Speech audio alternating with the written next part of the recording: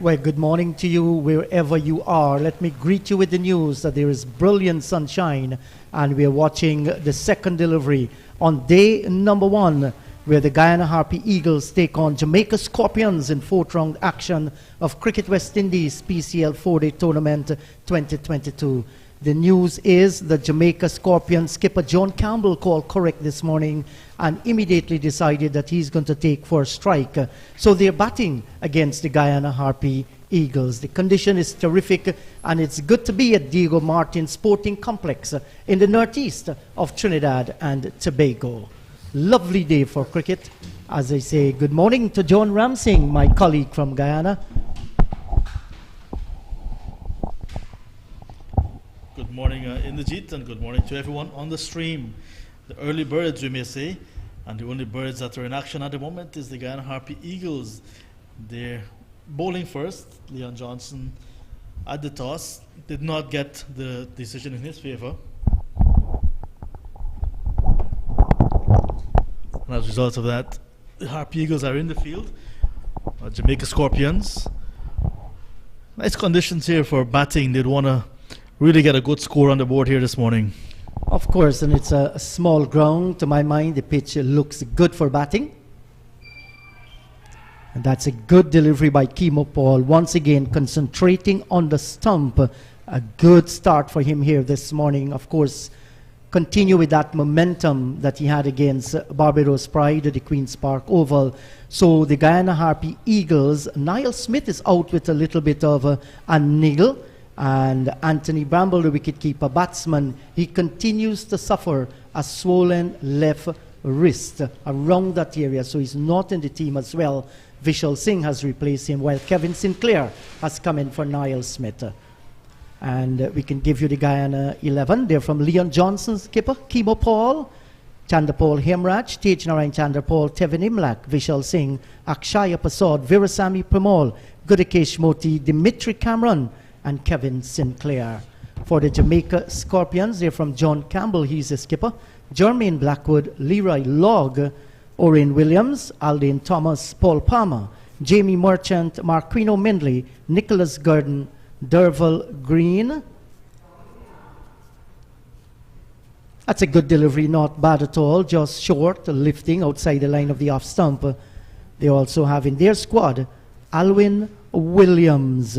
So Alwyn Williams and Brad Barnes. Barnes is not in this team. They have made their match here today, and that's because Nkrumah Bonner and Brandon King, they're out on West Indies duties. The umpires for today's match, Carl Tuckett and Dayton Butler, 2 fast bowlers. So we're expecting another good encounter between these two teams.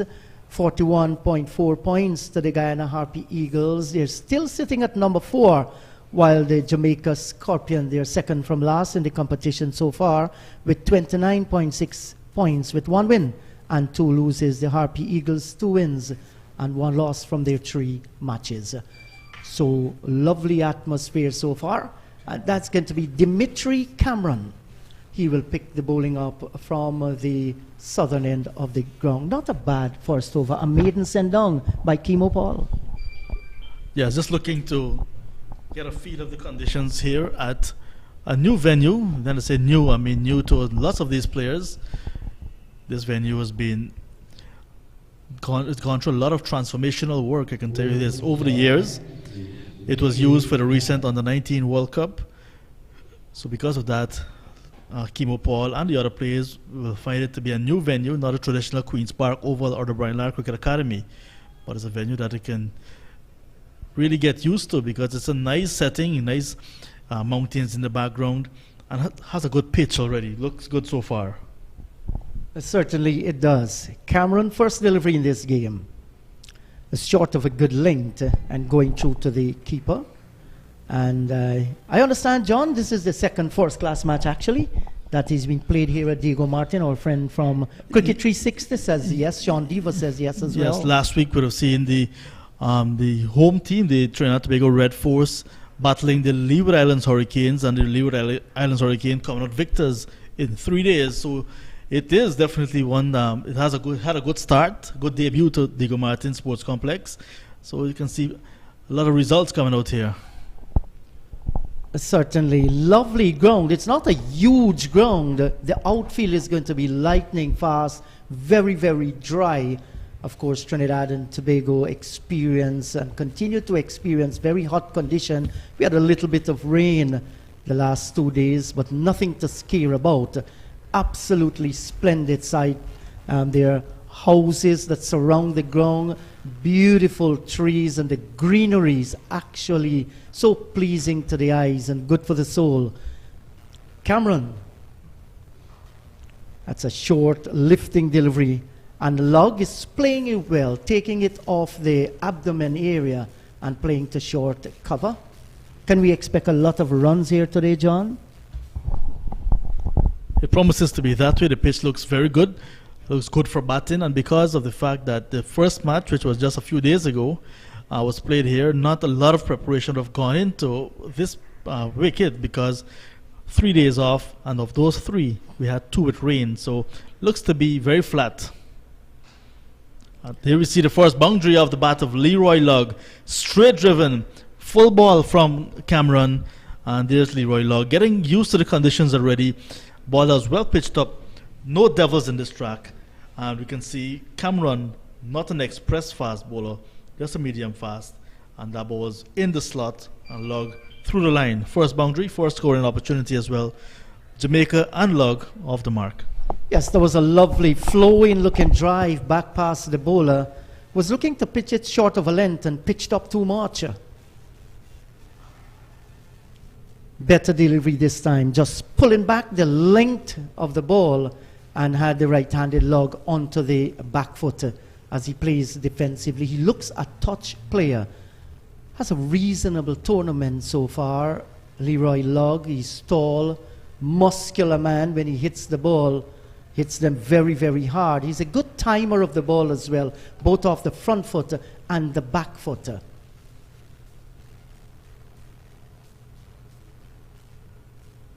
And bowled him. In fact, that bowler wrapped on the pad. I just lose sight of the delivery. That was a very close one. For one moment, I thought it missed the bat. My apologies. Not a bat shot at all. That was a good delivery. Oh, very good. Very quick one as well from Cameron to end the over. And we saw the umpire signaling a leg by. So definitely hitting him on the pad. Leroy Lugg seems to be lucky to be there. Certainly, I don't know, maybe we'll have a little look at the replay on that one, but certainly was a good shout. But the umpire was in an excellent position and decided early it was going down the leg side. For one moment, John, it caught me there. Commentators blew. Yes, I can tell the excitement. It was a very good delivery, good comeback from Cameron in his second match at the first class level. And looking to get among the wickets early. He's picked for his bowling, so you'd want to make sure once given the opportunity with a new ball, especially Niall Smith not playing, he'll want to make this opportunity count. And he got a good delivery there to batsman. Just give him a straight drive for 4. So good comeback, you'd say, from Cameron. But Lugg is a positive player, still in his first season at this level.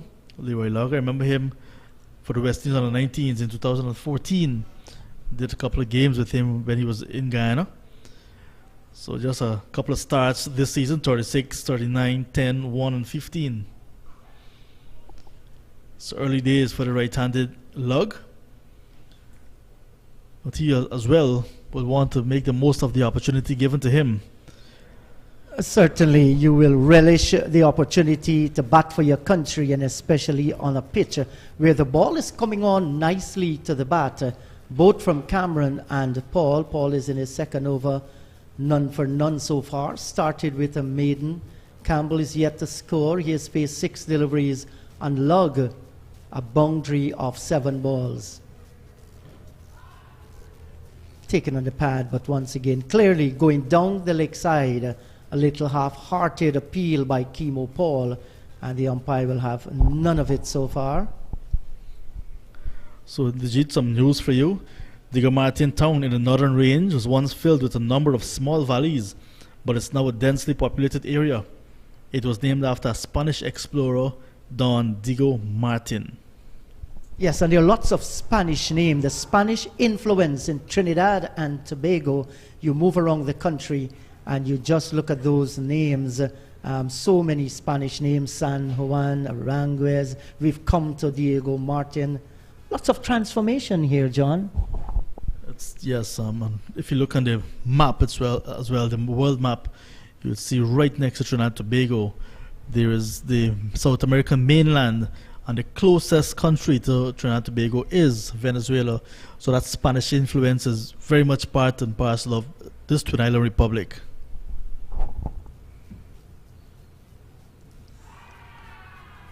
That's a big shout, but clearly once again, Paul just heading down the leg side, something that, you know, he corrected in the previous game in the second innings against Barbados Pride. He bends the ball back into the right-hander, and if the line is not correct and he pitches it around the middle stump, it's going to be continue slanted and going down further down the leg side. He will need to bowl that line just outside the line of the off stump or maybe on the off stump. Mind you, he has the ability to move it away as well. Like that one, better delivery. The line was good, just on the line of the off stump, a straight delivery, but presented no problem for Luck so far. Very tight in defense. Luck got to be very careful, very watchful, because Kimo Paul is quite experienced and is very cunning. Luck looking to go for the big shots very early. He should be just a bit more just watchful to Kimo. Allow Kimo to bowl a good over two to him, seeing the variety so far. He's looking to be very positive. Not a bad ploy, but Kimo can outfox him. Yes, now this is good bowling to start. Another delivery that has the batsman playing defensively. 5 without loss, Jamaica. Winning the toss and batting. Campbell is yet to score. Log is in 4. And that's 8 over. Score stands at 5 without loss.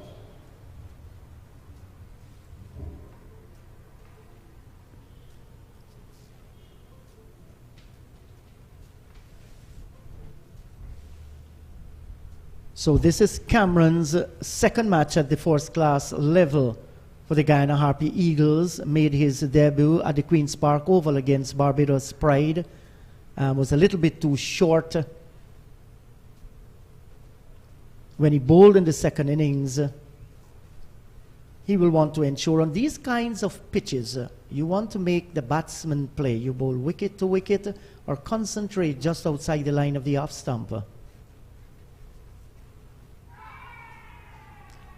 And that was wide outside the line of the off stump. No pressure on the left-handed John Campbell so far. And John Campbell would have had his opportunity as we watch on the replay. That ball was wide outside the line of the off stump. No semblance of closeness to the bat, but yet there was a loud shout for a caught behind. Yes, I think it was well planned by the slip cordon. Anything that passes very close, or even in that case not even so close, anything that passes the bat, they will have an appeal. Maybe a bit more jovial than anything else, but they need to be very serious because they don't want to give the umpire too much of headaches too early.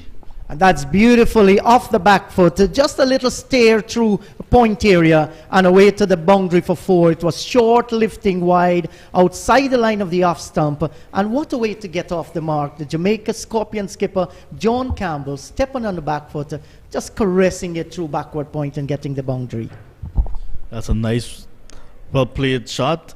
Got the width, and he got the timing very well. So his last game, John Campbell against the Volcanoes, he had a 48, an innings of 48. He had a big 100 as well early up in the tournament. So he's part of the runs this season for the Jamaica Scorpions. So lots will be dependent on him. Yes, certainly. And started the first round with a century against Barbados Pride in Barbados. Maybe the innings that showed a lot of faith in him, the West Indies selectors, recalling him for that England series. But over the years, like so many other West Indian youngsters, just flattered to deceive at the highest level. Has an opportunity here. That's a no ball signal by the umpire, so just transgressing the crease there, Dimitri Cameron. He's a youngster, and no doubt he's going to learn as the opportunities present themselves. Never played under 19 cricket at the West Indies level.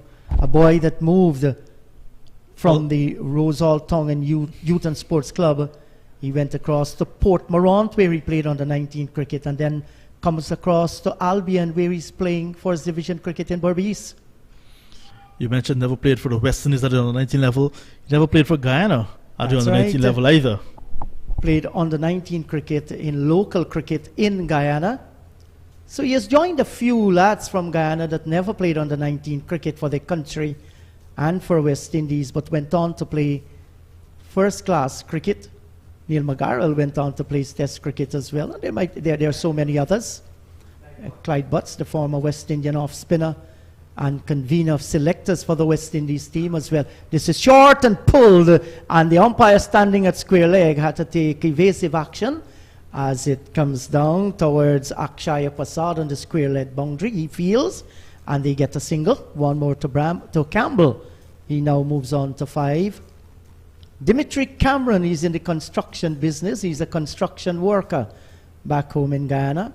So those hands are going to be hard, and no doubt handling cement and sand and bricks, and also the saws and the trowel, you name them.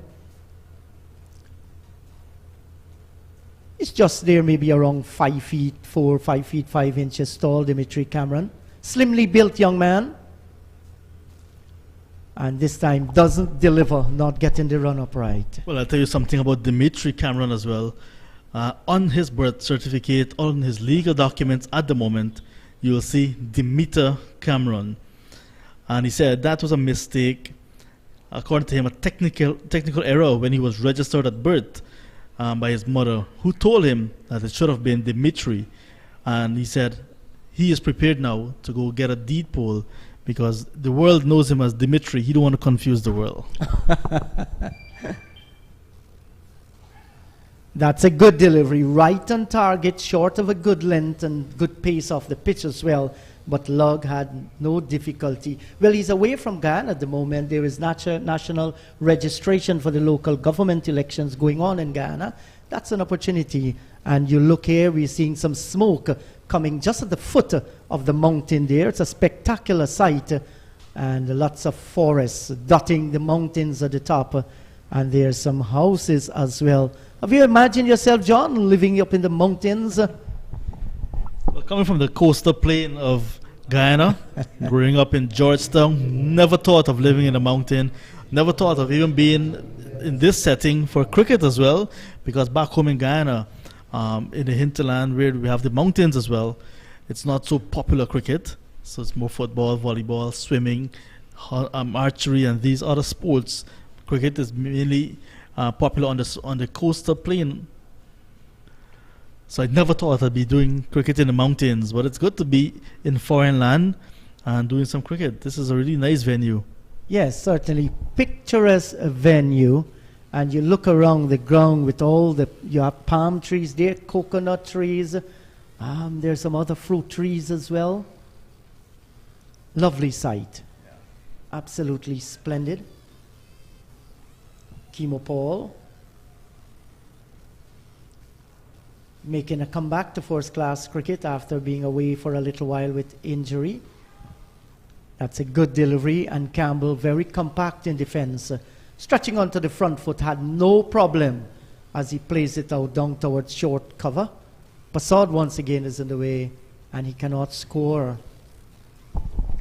So Indrajit, Niall Smith missing out means Cameron will have lots more work to do, along with Chemo Paul, who's prepared to do the work. I'm sure about that. But it means as well that with Sinclair in the 11, there are now 3 spinners, frontline spinners, if you want to call them that, with Moti, Parmal, and now Kevin Sinclair.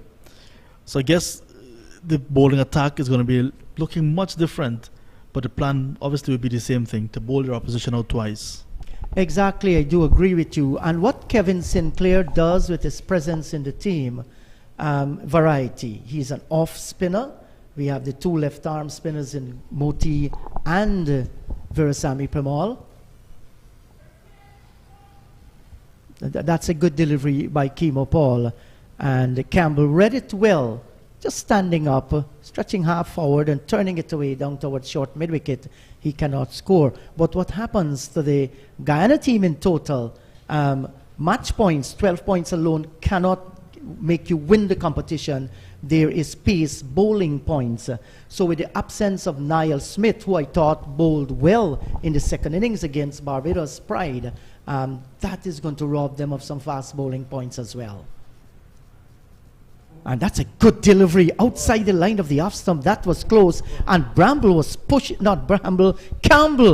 pushing at that one. That was a testing delivery. Oh, that's a pitch of a delivery from Kimo Paul. And that one just missed the outside edge, not by many. And I tell you what, that's the type of deliveries as a fast bowler. If you're getting some away movement, you don't want exaggerated swing. Just want enough to tantalize that edge. And we have two slips and a gully in play.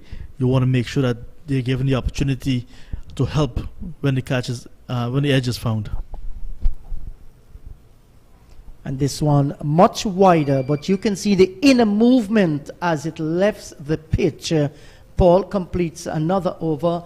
It's another maiden for Kimo Paul. So he has sent down 3 maidens on the trot, 11 without loss. And on your screen, you can see the championship points. Barbados, 47.2. 3 matches, they won 2, they lost 1. Leewards, 46.4. Trinidad and Tobago Red Force, 43. Guyana Harpy Eagles 41.4, Jamaica Scorpions 29.6, and the Windwards Volcanoes, they're sitting at the bottom with 15.6. But that top 4, they're very, very close. Bunched up and just 5.8 points separating 1 and 4. And this is a very tight race for championship honours. And nobody so far is the clear-cut winner. Reminds me of the 2019 in most recent history, the 2019 season, when the Guyana Jaguars, as they were then, really played well and had to wait until their final match to win the series, because it was getting very close as well. It was home and away, and they were not guaranteed of the title like they were in previous editions, and eventually they had to really play out of their skins to ensure that they hold on to the title for the 5th time in consecutive seasons. And this season is reminding me of that, because there's no clear-cut winner after 4 rounds. Well, just 1 round to go after this. Then we'll see who's going to come out on top. Yes, and you're right about that. You remember that 2018-2019 season, Guyana Jaguars had to wait until Barbados Pride played their last match to see what was going on there before they themselves won the title. Barbados took the title in 2020 when it was curtailed. And they were leaders at that point when COVID-19 stepped in the Caribbean, and there were all these restrictions, and CWI decided to say, well, we need to play it safe. It's good to see cricket is back off the back foot. That was a lovely looking shot by Log down towards Kevin Sinclair, patrolling the wide mid-off area, maybe a little bit more towards his left and to the right of Tejnarain Chandapal. It would have gone speeding away to the boundary, but it came off nicely off the bat on the back foot. It looks good. Leroy Lugg, timing is there, power is there. Just need to work on his placement. But Cameron has settled in nicely. He looks much better than he did at the Queen's Park Hole in his opening game. One can understand the butterflies. And that was a good delivery, and Lugg was pushing forward, held the bat back, and the ball actually went into the bat on the thick outer portion. It came down towards fine third man area. They got the single, and Lugg will move on to 5 from 17. It's 12 without loss. But that was a good delivery. Kept low as well. Didn't make the height like previous deliveries. I make sure I had a chat with young Cameron after his first game, and he said he was nervous. He didn't realize it would have been that nervy, and he said playing around cameras and people at that level and at that venue, remember it's a historic venue, the Queen's Park Oval, so obviously he had some nerves, but I think he's now settled and looking much better, getting the ball to carry at a good height to Imlak. He's beating the outside edge on the occasion as well. So I think he's now settled in, and he'll want to get some wickets that will make it easier for him, because if you're a fast bowler with a new ball, that's one of the way you can actually ensure that you have no nerves going through. Turned down towards the backward square area. Gurukesh Moti sends a good left-handed return into the gloves of Tevin Imlak. The over is ended by Cameron. None for 12. Campbell is on 6. Lug is on 5. It's 13 without loss. Jamaica Scorpions winning the toss and batting against the Harpy Eagles of Diego Martin.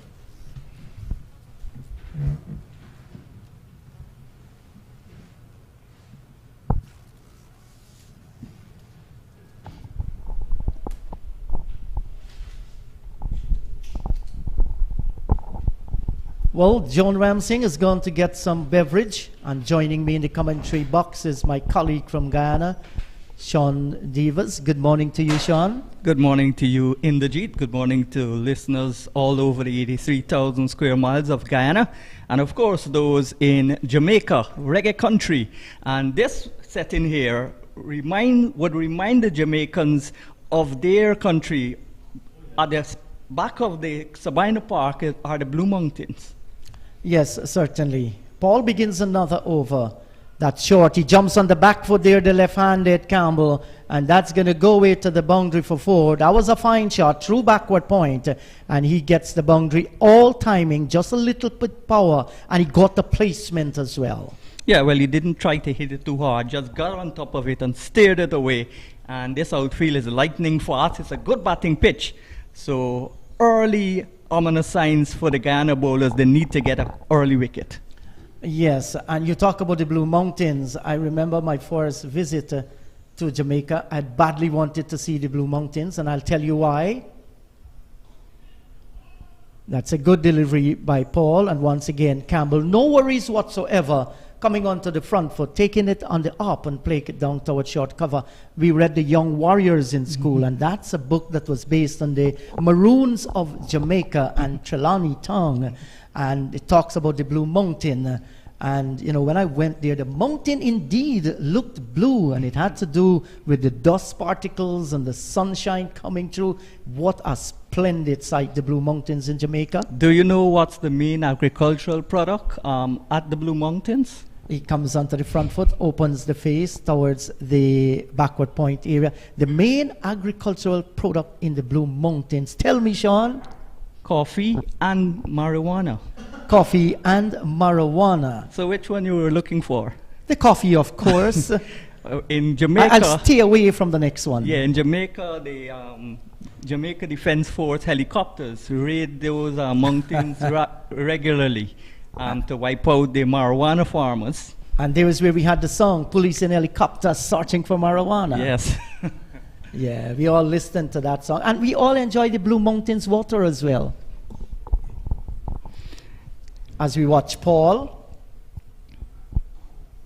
That's a good delivery, but steered away nicely by Campbell, looking for the single, but Log is not going to have any of it as that stage right hander Paul runs away towards his right, and he feels cleanly there is no run. And there's also banana produced in Jamaica, some sugar cane as well. Bauxite. I remember going to a beautiful ground in Jamaica through Montego Bay, Alpart. Yeah, Alpart. That's the bauxite company in Jamaica. Right. When you look around there, highlands, hills, and the mountains and so on. Beautiful small ground there as well. That's a good delivery, solid in defense. Well, very experienced is Campbell. He's 28. He's played 18 test matches. He scored 350s.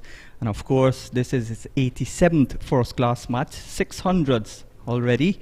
50s, 21. But he averages 29.6. So that will tell us that the consistency level is not there. And it has to do with the concentration level out in the middle and shot selections. Absolutely, there have never been a problem with talent across the West Indies.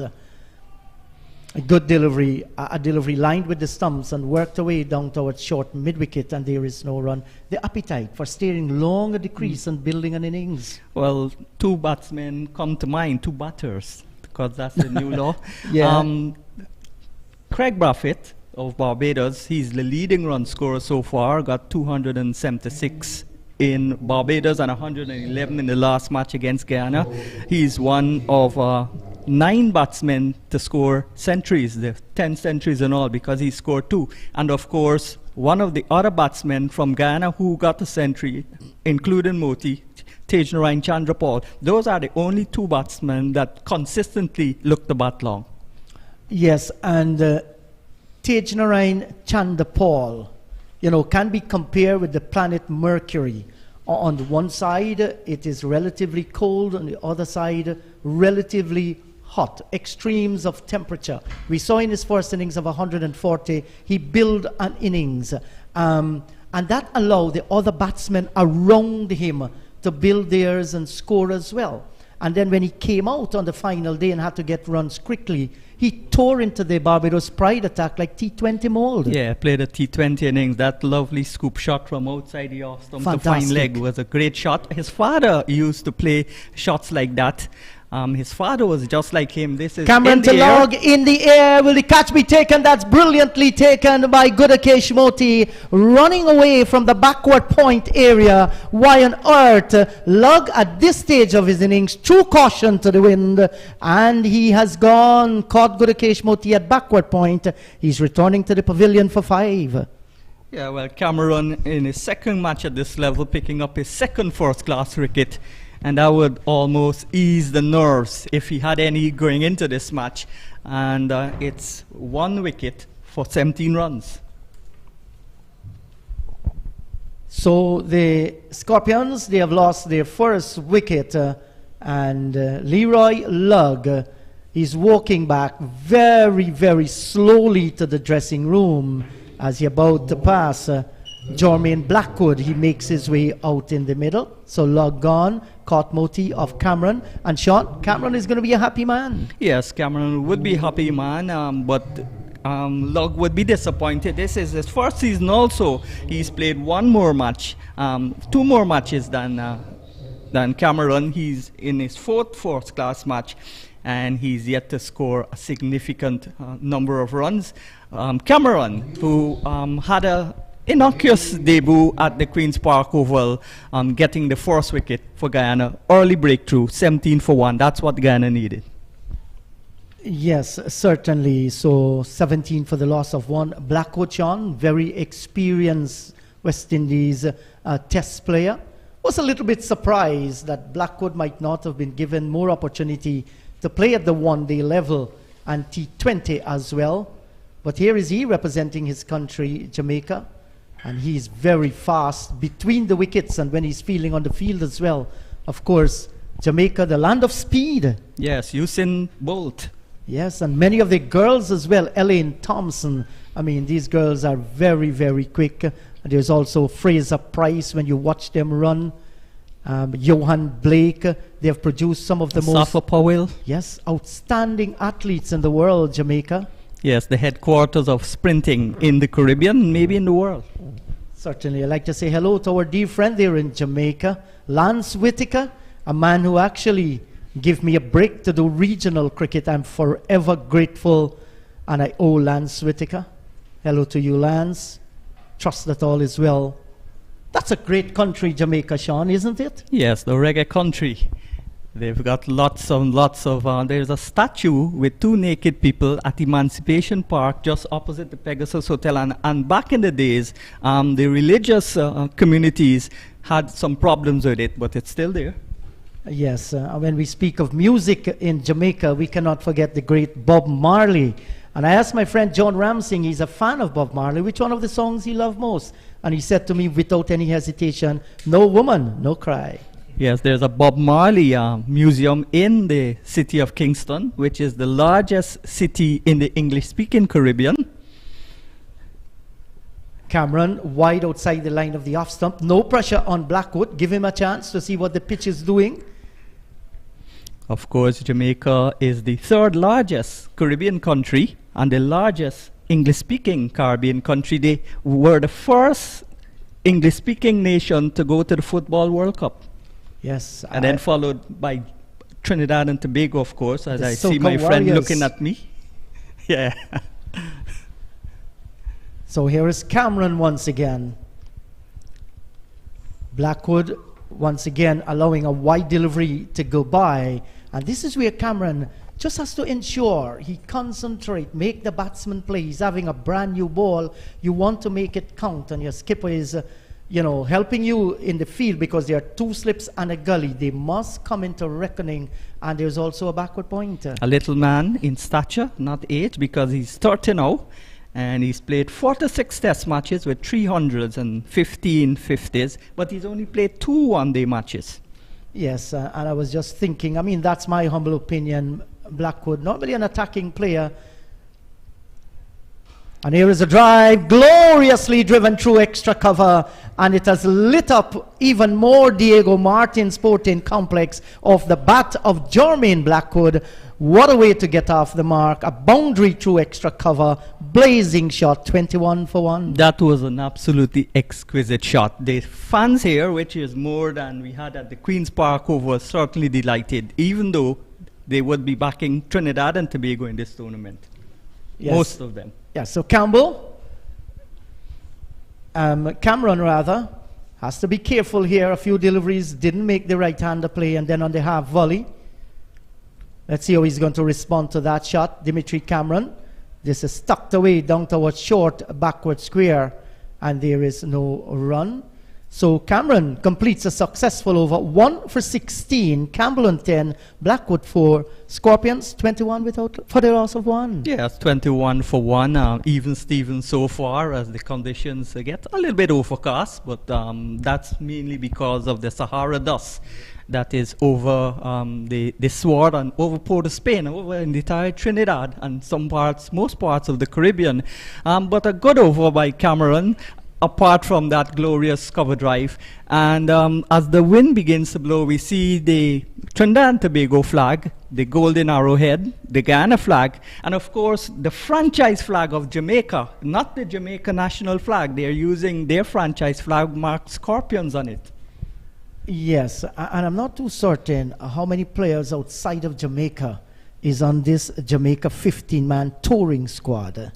Yes, well, they've got Bonner and Brandon King. No, I'm talking about the Jamaica franchise team. Oh. How many players from the other territory? That's something we need to check out. That's a good delivery by Kimo Paul, and Campbell knows, he walks away as the ball went by into the gloves of the keeper. I almost forgot it was a franchise series because every one of the Guyanese players are homegrown. Yes, and that's we had because, Rifa for right, a few years and Lewis from Jamaica. Yeah, we're looking at the replay here, Sean. That's a And Jevon beautiful Souls. delivery by Kimo Paul, beating Campbell, all ends up. Yeah, certainly good delivery from Kimo Paul. He's also played 3 test matches. Bang on target once again. Campbell has to defend. There is no run. And Sean, back home in Guyana, the rains are falling there. They say not by buckets, but by barrels. A number of area on the coastal belt, yards have been flooded. There's tremendous rising of water in Lethem. We wish our countrymen and women all the best and that they can continue to overcome the rainy season. I heard 2 days ago they had rains like they've never experienced for decades. Well, my mom told me that on Monday, her yard, which was recently built up, was flooded. That's the first time ever since it was built up, that maybe 4 years ago, that it was flooded. She lives in West Rumwell, and south of Georgetown, even Regent Street were all flooded on Monday. Yes, and that is sad with heavy rains. Guyana some 6 feet below the sea level. That's on the coastal belt. And whenever it rains, and that couples with the high tide, the drainage just cannot deal with it. That's a good delivery, right on target. Here is where Kimo Paul continues to bowl and has been very effective as well. None for 4 in his 5th over too. And I know, no doubt, the Civil Defense Commission there has already started their work ensuring that hygiene, is to a high standard, people's needs are being met. So we wish that the rain just ease off and give the opportunity for the water to leave the land. Yes, Chemo 24 bowling with the wind behind his back from the northern end. A good delivery again, a little bit of squared up is the left-hander. And Campbell plays it into the offside. In fact, this is a bad time to host a regional tournament. The women's T20 is going to be starting on the 7th of June in Guyana. Are they playing the T20 first or the 50 overs? The 50 right, overs they're being playing played the 50 first. And then they switch to the T20. All the T20 matches, though, will be played at the National Stadium. Yeah, the other grounds to be used, I think, is Everest and Enmore, along with Providence. Well, we don't have a big problem with Providence because Providence, as we all know in the Caribbean, is one of the quickest drying international venues in the world. But hopefully Everest and Enmore will hold up. And Trinidad and Tobago, Red Force, they taking on Barbados Pride. Taruba, TNT batting, they're 25 for the loss of 2. Darren Bravo is on 4. Jason Mohammed is on 10. So interesting battle going on there. 25 for 2. TNT Red Force losing their last game against the Jamaica Scorpions. Yes, well, most Guyanese fans, and there are a lot of them here in Trinidad and Tobago, they would want the Trinis to beat Barbados, not only because of national pride, but they want Guyana to advance, and that's the only way, that's one of the easiest way, Guyana beating Jamaica here, windwards upsetting the leewards, that's a tall order, and of course Trinidad beating Barbados, which will make the final round Guyana and Trinidad and Tobago at Queen's Park over a virtual final. Yes, and John Ramsing earlier was making the point. It's a very, very close tournament. Trinidad and Tobago, they have lost some of the guys going on West Indies tour there. Akil Hussein is one of them that has gone. There is also Philip and Jaden Seals, who is in terrific form. That's going to weaken their attack a little bit. That's a short lifting delivery by Dimitri Cameron, waking up the Jamaican Blackwood onto the back foot. That was a testing shot. Yeah, but delivery. well played by Blackwood also. But in these instances or this scenario, Barbados are also affected. Their top order, Hope and Brooks, they're all frontline batsmen who've been picked to the Netherlands and Pakistan, the one-day series. Yes. Onto the back foot goes Blackfoot, and a lovely looking drive down towards mid-off, and there is no run. And Shea Hope scored a century against Guyana. Yeah. But what it does too, it opens up an opportunity for the other players to come to the fore. That's an interesting encounter. And Windward Volcanoes, they are tackling the Leewards Hurricanes at Queen's Park. Like you mentioned, the Leewards, they have played good cricket this season as well. Number 2 in the points table, and they've played brilliant cricket. And just 0.8 away from the leaders, Barbados Pride. Yes, I think 5 point something points separate the first team and the fourth team. There's a drive through the covers, beat the leaping Tejnarine Chandapal, and out towards the boundary for 4 off the bat of Jermaine Blackwood. A lovely looking cover drive. Early ominous signs, Blackwood both scoring shots boundaries. He's on to 8. Yes, and on both occasions, one went through extra cover, and then the one through covers. Dimitri Cameron was the man paying the penalty for half volleys outside the line of the off stump. And you can see the walk of Blackwood out in the middle there. He looks very, very confident, Jermaine Blackwood. Yes, the mountains are the eastern end of the ground, the western end of the ground, in fact, look very, very nice. If you're an adventurous person, if you're good at hiking, there's a little flat or a little house in the middle of the mountains there, and there's also the radio antennas. There are lots of antennas there. Yeah, they're there for radio purposes, the radio antennas. There's lights here, but we wouldn't need the lights in this match because it's a day match. So a nice ground. It's got a beautiful stands to the east of it, and so it's really developed. As you said, the second first-class match played here. This is another shot there on the top of it and cut it down towards the Third backward man. point. But he's now 12 with 3 boundaries. Yeah, that was a short delivery, just about the shoulder length, and Blackwood stepped on the back foot, got on top of that delivery. It was a good cut shot to the left of Gudake Shimoti, and it sped down towards the boundary for 4. So his scoring shots have been all boundaries. So he's dealing in boundaries this morning. 2 half volleys and a short one put away. Yeah, he's got 123 first-class matches, very experienced. 700s though, and 47 50s, which means his conversion rate is pretty on the slow side. And he's got an average of 33.77. And Ramnare Sarwan, who is now a selector on the Cricket West Indies panel, when he was the national selector of Guyana, he wanted the average to be 40. But few of these batsmen in regional cricket have an average of 40. Yet very, very few of them. Many of them are bordering in that 32, 33, some even 29, very low 30s as well. Not a bad call, because you want to lift the standards. Because when you transit from regional cricket to test cricket, you're going into a higher level. And if you're averaging in the low 30s, below 40 at regional cricket, it's very difficult for you to up the standard at the highest level. And we have seen that played out over the recent years. Even Paul, who's a bowling all-rounder, has gotten 103 50s in his 24 first-class games. Yes, I hope that there's a turning point in West Indies cricket. We are having more camps now than never before, and so many things are being looked at the camp.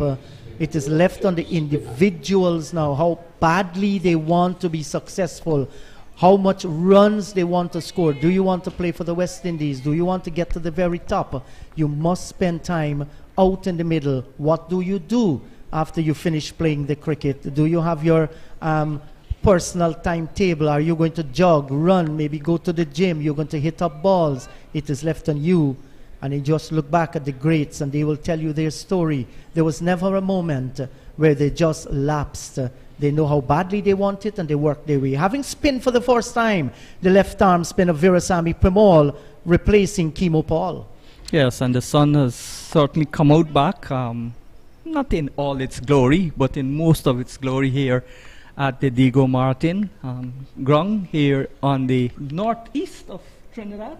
Yes, that northwest. Northwest of yes, Trinidad. That is what the map shows. A good delivery by Virasamy Premal, and Campbell is defending. There is no run, so this is going to be interesting. Once the Guyanese spinners come on, they normally present some worries for the batters. Off the back foot, this is punched. Nice timing there by Campbell down towards long on, and he will score another run. That will take the score now on to 30 rather, for 1. Campbell moving on to 11 from 35. He has been rather patient this morning, building an innings. Yes, well, he's actually playing the supporting role to Blackwood, who has scored 12 with 3 fours, 2 on the front foot, and 1 short ball cut behind point. So they're complementing each other well.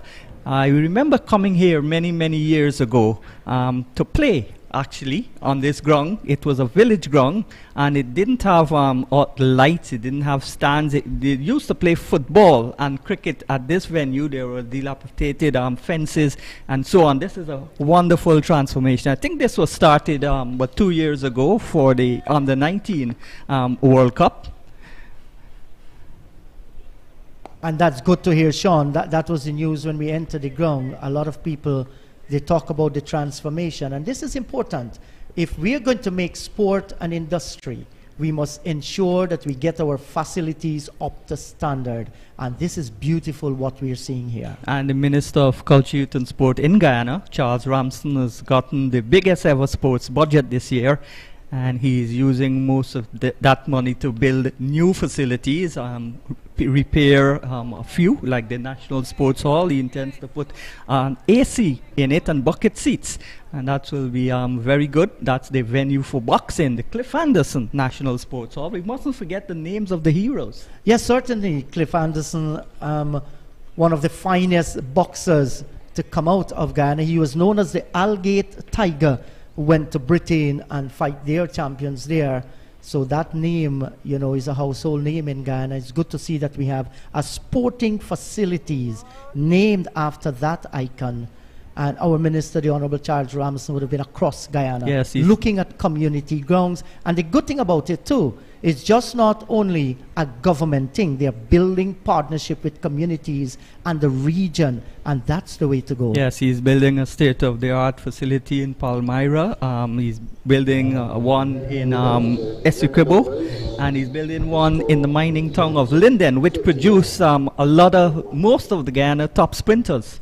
Yes, certainly. I remember reading about a guy by the name of Arnold Duke from Linden, one of our best long-distance runners. He ran in the Caribbean and so on. Reds Pereira was telling me about him. Reds, we all know, followed sports so much in Guyana, did commentaries even on fishing and card playing. Well, I don't know about the card playing, but I know about the fishing in the national park. And he would say he doesn't remember that.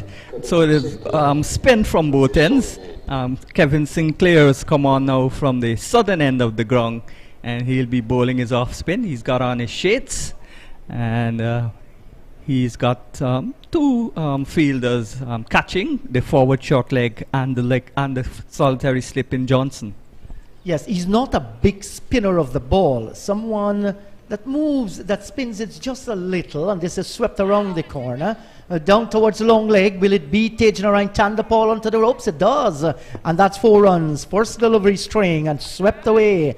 And good to see Campbell playing the sweep shot. He gets the boundary, now moves on to 15, 35 for 1. And in addition to being a small ground, maybe the square boundaries are slightly smaller than the Warner Park, which is the smallest international ground in the West Indies. It's a small ground and lightning fast.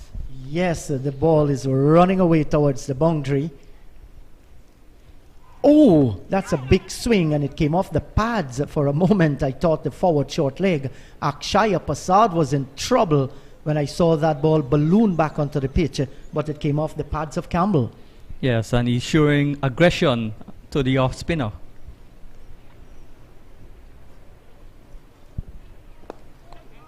Nicely worked off the pads down towards mid-on and cannot score. So Campbell is making his intention clear. He does not want that man at forward short leg. So once the ball is in the slot, he's going to play those booming sweep shot like he does now. Bad line. Yes, and this time straight to Tajnarine Tandapal, lined outside the leg stump. Good looking shot by Campbell. Gets another run, moves on to 16. Yes, most off spinners prefer bowling to left-handers, and he's got Campbell, who's a left-hander, and he should be bowling the ball a little towards the off stump. He's not a big turner, so you wouldn't want to start it middle and leg.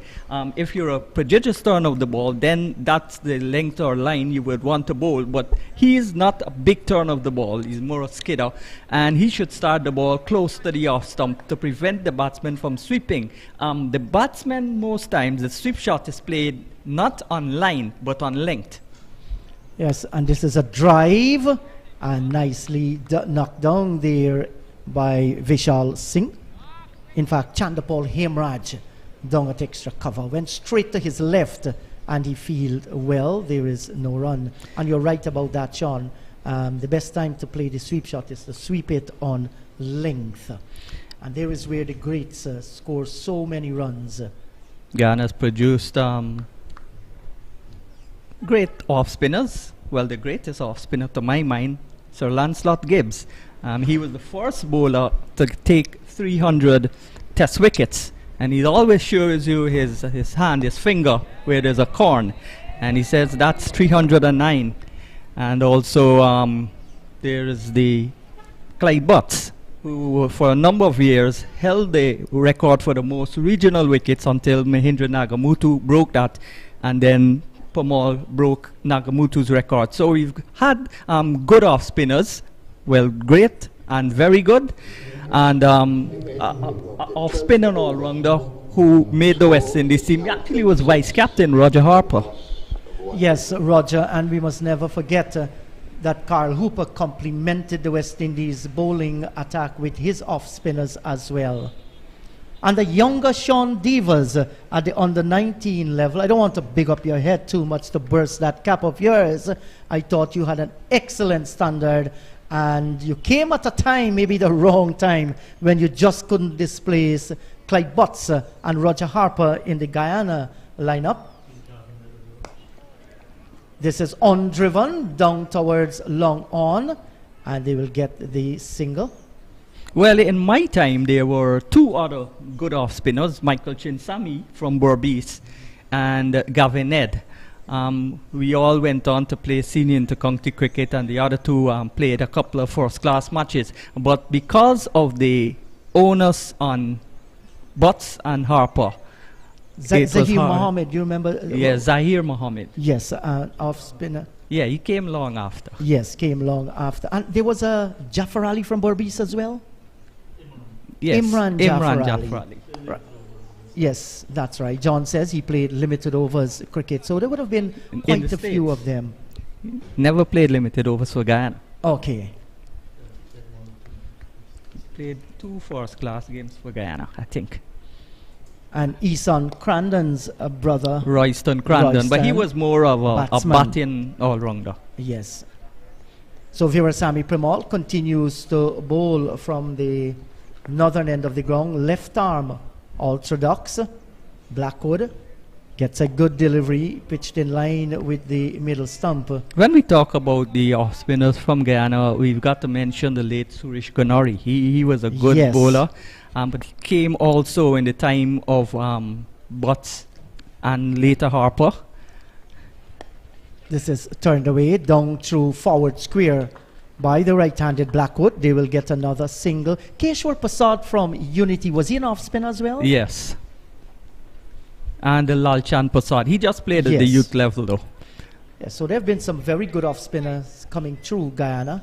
I want to say good afternoon, or no, it's still morning. It's 10 o'clock, just after 10 in Jamaica. It's just after 10 here. I want to say good morning to Johnny P., the man who got me to be the standby in the first World Cup for the West Indies. He got 44 wickets, Nehemiah Perry. Good afternoon to you, Nehemiah.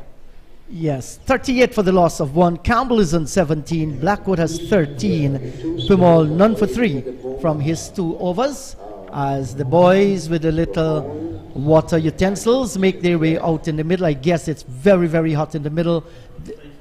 They are going to refresh themselves. Let me just briefly recap that the Harpy Eagles lost the toss this morning to Jamaica Scorpions, and the Scorpions batting at the moment. They started with John Campbell and Leroy Logg. So far, when the score was 17, Logg was caught by Moti at backward point, looking to cut one through that area. It was a fine catch, running catch by Moti of Cameron for 5, and since then Blackwood has joined Campbell, and they've taken the score to 38 for the loss of 1. Blackwood is on 13 from 20 deliveries. Campbell is on 17 from 41. More from you, Sean, and then you'll be joined by John Ramsey. Yeah, a quiet first session. Not first session, a first hour, because the water boys are on the ground. So Paul has none for 4. He's bowled pretty economically. 5 overs, 21 dot balls, so that's more applicable in a one-day game or a 2020. Dimitri Cameron has gotten 1 for 25. He's the only wicket taker. Pamal none for 3 from 2 overs, and Sinclair in his solitary over, none for 5. So a good period where Cameron picked up the only wicket to fall, and that was the wicket of Lug. He went for 5 at 17 for 1. So quiet first hour. Good afternoon to you, John Ramsing. Good morning, Sean. Good morning. Well, they're listening to this feed everywhere in the world, even India.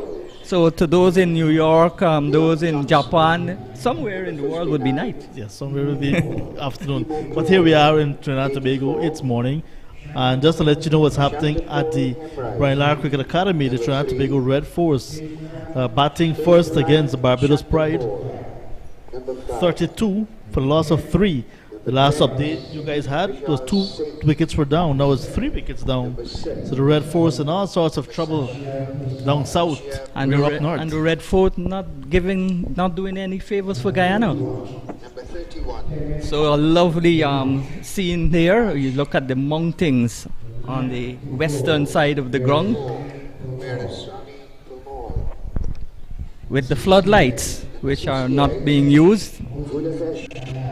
Nice greenery here, lovely conditions. This is so peaceful.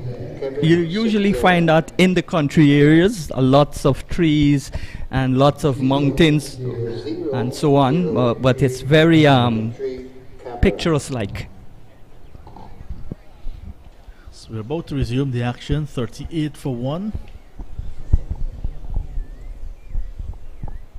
Campbell 17, the captain. Blackwood, West Indies Test vice captain, on 13. And he's looked very good so far. Yeah. 12 of his runs have come in boundaries, 2 glorious cover drives, and a short ball which he spunked away towards the backward point boundary. So he's looking very good. Campbell is playing the supporting knock. He's 17 from 41 balls. And both batsmen at the crease with Test experience. This is a lightning fast ground, but Pomal will pick it up, and that's a return coming in towards the keeper Imlak. He's gotten another opportunity to keep wicket because Bramble's hit on his wrist has not healed 100%. And of course, Niall Smith, the other fast bowler, out, suffering a niggling injury. So they've brought in Kevin Sinclair, who's bowling at present, to beef up the spin attack. And of course, in comes Vishal Singh, who I think passed 5 tests, including a COVID one, and is now fit to play.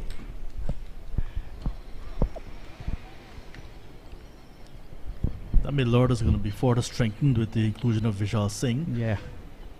And the bowling attack now, it's going to be heavily reliant on spin because Kevin Sinclair is there as well. Sinclair continues from the southern end of the ground. And Inderjeet was making a point earlier of pace bowling points. So Dimitri Cameron and Kimo Paul, who shared the new ball, both out of the attack. And just one of the 2 picking up the early wicket. So the Guyana Harpy Eagles will have to go for the win. 12 points for the win. Perhaps look to get a lot of batting bonus points and batting and bowling bonus points.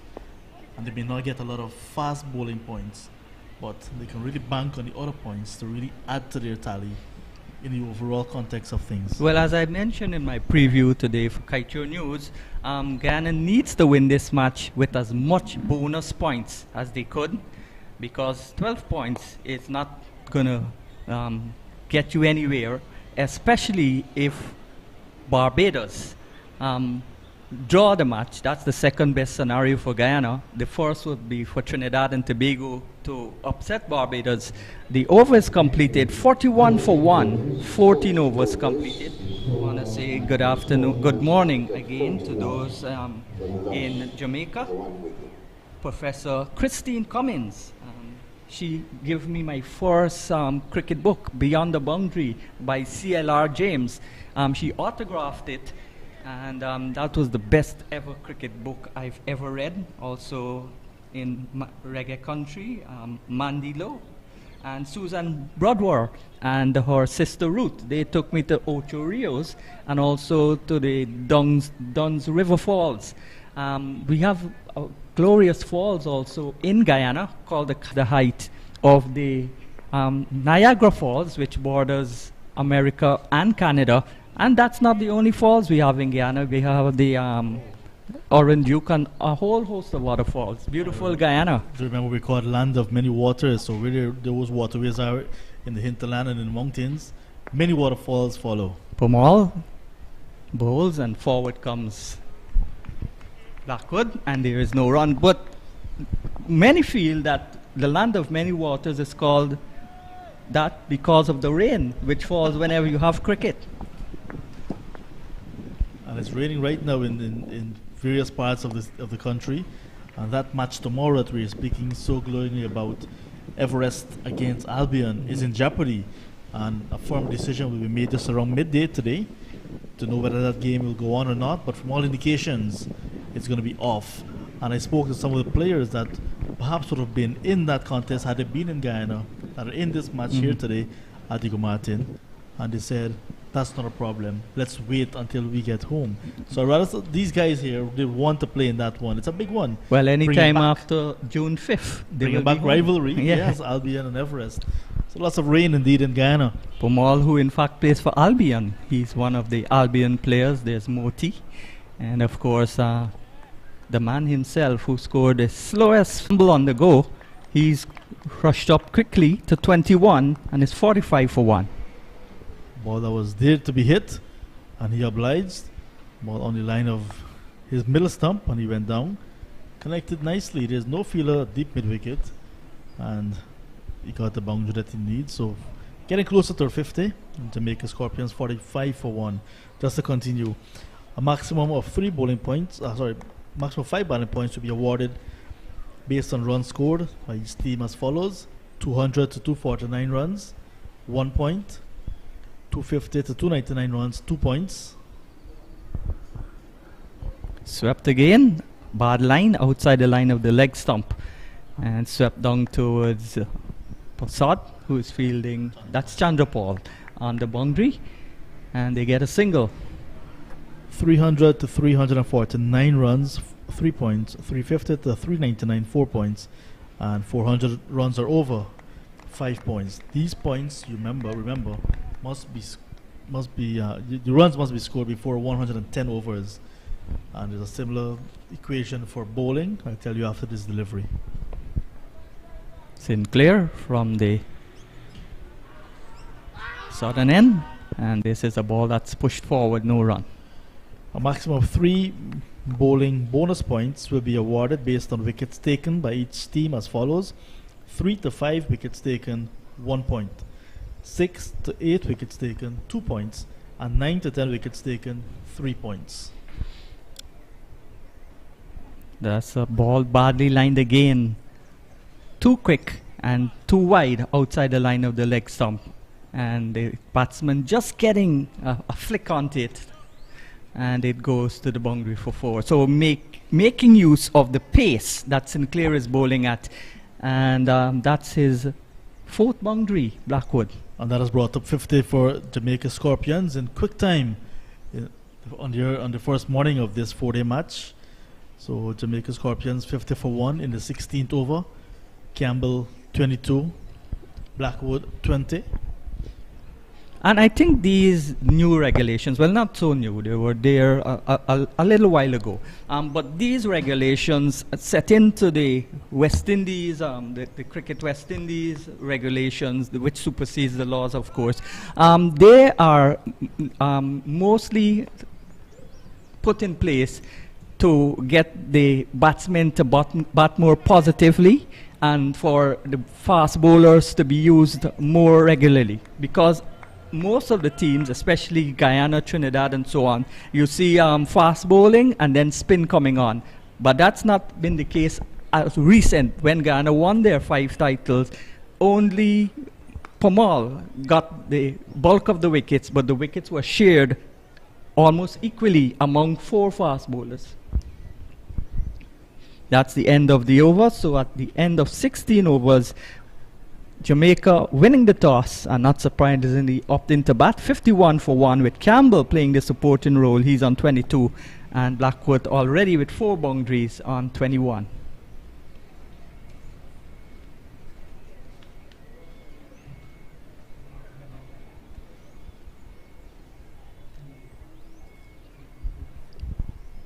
So just one batsman dismissed. Leroy Lugg went for 5 very early, giving Dimitri Cameron his second first-class wicket, his first in this encounter.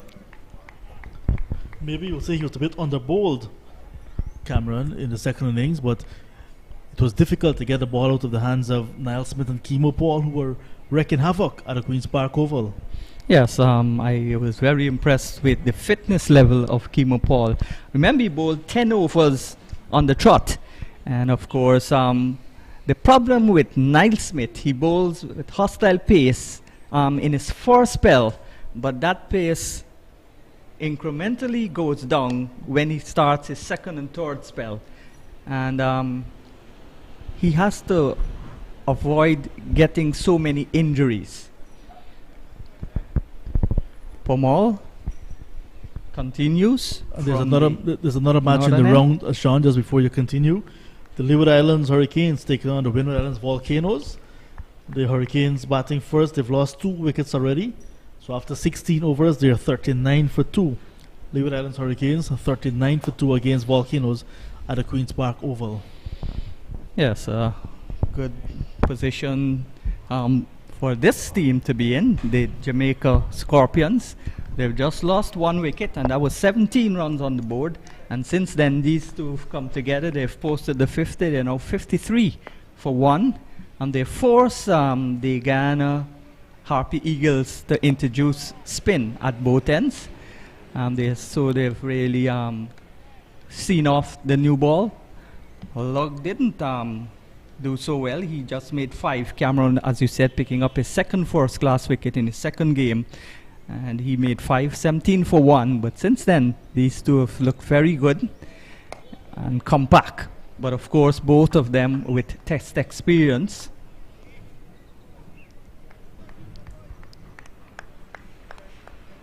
So we're talking about famous people from the island of Jamaica. George Headley, as the over comes to an end, 53 for 1, 17 overs gone.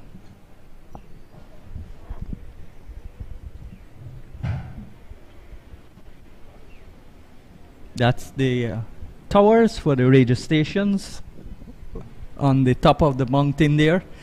And the Jamaicans, as I said, will be feeling at home. Because in Jamaica, there's lots of mountains and terrains and rivers.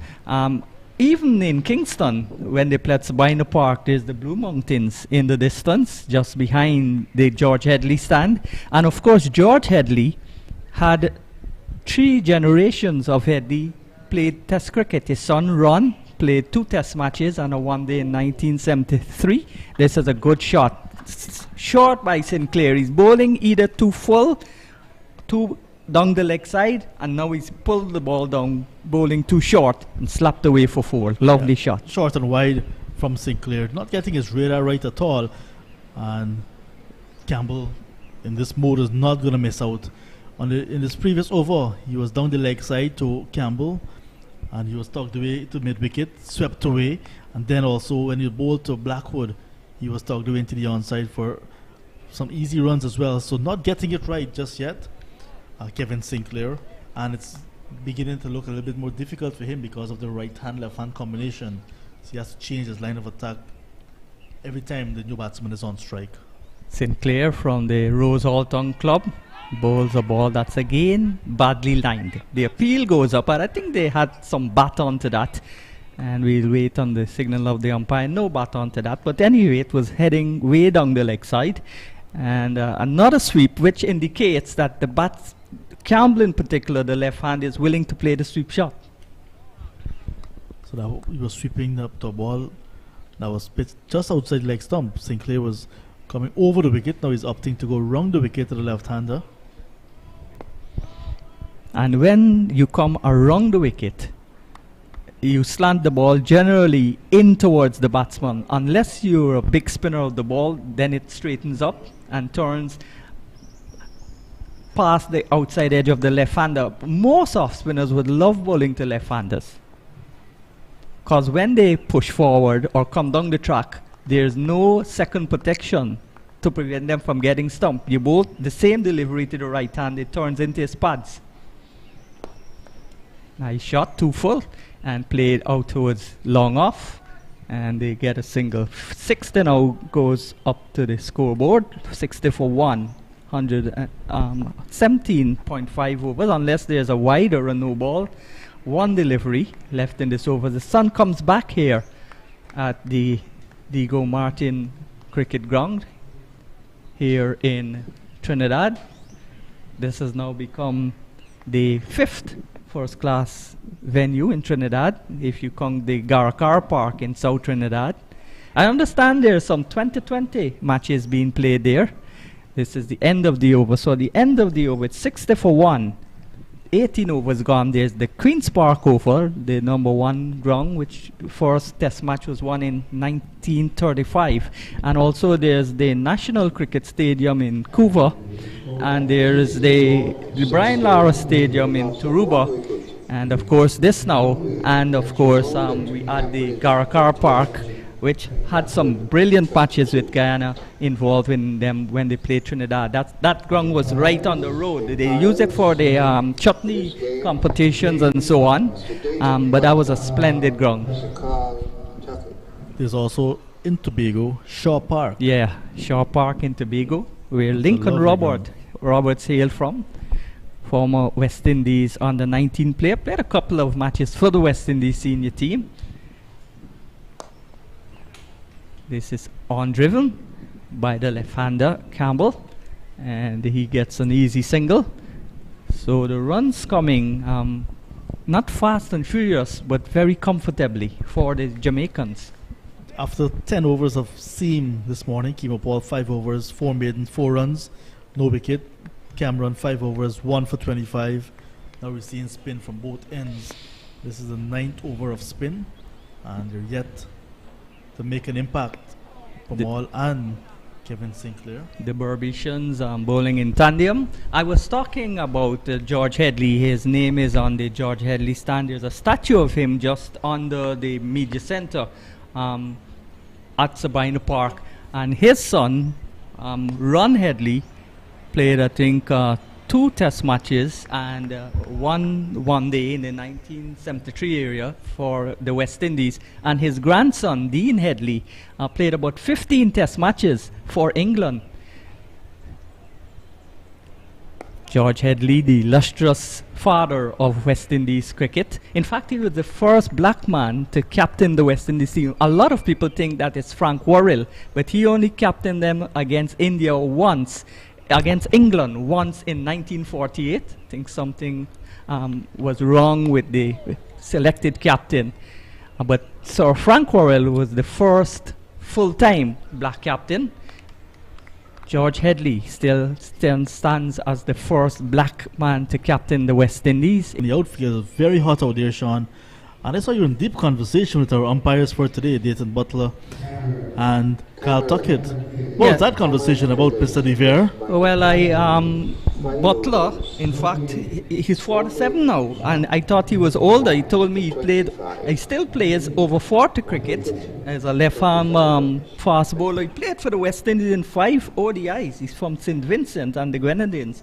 And of course, Carl Tuckett, who I got dismissed playing for Guyana against Jamaica in 1987. He was quick to tell Inderjeet that was after himself. He got a half century, and Ridley Jacobs, who got 100, put on 145 for the 7th wicket or 8th wicket. We had Jamaica on the run, but they got away. He's from Nevis, and he's 52. He also played 1 single one-day international, and he had 2 for 41. I always tell him that I believe that he should have played more than the just single one-day international. He was good enough to play more cricket. Sinclair continues and bowls to Campbell. Sinclair, who's also called, he has a very funny call name, Calo. This one Played is- uppishly but safely through extra cover for 4. In the air for a while, but no fielder was near it. And it rushed away towards this fast and lush green outfield here in Diego Martin. And he goes now to 33. Dealing in boundaries, that was well pitched up. A little bit of flight, but just on that off stump line, causing no problems whatsoever. It was too full. Did not allow it to spin, maybe across the left-hander's outside off stump. And 6 boundaries so far to John Campbell. 4 to Face Blackwood. 56 deliveries for his 33. So a healthy scoring rate in a 4-day game. And that's swatted away. Slug swept. There's no mid-wicket. There's a man at long on, there's a short mid-wicket, and there's a man at backward square, Tejnarain Chandrapal. Found the gap to perfection, and consecutive boundaries, contrasting boundaries. One was pitched up, gloriously driven through the offside, and another was swept for 4. So Campbell races up now to 37, 69 for 1. And it's looking too easy now for the test batsmen at the crease, Campbell and Blackwood. There's an appeal, and Yeah. it's given this time. Butler, we've just been speaking about umpire Butler. With all of his experience as a player, now as an umpire, sent Campbell on his way. That was well pitched up this time, Sean. Not of outside leg, not outside off. Seemed as if it was hit pitching in middle, as we can see on the replay now. Coming from high action and pitching in line. Yeah, That in was a line. very good decision from umpire Dayton Butler. Immediately sent Campbell on his way. 37 from 58 deliveries. Jamaica Scorpions losing their second wicket this morning. That of the captain, gone for 37. Leg before to Kevin Sinclair. 69 for 2 in over number 20. Yes, well, a good wicket for Sinclair to have after those consecutive boundaries. Good comeback delivery, not a big spinner of the ball. So when he pitches the ball on the stumps, it tends to skid on. And an attempted sweep played a little too late, Campbell, and he's gone. But this brings to the wicket now a new batsman who has to settle and start over from naught. So this is a breakthrough for Guyana. Good pressure on the Jamaicans. Number 22, Orion. So Orion Williams is not experienced at the first class level. So this is going to be a good opportunity for Sinclair and Pomal to try and get him out rather quickly. If you get 2-3 wickets before lunch, you're in a good position at the break. 52-run partnership coming to an end there between Campbell, the captain, and Jermaine Blackwood, who's still there. Orion Williams. Orion Williams is a very attacking batsman again, and it seems to be the order of the Jamaica batsmen, because all of the batsmen so far looking to be positive, and because of that you can pretty much agree that they're attacking in nature. But good wicket, you'll say, for Sinclair to get, and he was short of some work. Now getting an opportunity again at the first class level. Got the wicket. It was a bit expensive in his 5th over now, 1 for 31, but a wicket tend to give you a little bit of energy, a little bit of confidence, and he will be buoyed by this one. First delivery is back and gone. He's on a hat trick.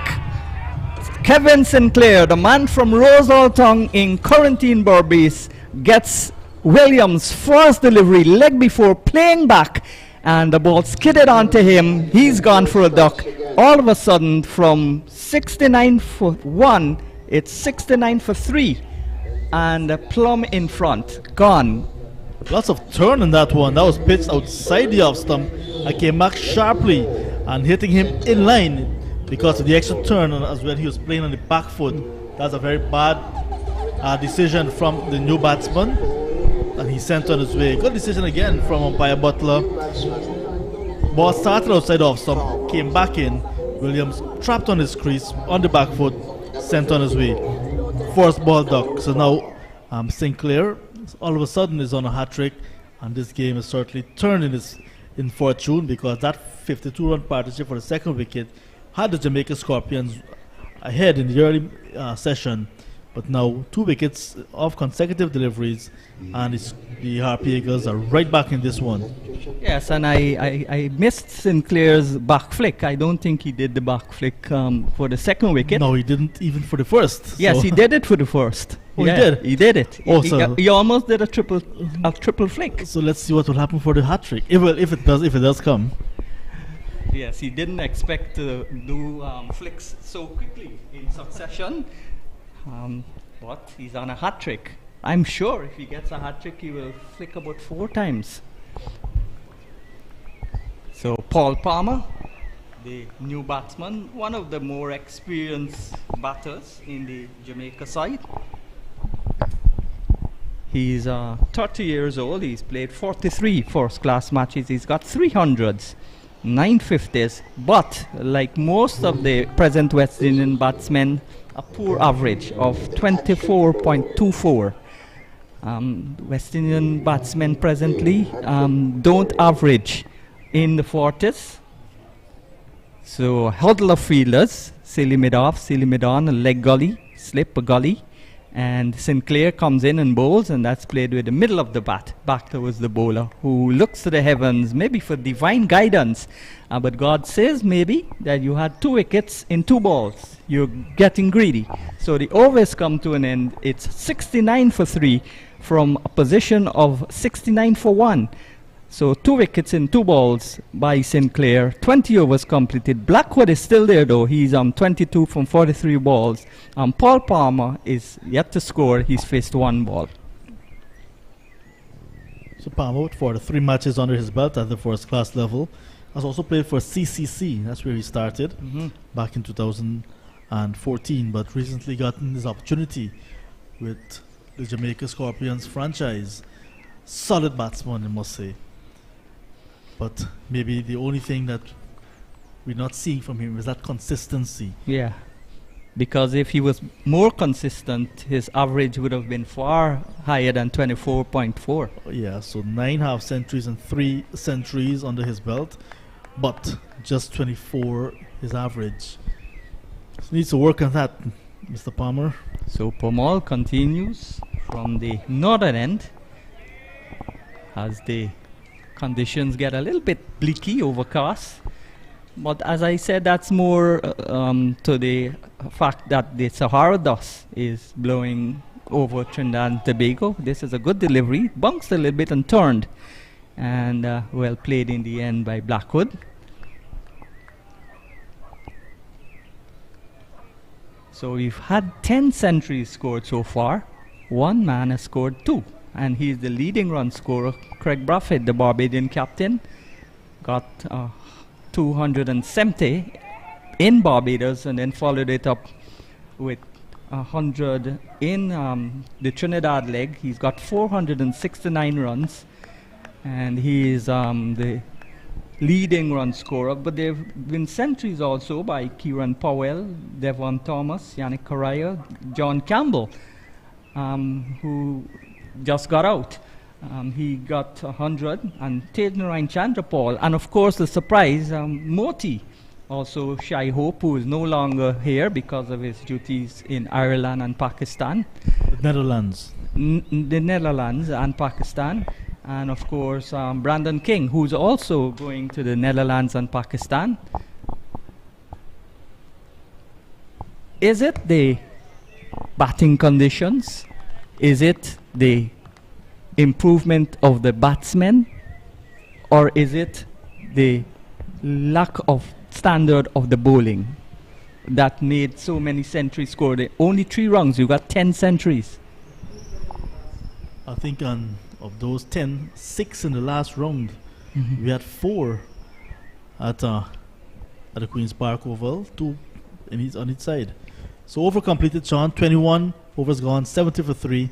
And to answer your question, like Indrajit suggesting in the background, it is the determination and the improved standard of the batsmen. Many of them are looking to really bat long and take their innings deep, and that's something we want to see from many of our new batsmen coming through. Roy Love just got a nice boundary to get off the mark, but did not last long.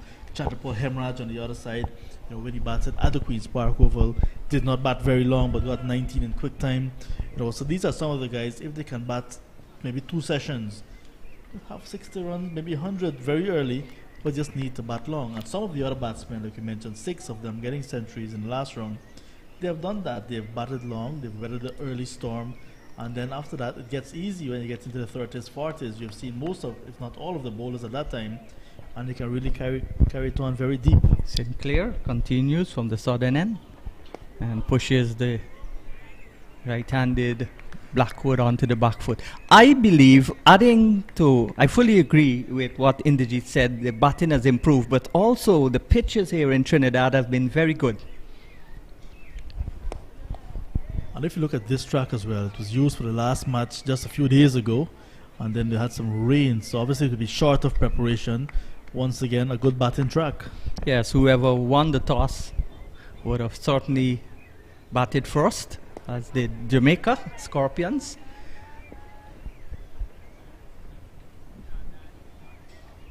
So, umpire Dytland Butler from St. Vincent and umpire Carl Tuckett from Nevis, the officiating umpires here. A slight breeze blowing across the ground, and from north to south, as indicated by the flag's position. The Trinidad and Tobago flag, the Guyana flag, the golden arrowhead, and of course the franchise flag of the Jamaica Scorpion. So there's a person being pulled out. That's Kimo Paul. He's been pulled out from under the bat, and he's gone now to a cover position. So there's still 3 fielders surrounding the batsman. That's one pitched up and hit towards Passad, and he knocks it down. There's the captain at a solitary slip, Johnson. There is Passad at silly mid-off, and then there is a Chandra Paul at the forward short leg. That little bit of bunks and turn, that's a good delivery. One went through the arm as well, so no turn from Sinclair on that occasion. It went straight through, but good judgment from Palmer. Must give him the benefit of the doubt. Yes, and more spinners will tell you they rather the ball bouncing than turning square, because when it turns square, most likely it will miss the outside edge, especially of the left-handers. The over is completed, 71 for 3, Blackwood on 24, Palmer still yet to score.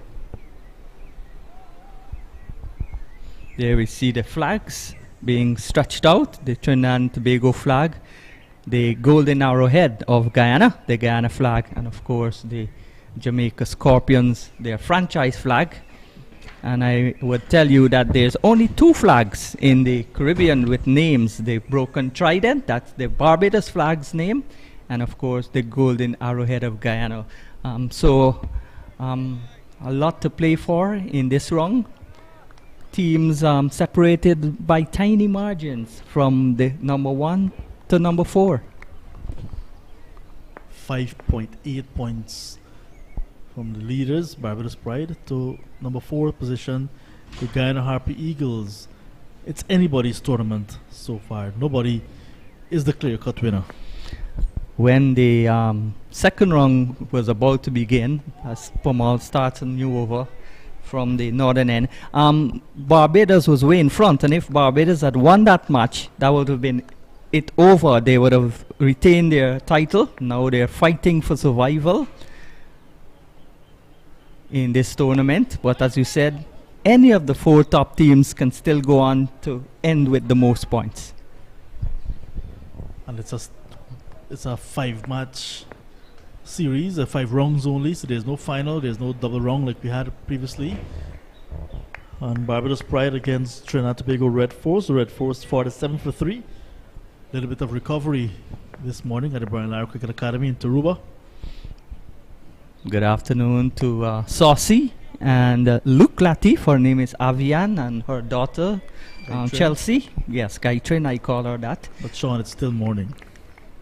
Yes, it's still morning. I'm here so long, I thought it was afternoon. Getting hungry. There's a ball that's pitched up, and Blackwood just forward in defense. Also, good morning in Guyana to Dave Narain from Dave's West Indian Imports, and also to the owner, the proprietor of WD Hotel and Mall. That's in Charity. When you're going to the Essequibo, if you want to take a trip to Pomeroon, you can stay just at Charity. That's the last village on the Essequibo coast, and you can get to Pomeroon by staying there for the weekend. It's the end of the over. It's 23 overs gone. At the end of it, 71 for 3 with Blackwood on 24 and Palmer yet to score. A healthy run rate though, John, 3.0 not. 09. Yeah. 3.09. Right. So, yes, that's mainly because of Blackwood and the batsman that was just, 2 batsmen ago, in terms of the captain, John Campbell. They were off to flying starts, and they were helped by some ordinary bowling early up.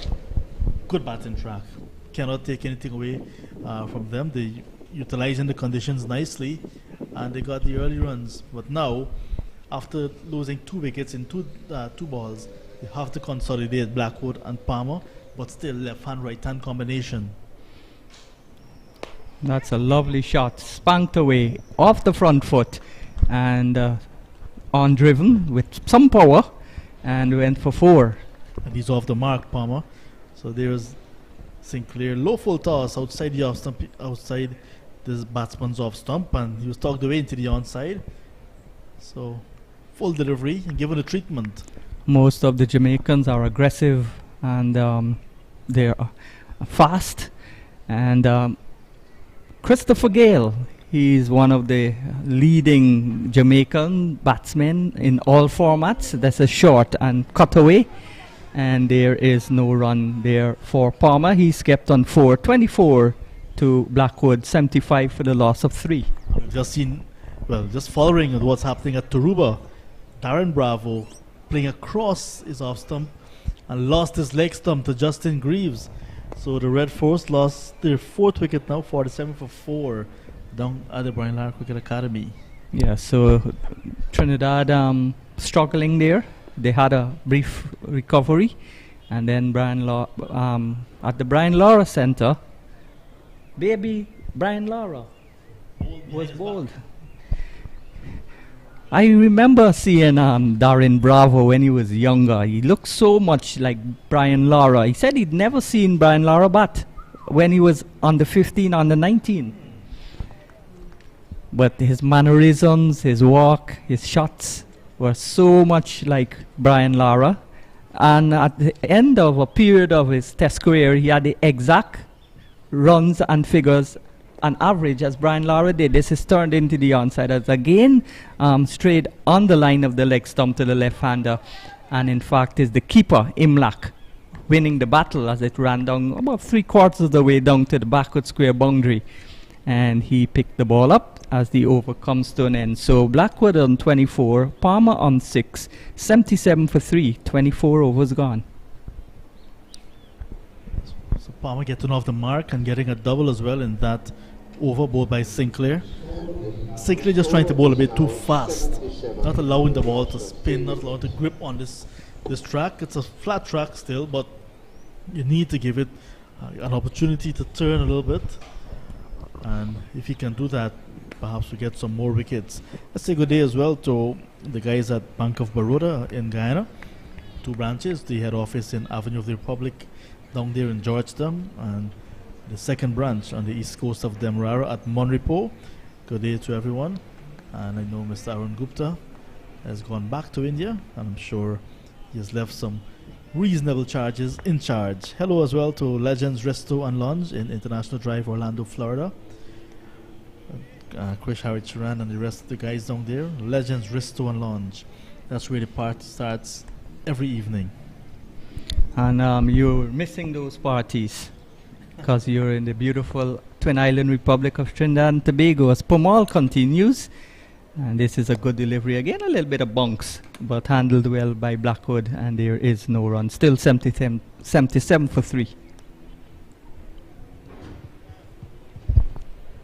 Let's say good morning to Mr. Hardial and the staff down there at Regal Stationary Computer Center, Regal Sport as well. Just in Campbellville, your community, Sean. Yes, and of course to the brand manager of the brand ambassador of VNet. That's also in my street, Kimo Paul. Well, he's not in my street. He's in Diego Martin. Good delivery, spun, and appeal for caught behind. And umpire Tuckett says not out. I think umpire had the best view in the house, so we'll perhaps look to have a replay. But it was a good delivery, spun away outside the off stump and outside edge of Blackwood. Similar delivery, this time it was pitched up much closer. Experience we're seeing in the middle, Pamal, Blackwood. So there's a big battle on between bat and ball. Both would have played for the West Indies at the highest level. Blackwood is getting a short ball, looking to force it, too close to cut. And then in the end it went straight down towards the man who made his debut at the Queen's Park Oval in the last match, Dimitri Cameron. He fields and there is no run. So 77 for 3, the latest score here at Diego Martin. A nice green outfield, as you can see. And still some homes in the background. I'm sure those persons will be loving the view when their matches here, whether it's cricket or football. It's a community ground. Yeah. And it's used extensively for sport. Earlier we saw those antennas on the hill. I think that's a very smart move to go on the highest point to have the antennas. That's a signal hill, you may want to say. This is a lovely shot. Too short again from Sinclair. And Palmer punks on it like a cat upon a mouse and ripped it apart. And he's gone into double figures. He's 10, 81 for 3. Yeah, lovely shot to a ball that was outside the off stump. Not a lot of turn, like I said, from Sinclair. Just a little bit too quick. And that one went through with the arm. And there was the batsman quickly on it. And he got the boundary. Gap on the offside because there's no fielder right in the boundary. Kimo Paul is being pushed back. Just marginal, maybe just where the 30-yard circle will be in a limited overs game. But he was a bit too close earlier, perhaps looking for the catch. Now he's gone a bit more defensive. Forward he comes this time, much better delivery. Yeah, a little bit flight. Yeah, a little slower too. If you've just joined us, Scorpions won the toss and elected to bat. They lost Leroy Lugg off the bowling of Cameron for 5, 17 for 1. And then John Campbell was LBW to Sinclair for 37, 58 balls. I think he had 5 fours in that inning, 62 for 1. And the very next ball, Sinclair struck again. He was on a hat trick when he had Orin Williams leg before for a duck, 62 for 3.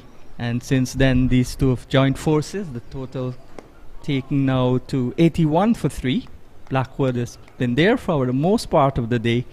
He's on 24. Palmer, the new batsman, is on 10. The run rate, a healthy 3.16. Sinclair bowls, and that's a hit back towards Sinclair, who fires it back towards the stumps. And there is no run. So Sinclair in his 7th over, his 8th over, 2 for 42. A little bit on the expensive side. But he's gotten 2 wickets, and that's the important thing in the first session. If you get 3 or 4 wickets, generally the fielding team is on top. This is a good delivery again. A little bit of bunks for Sinclair, and that's the right line to bowl to a left-hander. So at the end of the over, it's 81 for the loss of 3. Good comeback to the over after being hit for the boundary of the very first ball. Not only that, he was given a little bit of protection in the form of Kimo Paul going down towards cover, but also he was allowing the ball to flight a little bit, slow the pace, and allowing the ball to turn off the track. So not trying to bowl too quick. He's not one of the nominated pace bowlers. He's a spinner, off-spinning bowler. So you want to give the ball some time to turn. So good over, coming to an end. Sinclair, 2 for 42. Palmer got the boundary, but came back nicely. Blackwood is there on 24. Lovely settings here at Diogo Martin. You see the cars going across the road, the trees you were talking about, the mountains, and also the houses. Ideal conditions in the middle. Nice cool breeze. Sun peeping out from behind the clouds every now and then, but no threat of rain. And a lush green outfield, very fast, and a good pitch for batting. You mentioned brand ambassador earlier. Kimo Paul, brand ambassador for VNet Communications, and Kevin Sinclair, brand ambassador for Jacobs Jewelry and Pawn Shop. So good morning to Stephen Jacobs and the rest of the staff there at Forest Change Builders Inc. as well. Yeah, well, Stephen Jacobs now the vice president of the Maltino's Sports Club, former Guyana and West Indies under 19. He started as a batting all-rounder, he ended as a bowling all-rounder. The off-spinner Stephen Jacobs, good afternoon to you. Good morning to you again, Stephen Jacobs. And also we could tell you that Jamaica are without King and Bonner,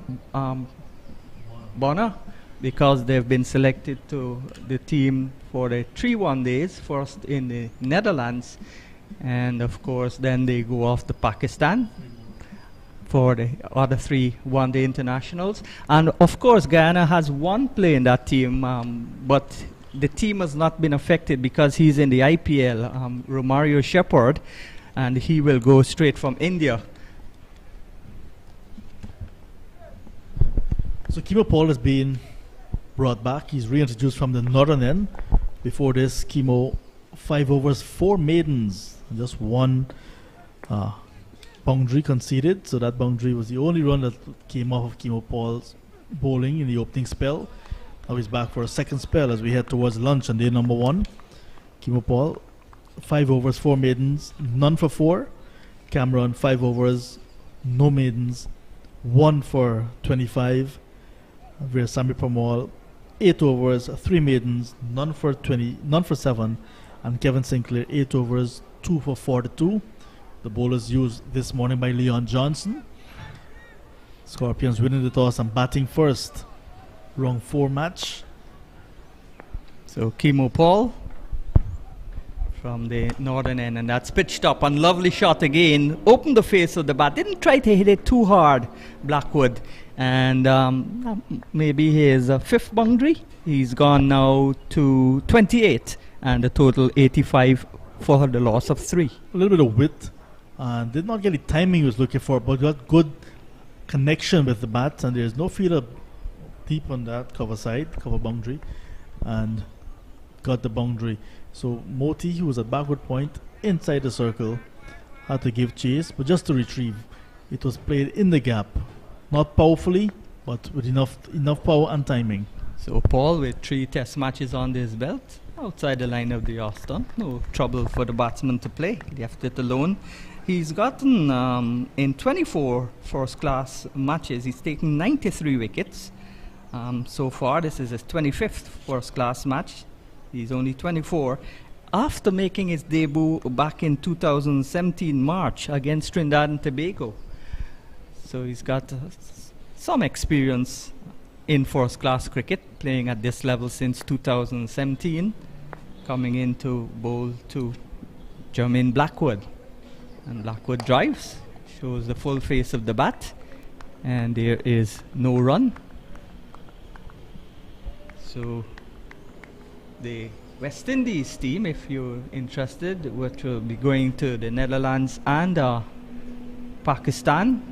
Puran captain, Bonner, Pope, Brooks, Casey Carty, the first man from St. Martin, or first person to play for the West Indies. Hussein, Joseph, King, Sherman Lewis, Myers, Anderson Phillip, Rovman Powell, Jaden Searles, Shepherd, and of course Hayden Walsh Jr. They play the 3 one-day matches in the Netherlands from May 31 to June 2. And then to Pakistan, they go to 3 more one-day internationals from June to June 12. So there's lots of cricket also to be played in the West Indies this season. This is on the line of the leg stump, and played it out into the outside, more pad than bat, and the over is completed. So 85 for the loss of 3, 27 overs gone. Blackwood on 28, Palmer on 10. Bangladesh will come here on June 16 for the first test match in Antigua. Then on June 24, the second test will be held in St. Lucia. The 2-test series completed, and then July 1 and 2, they play the 2 T20 matches, the first 2 T20 matches in Dominica, and then Guyana gets 4 matches. July 7th, the third T20, and then July 10th, 13th, and 16th, the 3 one-day matches will be played at the Providence Stadium. So Guyanese, if you're listening, book your tickets and get ready for the 3 back-to-back one-days at the Providence Stadium as Sinclair starts a new over and brings Palmer forward. And then, of course, India comes a-calling. India play 3 ODIs in Trinidad on July 22nd, 24th, and 27th. And the first T20 also in Trinidad, but those 3 first matches will be played at the Queen's Park Oval, and then the first one day on the 29th will be played at the Brian Lara Academy at Turuba. And then from the first and second, this is a nice shot and good fielding there by the field hemorrhage at the mid-wicket position and limits the scoring to 1. So 86 for 3, Blackwood on 28. Palmer goes now with that single to 11. And the 1st and 2nd of August, the action switches to St. Kitts, where the 2nd and 3rd T20 will be played, West Indies versus India. And of course, 2 matches set for Florida, the last 2 T20 matches. So if you're listening up in the North America area, August 6th and 7th. Good morning to all of those in New York, especially Derek Kalicharan and Jaggernaut and all those guys who are listening to the live feed. So it's not finished yet. More cricket for the West Indies. The CPL starts on August 30th, and the final will be played on the September the 30th at the Guyana National Stadium. And then October 16th to November the 13th, the World Cup starts, the T20 World Cup. West Indies playing the first match against Scotland. And John Ramsing, you could tell us more as the over comes to an end about the CPL, because I know you're very integral involvement with that. 87 for 3. That's the latest score here at Diego Martin. Just before we get to CPL, Sean, just to let you know what's happening down at the Brian Lara Cricket Academy. Wow. The host, Trinidad Tobago Red Force, 51 for 5. And in the hole, well, now 53. As Captain Imran Khan is back after being tested positive for COVID-19 in the last round. He's back. 53 for 5 against the Barbados Pride. So CPL, we have heard so many things about the venues being used and the dates, the window for CPL 2022. The next order of business for CPL will be the players' draft, when the squads will be confirmed, and that is scheduled for this month. And that's going to most likely be virtual. And after that, the venues will begin to be finalized in terms of their preparedness for hosting, because accreditation will be done, whether it's going to be media, it's going to be for those persons who are considered rights holders and so on. So it's a process after the draft. So the next step is going to be players draft, and then the preparation for that bowl off on the 30th of August. So the next 3 finals for the next 3 years are definitely set for Guyana. Well, based on the arrangement that was signed and announced a few weeks ago by CPL and the government of Guyana. So Kimo Paul will continue, making a last-ditch effort to get a wicket for Guyana. Here is Paul, goes full and stroked away, not really hitting it too hard, just a firm push. And Blackwood goes now to 30. He's got those 30 runs from 75 balls, brings the left-handed Palmer into strike. Nice rotation of the strike as Jamaica progressed to 88 for 3. Palmer takes a leg stump guard, and he'll be facing up to Kimo Paul. So Kimo Paul to Paul Palmer. Maybe the ball will be fielded by Shivanarayan Chanderpaul. Just maybe. So let's see if you're a great predictor. Paul to Paul to Chandrapaul. Chandrapaul is, where is Chandrapaul? Backward point? It looks like he's in the second gully. Yes. That stays the rhyme, but there's also Chandrapaul Hemraj. So Paul to Paul. And he plays it to Paul.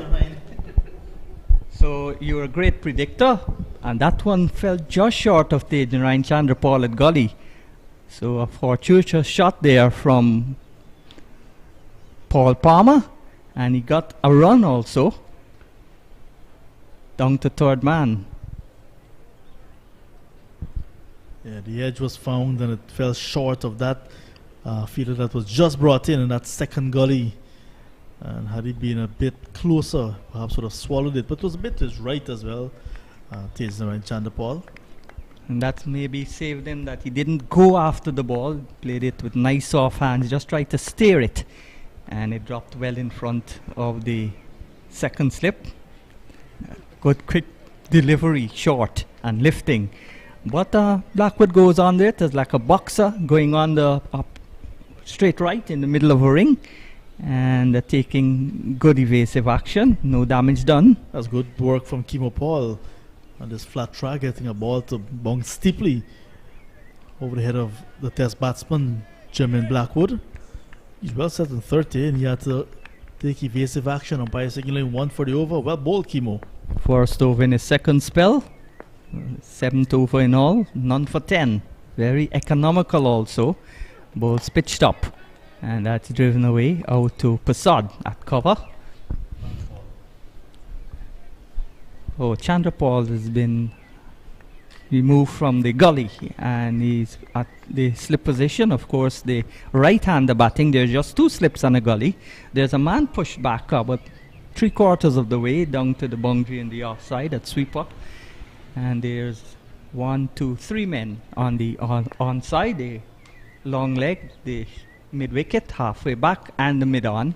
There's also an extra cover on the mid-off on the offside. And he finds the gap between the gully and Chandrapaul coming to his left at cover. And they get an easy single. So, Kimo Paul at lunch, 7 overs, no maidens, none for 11. Excellent figures. Blackwood on 31. And with him is Palmer on 12. Campbell, the first to go, LBW. Well, Lug was the first to go. Cotmoti bowled Sinclair 5. Campbell, LBW bowled Sinclair. Well, Cameron got the wicket of Lug and Sinclair got the wicket of Campbell. He went 37. Blackwood is not out on 31. Williams was LBW off the bowling of Sinclair for a duck. And the end of the first session, 29 overs completed. Jamaica winning the toss. They're 90 for 3. 7 overs, 11 runs, no wickets. Paul Cameron 1 for 25 from 5. Pamal none for 7 from 8. And the success story in the first session for Guyana, 2 for 44 from 9 overs, including being on a hat-trick, Kevin Sinclair. So almost 90 runs in the session and 3 wickets being taken. It means, in my opinion, the even Stevens. Yeah, I agree with you. Yeah, so that will be lunch on day number 1, and that's where we take a break as well. We'll be back with you in about 40 minutes time when we continue with the Jamaica Scorpions in their first innings, batting first against the Guyana Harpy Eagles, 90 for 3. Do join us. Going out is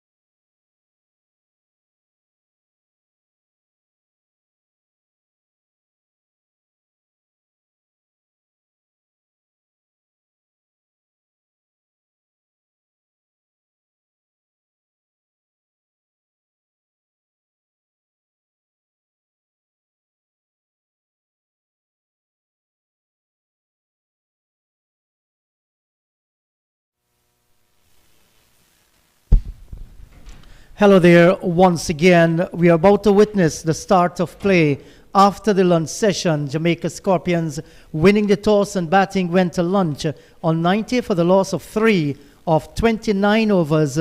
Jermaine Blackwood on 31 and looking good. Palmer, he has gotten 12.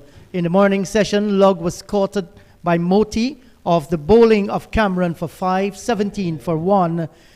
The 50 came up for the Jamaica Scorpion in the 16th over with 1 wicket falling. After then, John Campbell was LBW to Sinclair for 37, 69 for the loss of 2. And the very next delivery, Orain Williams, LBW Sinclair, he didn't score 69 for the loss of 3. Both wickets tumbling in the 20th over. So 90 for the loss of 3 between these two, Blackwood and Palmer. They're looking to fight back against the Guyana Harpy Eagles. With me once again is John Ramsing. John, a session that we can consider 90 runs scored. The scoring is healthy, but they have lost those 3 wickets. Good afternoon, Inderjeet. Good afternoon to our viewers and listeners. A session that was shared because the Jamaica Scorpions winning the toss and batting got 90 on the board, but have lost 3 wickets in the process.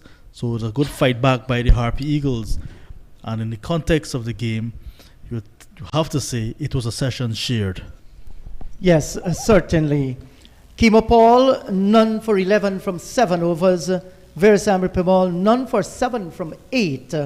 Cameron, 1 for 25 from 5. Kevin Sinclair, 2 for 44 from 9. So Moti is going to have his first bowl in this match, and he'll be bowling to the right-handed Jermaine Blackwood. Moti's left arm, orthodox. Short, and that's slapped away down towards cover. Hemorrhage is in the way, and there is no run. Blackwood on 31. He has faced 79 deliveries so far. That simply says that he wants to play a long knock here. And why not? He's in good form. We have seen some lovely stroke play from the right-hander. Like this one, he hasn't scored, but his defensive work is good. Stretching long forward and killing whatever spin there might be on the ball. Well, the second session is set up nicely because both teams will want to take the initiative. The Scorpions are in the middle, and they have a good foundation. 90 runs already scored, just that they have lost that 3 wickets. But the thing is, they're scoring at a fairly good clip, more than 3 runs and over. So if they bat the entire day, they may want to look at a 300-run total, 300 plus, maybe 100 runs per session average. So if they continue that way, they'll be in a very good position at the end of the day. But certainly, I agree with you, John. Yeah, but the Harpy Eagles will not want to be staring down 300 plus in their first innings. So they will try to get the Scorpions out very early and have a bat this afternoon. And Moti is right on target here. The right-handed Blackwood has to stretch forward the end of a maiden over. Good one by Gudakesh Moti. 90 for 3. Blackwood is kept quiet on 31. So too is Palmer on 12. Just a word on the conditions here in the Jeet. I mean, we've seen 30 overs bowled now. It's looked like a very good track for batting. The outfield, we know, it's very fast. And the conditions, we know that it will remain constant because I did check the weather, and the weather conditions will be pretty much like this for the rest of the match, all 4 days. So that's going to be even. So it's all to play for in the middle, and it's set up nicely. The Jamaica Scorpions, they're second to last on the points table, whereas the Guyana Harp Eagles, they're in 4th position, just above, well, not just above in terms of points, but above in 4th position, and a chance to win this championship. So while the Scorpions will want to improve their position on the table, the Harpy Eagles want to win. So this is going to be a competitive match, and this session is going to be crucial. Yes, very crucial indeed. So Kimo Paul. That's a good, quickish delivery. He had some pace on it, but way outside the line of the off stump. And that interesting encounter between the top of the table, that's the Barbados Pride, and Trinidad and Tobago Red Force. The Red Force, the last we heard, they weren't doing well. They were 70 for the loss of 5 when we monitored that. So they continue their struggle after being second in the points standing. Was good bowling from the Barbados Pride bowlers. Justin Graves back, picking up 2, and Miguel Cummings in the wickets column as well. And this is tucked into the onside will certainly bring them a single. Good to see Miguel Cummings back in the Barbados team. And from all that we have heard so far from the Barbados camp, he might very well be among the quickest, or if not, the quickest in the Barbadian Pride bowling lineup. Yeah, and it's good to see that their pace bowlers picking up wickets for them as well, because we've been speaking in the first session how vital bonus points will be in the remaining rounds, this round and the final round. So Barbados not only picking up wickets, getting bonus points there, but they're getting additional bonus points for the fast bowlers. Yes, certainly, I agree with you. This is tapped away by Blackwood down towards short cover, and they collect a single there. So there is match points, that's 12 for winning a match, and you also have the batting bonus points in the first innings for the first 110 overs. Yeah. There are a number of points there coming down for 200, 250, and so on. And then you have the pace bowling points. So certainly with the number of good pacers in the Barbados Pride lineup, they too will be looking to get maximum bonus points from that game to continue with their lead. Solid defensive shot by the left-handed Palmer, and it goes down towards short wide mid-off. He again cannot score. We see some good-looking drives from Palmer. He has gotten 13. He has faced 23 so far. But the key element in this partnership, you do not want to lose a wicket now. You want to consolidate the position while you're scoring quickly. You do not want to be bowled out on day number 1 in a 4-day encounter. You want to take it into the second day. Another good delivery by Paul, but in fact it's a no ball. The line and the length was good, but he has breached that bowling crease there. And umpire Carl Tuckett immediately signaling the no ball. And we've been mentioning about the pitch, John. It's just not a good batting pitch. I think Queen's Park Oval, Diego Martin pitch here, they are excellent cricket pitches. Something for the bowlers, something for the batsmen as well. And that is so important in a cricket game. You want a balanced pitch. Paul, another no ball sent down by Chemo Paul. 2 consecutives no ball. So while he's off that long run, the line and length is good, making the batsman defend, just breaching that bowling crease. I was looking at Chemo Paul running in the first session. Because of the angle we're in, it's not the angle you're seeing on the monitor. We're actually side on, so I was worried about Chemo Paul going maybe too close to that popping crease and maybe wandering over a few times, and here he is being called now. Tucked into the onside, down towards short backward square, and he will get another run. He's been plagued with this no ball problem, Chemo Paul, and on the occasion you would see a wicket being taken, but when you look back, you see the umpire's hand outstretched for that no ball. It's something he must continue to work on. You don't want to be getting wickets, and especially in difficult situations when wickets are hard to come by, only to be found that you're bowling a no ball. So it's one aspect of his game that he's been carrying, and he just needs to drop it altogether. I know it was worse at one time, and he has improved, but now we just see it coming back again and losing his rhythm there. So going over the wicket this time and not finding it right.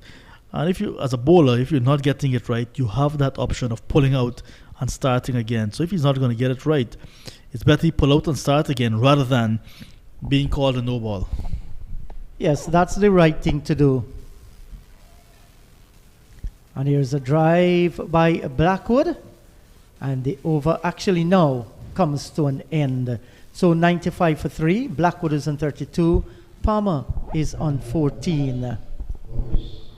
Paul, none for 16 from 8 overs. And in his first game in the third round match at the Queen's Park Oval, he did bowl splendidly. Can't recall him overstepping that popping crease regularly. Now, he has come back here, and in this over, the first for him after the lunch session, transgressing twice. So that will be concern for him. You do not want, like you said, John, old habits to return. While we have wonderful conditions for cricket in Trinidad and Tobago, we must spare a thought for those back home in Guyana in the Jeet. Lots of flooding, and the folks down in Lethem, down in Region 9, the border town with Brazil, severely affected. And then on the coastline, we have your community, your area, Maikoni, Maika area, and lots of areas in the Georgetown ward as well, severely affected by flood. Yes, and that's very sad, and that is due because of extensive rainfall in Guyana over this period. Here's a big drive where that's gone a few bounces into the straight boundary. That's a fine shot by the left-handed Palmer up in the slot. He smashed it for a good-looking boundary to move to 18, 99 for 3. Yeah, that's a nice shot. And once again, we see the spinner being treated with disdain into a ball that we see there he is, full delivery, and the batsman hitting over the bowler's head and just falling short of the rope in front of the side screen. So just about a 4, could have very well been a 6. So Moti there just bowling too full. Not a bad delivery in total, but just that it was a bit too full, and Paul Palmer hitting back over his head. Safe shot. Top He's edge. going at this one again, top edge, and this time he's gone. Caught at backward point by Dimitri Cameron. Moti gets his man. And John, I was just about to tell you, Moti should not mind Palmer looking to hit him over the top.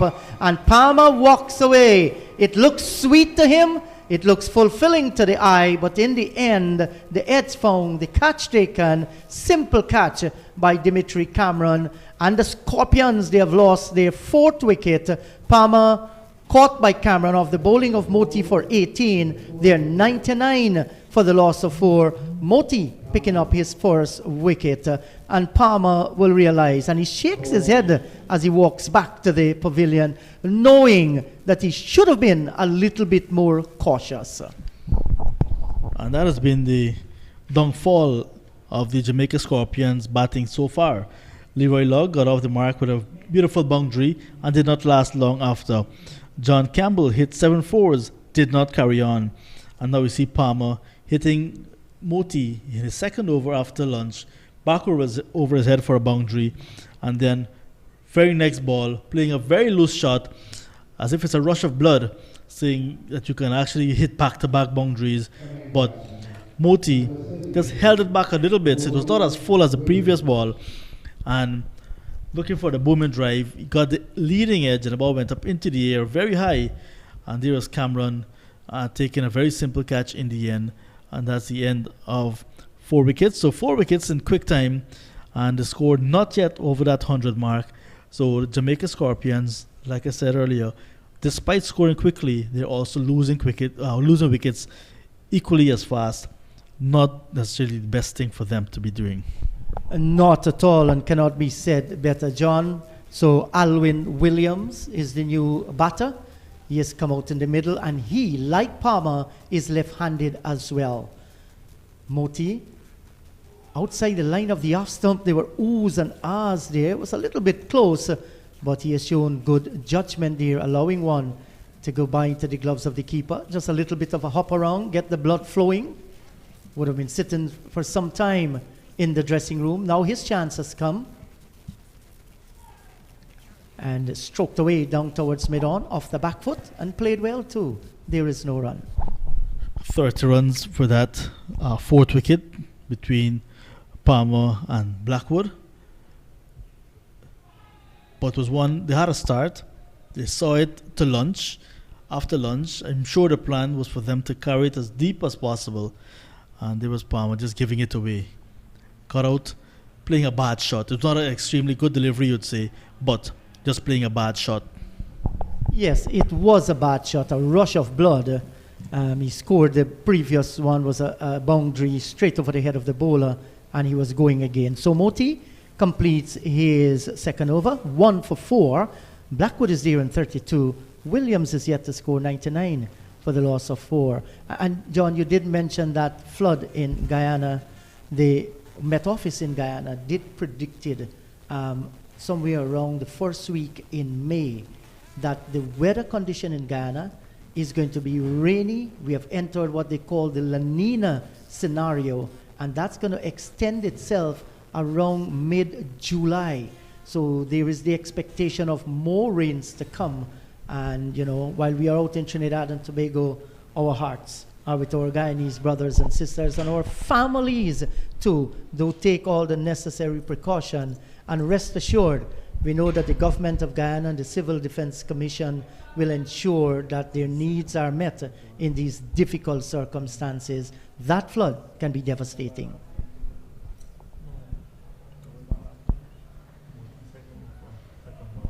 So Kimo Paul will continue from the northern end of the ground. Paul so far 1 for 4. No, I'll just get that figures in a moment. Kimo Paul.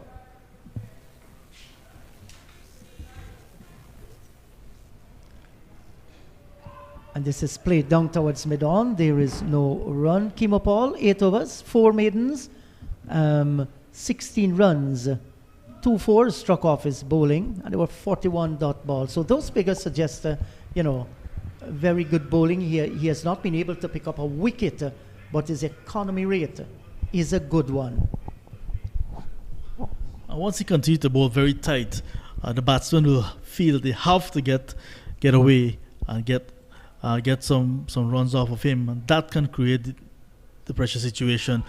Oh, that was beaten outside the line of the off stump. What was it Blackwood was trying to do there? It was a delivery well pitched up, just outside the line of the off stump. He was looking for a drive, maybe through the covers, and just watching it on the replay there. Yeah, well, that was a half-hearted shot. He was outfoxed. He didn't know exactly what was happening there. And the ball just beating the outside edge of the bat and passed precariously close to the line of the off stump. So with the hand, you felt Jermaine Blackwood probably felt the ball was going to come in swinging to him. But after pitching, the ball moved and he was playing for the ball to come back into him. He was beaten. Well bowled, Kimo. Yes, it was a good delivery and another good one too, right on target. And there was Blackwood playing long from outside of the crease as he went for the defensive shot. Good time to remind you that you're listening to Cricket 360.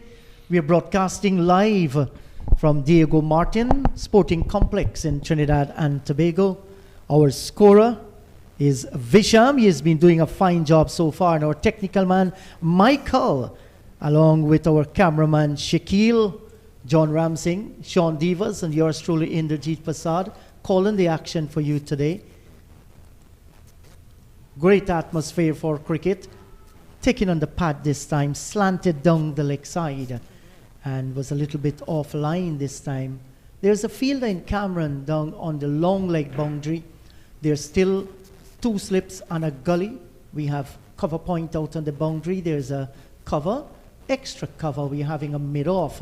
There's also a mid-on. So that's the field placing for you as Kimo Paul continues in his 9th over of the game, the 33rd of the match so far, and you look at that scoreboard saying it's 99 for the loss of 4. So runs are scored, wicket is falling. Here's a drive out through the covers for 4. That's a delightful shot by the right-handed Blackwood, and he gets himself a boundary. He looked for the shot and he got it. As we watch it on the replay there now, it was driven through the offside field, bisecting the cover and extra cover. Oh, that's a beautiful shot from Jermaine Blackwood, a test player. Got some width, and he was pushing that left foot to the pitcher with the delivery and driving all along the ground. The fielder at extra cover, Tejan Ryan Chanapur, was just a spectator as that ball sped past him to his left and into the boundary. Well played. Yes, great shot. And this time he's stepping forward, opening the face down to where Gully would have been. Cannot get past the field. Kimo Paul completes his 9th over, none for 20. 4 runs coming in the over.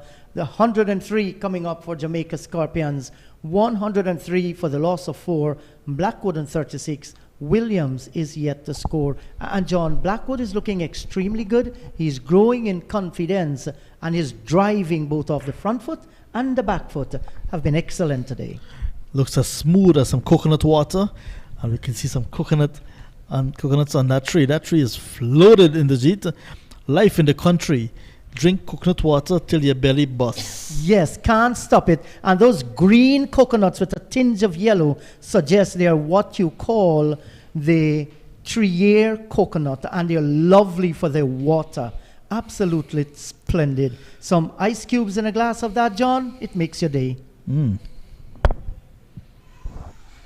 And he was out fox. Pushing at one there, the left-handed Williams, and beaten outside the line of the off stump. Well bowled, Gudakesh Moti. And Moti is always a little bit flat and quick. If he can just hold it up a little and give it a little bit more loop. Like he did on that occasion. Very Beautiful. well bowled. Yeah, really well bowled, Moti. And you're mentioning Blackwood, his innings. Yes, he's there to mix aggression with sound defense, and he knows his role. He got a bat very deep. And with the bowling attack that he's up against, he knows that his wicket is very important. He got to shepherd this young Scorpion side, especially there's no Bonner, there's no Brandon King, who were part of this side in the previous round. And here's a drive to the right of Vishal Singh at extra cover and out towards the boundary for 4. That's a fine shot by Alwyn Williams. Lovely flowing offside drive. And you look so good when you can pick off which ball to hit. And he looked good at the time. So Williams, he opens his account with a boundary, 107 for 4. So the boundaries are coming at will, because not only that the outfield is a bit smallish, if you want to call it that, it's quick, but the bowlers are giving you that opportunity ever so often, because they're trying to go for your wicket. So they're attacking, and because of that, they will give you that boundary ball.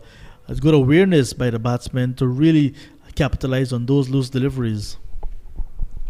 Moti to Williams, a good delivery, and he's defending. Moti should not mind too much being struck away in that direction for 4, because he has the man at extra cover looking for the catch.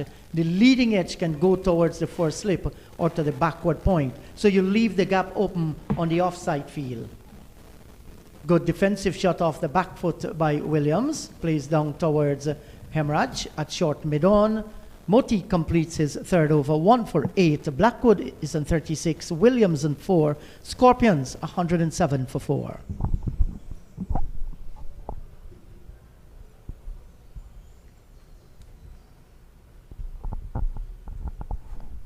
And just before we get back to the action in the middle, just to let you know what's happening in the IPL. All eyes on the IPL. It's an eliminator today. One of these teams will be sent packing, and the next team will be playing in the second eliminator/qualifier. Royal Challengers Bangalore batted first, 207 for 4 from their 20 overs. And Lucknow Super Giants just started the reply, 30 for the loss of 1, still needing a further 178 to win in exactly 100 balls. Oh, that's an interesting encounter going on there, RCB, against the Lucknow Giants. How many overs they faced with their torches so far, John? Early days yet. They're now in the 4th over, 3.2 completed. This is sweetly timed, and that's gone down towards the wide third man area, and they have completed 2 runs. Good looking shot, just guiding it away, and that will take the score now to 109 for the loss of 4. So they're actually scoring there about 10 runs and over in quest of that 208 that you talk about. IPL, just a different tournament. Oh yes, one to really look forward to. And as bowlers, you know you'll be trashed around because it's such really good, fantastic batting. Paul to the right-handed Blackwood gets a short delivery, jumps on the back foot and played with the full face of the bat. Down towards wide mid-off, and there is no run. And Right in the IPL as well, the Gujarat Titans, they won their game yesterday to qualify for the final, beating the Rajasthan Royals, who will now have a second opportunity, and they will play the winner of this game between RCB and the Lucknow Super Giants. And the West Indian, the Guyanese boy, Shimron Hetmaya, in that RCB lineup. That's a short delivery, but well played by Blackwood too. He stands tall, took it off the chest, kept it down towards mid-on. So Kimo Paul, he's been a little bit aggressive here. Kimo Paul with IPL experience as well. And it's all happening in the IPL in the Jeet. And after this delivery from Kimo Paul, as he gets ready to bowl to Blackwood, I'll give you a piece of information that may shock the world. Well, on that's IPL. nice. I'm going to fasten my seat belt and wait for that one. Outside the line of the off stump, no trouble. Goes by into the gloves of the keeper. Shoot it, John. In that total of 207 for 4 from the from Royal Challengers Bangalore, there's a Centurion, Rajat Patidar. Yes. He went unsold in the IPL auction this year and was signed at the lowest possible price by the RCB as a replacement player halfway through the competition. And today, he smashed a 49-ball 100 in this eliminator against the Lucknow Super Giants. That's a short lifting delivery, and that's quite interesting indeed. And no doubt that is what IPL is for. A new star has been born. Yes, so when he went unsold, many wrote him off, but then he came back, got a new lease on life, and today, 49-ball 100 in this big match on the biggest stage. And you know what they say for him? Rajat Patidar, remember the name. Yeah, I like that one. And who's been furnishing you with all these information, John? Is it our scorer? Yeah, we have a wonderful team, and we want to say thank you to Visham. And Michael doing a great job too, Yeah. the technician. And our cameraman, Shaquille. Outside the line of the off stump, goes by into the gloves of the keeper. Paul, none for 22 from his 10 overs, 109 for 4. Blackwood is on 38, and Williams has 4. And a number of West Indian players over the year, John, they have been big names in IPL. And, you know, we wish them all the best as they go play their cricket, play the game that they love. It's a professional sport. There's a career inside of it. And why not? You can earn for your family, earn for them while you're healthy, while you're young, while you're strong.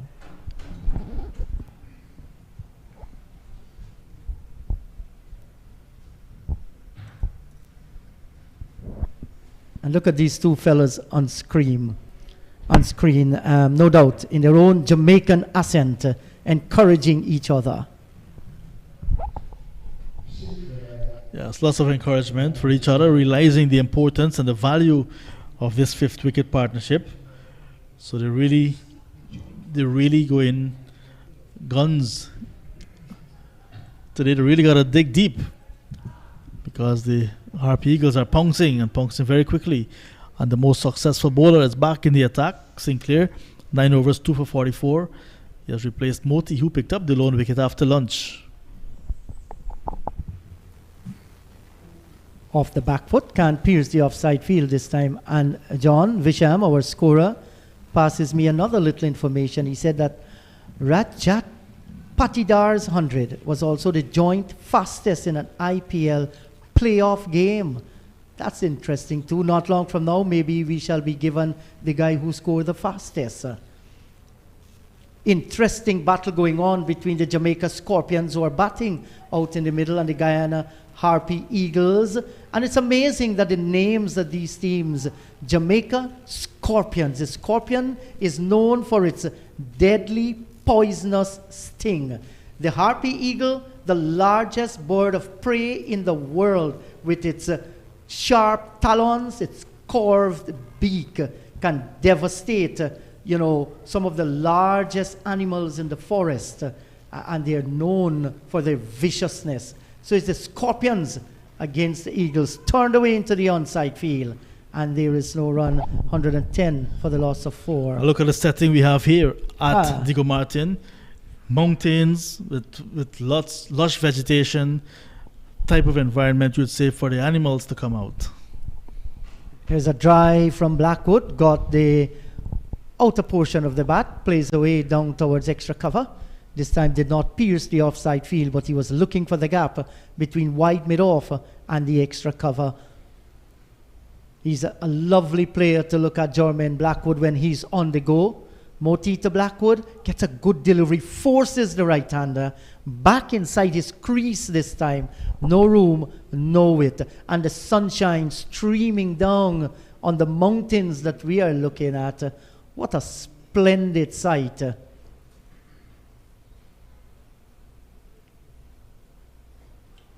Back he goes, Blackwood. There was an air of danger, but he has been there for a good time.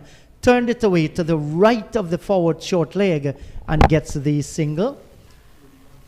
So Ridiman Saha actually scored his century in that 49 balls that you were talking about. So Rajpat is in good company as the over here is completed. 111 for 4, the Jamaican Scorpions. Blackwood on 39, Williams on 5. Good comeback over from Sinclair, Kevin Sinclair. He bowled before lunch. Was a bit too quick and a bit too wayward at times. Ill-directed and was punished. We saw the batsman back in the pavilion now. Campbell 37, Log 5, Williams, that's Orin Williams. No score, Palmer 18. So Gordon, Green, Merchant, Mindley and Thomas still to come for the Jamaica Scorpions. And a glance at the bowling figures. 5 bowlers used so far. Pamal and Kimo Paul yet to pick up a wicket. 1 for 25 for Cameron, 2 for 46 for Sinclair, and Moti, who just got a wicket after lunch, 1 for 8. So lots of work by both teams still to be done. And if you look at the beautiful scene, nice mountain, artificial lights. I don't think we'll need the lights for this one. Daylight is very sufficient at the moment. And then the tower, making sure that we have good connection. Lots of persons in the area. So tower very important for communication. So it's Kimo Paul to Jermaine Blackwood onto the back foot, and he's steering this one down towards backward point, and he gets another run. John, just want to say thanks to Regal Stationery and Computer Center and Regal Sports, our dear friend Mahendra Hardial and his family, ensuring that our accommodation in Trinidad and Tobago is of top class. Thanks to Cap Global, Guyana, the parent body in Canada. They helped to ensure that I got my air ticket to come here.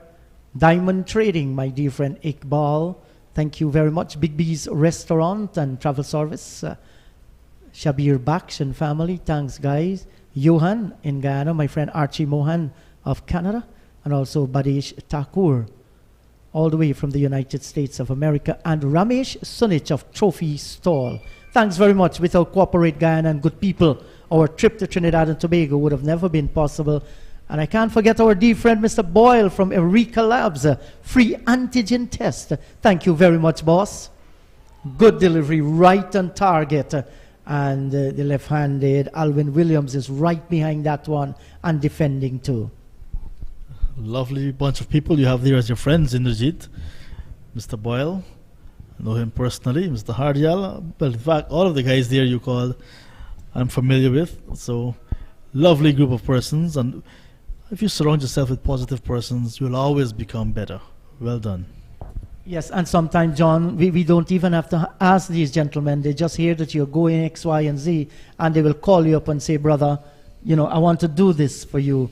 And that's where humanity comes in. Lovely delivery outside the line of the off stump, going by into the keeper. And you have some buddies out of Florida as well, John. Oh, yeah, Krish Haricharan and his family. The guys down there, legends, Risto and Launch, International Drive, Orlando, Florida. Yeah, they've played their part as well.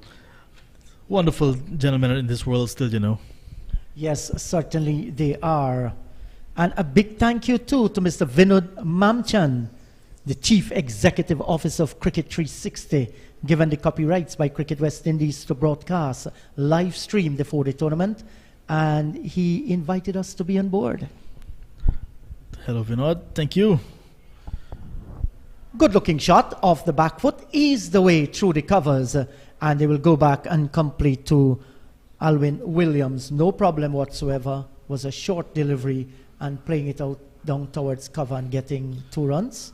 So the Sunshine in all its splendor now.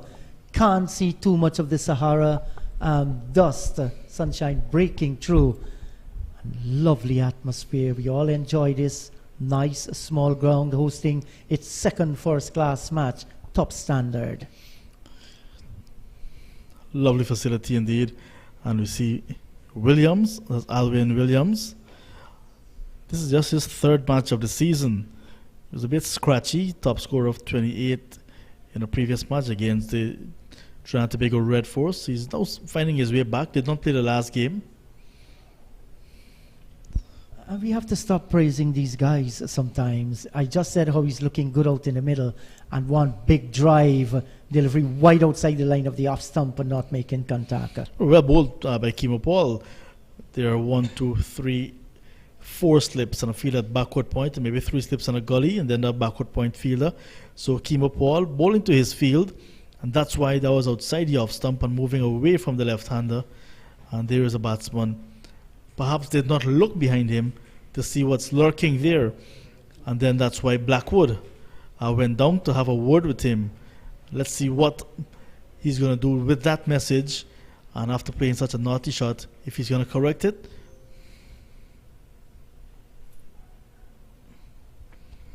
So he did, allowing it to go by into the gloves of the keeper as the over comes to an end. So before this, Williams played against Trinidad and Tobago Red Force down here in Trinidad, 5 and 28, and then against Barbados Pride in the second round, 2 and 17. Did not play the last game, and here he is recalled and batting with Jermaine Blackwood.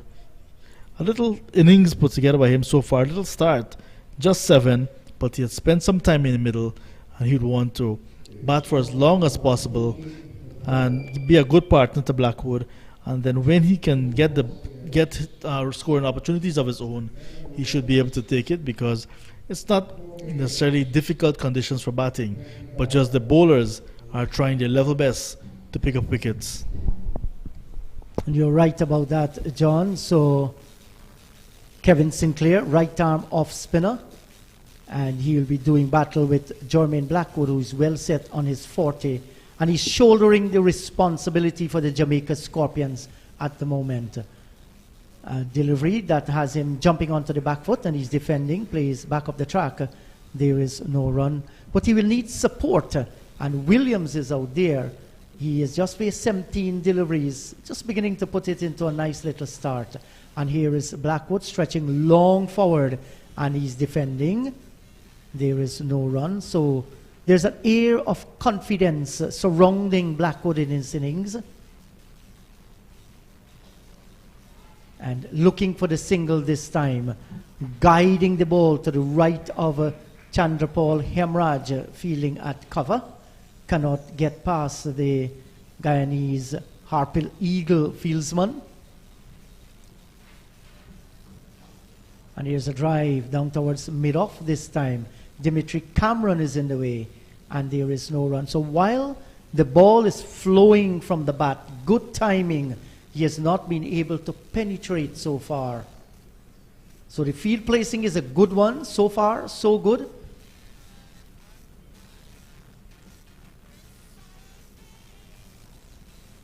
Back and looking to cut and not making contact there. It was a little bit close to the line of the off stump. And Blackwood looks a little bit frustrated here. He should not. He has been playing well. Play every ball on its merit. Do not look to force the bowling. That's the last thing he will want to do. He's defending. Plays down into the onside field. There is no run. The end of a fine over by Sinclair. 2 for 46 from 11. Blackwood is kept quiet on 40. Williams is on 7. 114 for the loss of 4. Not sure if the Harp Eagles would have done their homework on these players, but Blackwood, his best score this season was just 44 against the Red Force down at the Brian Lara Cricket Academy in round number 1. After that, we went 16, 1 and 61. Well, he had a half century, in fact, in Barbados. So he's gotten a start here. The last game against the Volcanoes, he made 26 in lone innings by the Scorpions. So he's been not having a consistent scoring opportunities really. He had starts, but only one half century in the tournament so far. Not by his standards very good. And he'd want to use this opportunity here. Now he has a start, 40 from 109 deliveries. You want to continue. And if the Harpikers have been doing the homework, they realize that he's short of runs, short of work, and they'll want to get him out very early. And like I said previously, Alwyn Williams, now back into the team, he's going to be a bit low on confidence and a little bit nervous getting back in. He'd want to make the opportunity count for him. He had 28 runs when he played in that first round at the Brian Lara Cricket Academy as his best score. 28, 5, 2, 17. So he as well is short of runs. So if they can separate this pair, maybe look into the lower order and not much available in the tank. But Blackwood is certainly the big fish. Certainly he is. And the Guyana Harpy Eagles skipper has now turned attention to Dimitri Cameron, who has 1 for 25 from 5 overs so far. Cameron accounting for the wicket of Leroy Lugg, who was caught by Moti. Bowled a short delivery, and Lugg was looking to smash it over point and got caught down on the boundary. Was a fine running catch. So let's see in his second spell. Cameron to Williams outside the line of the off stump, and there is no run. So Guyanese Harpy Eagles skipper Leon Johnson, more than anyone else on the team, will know that if you frustrate Jermaine Blackwood, you can get him to play a naughty shot. He'll be looking to go over the top. On a numerous occasion, once Blackwood is frustrated, he cannot pick the gaps. Then he's going to try to go over the top, and therein lies his vulnerability. And that is something they can work on.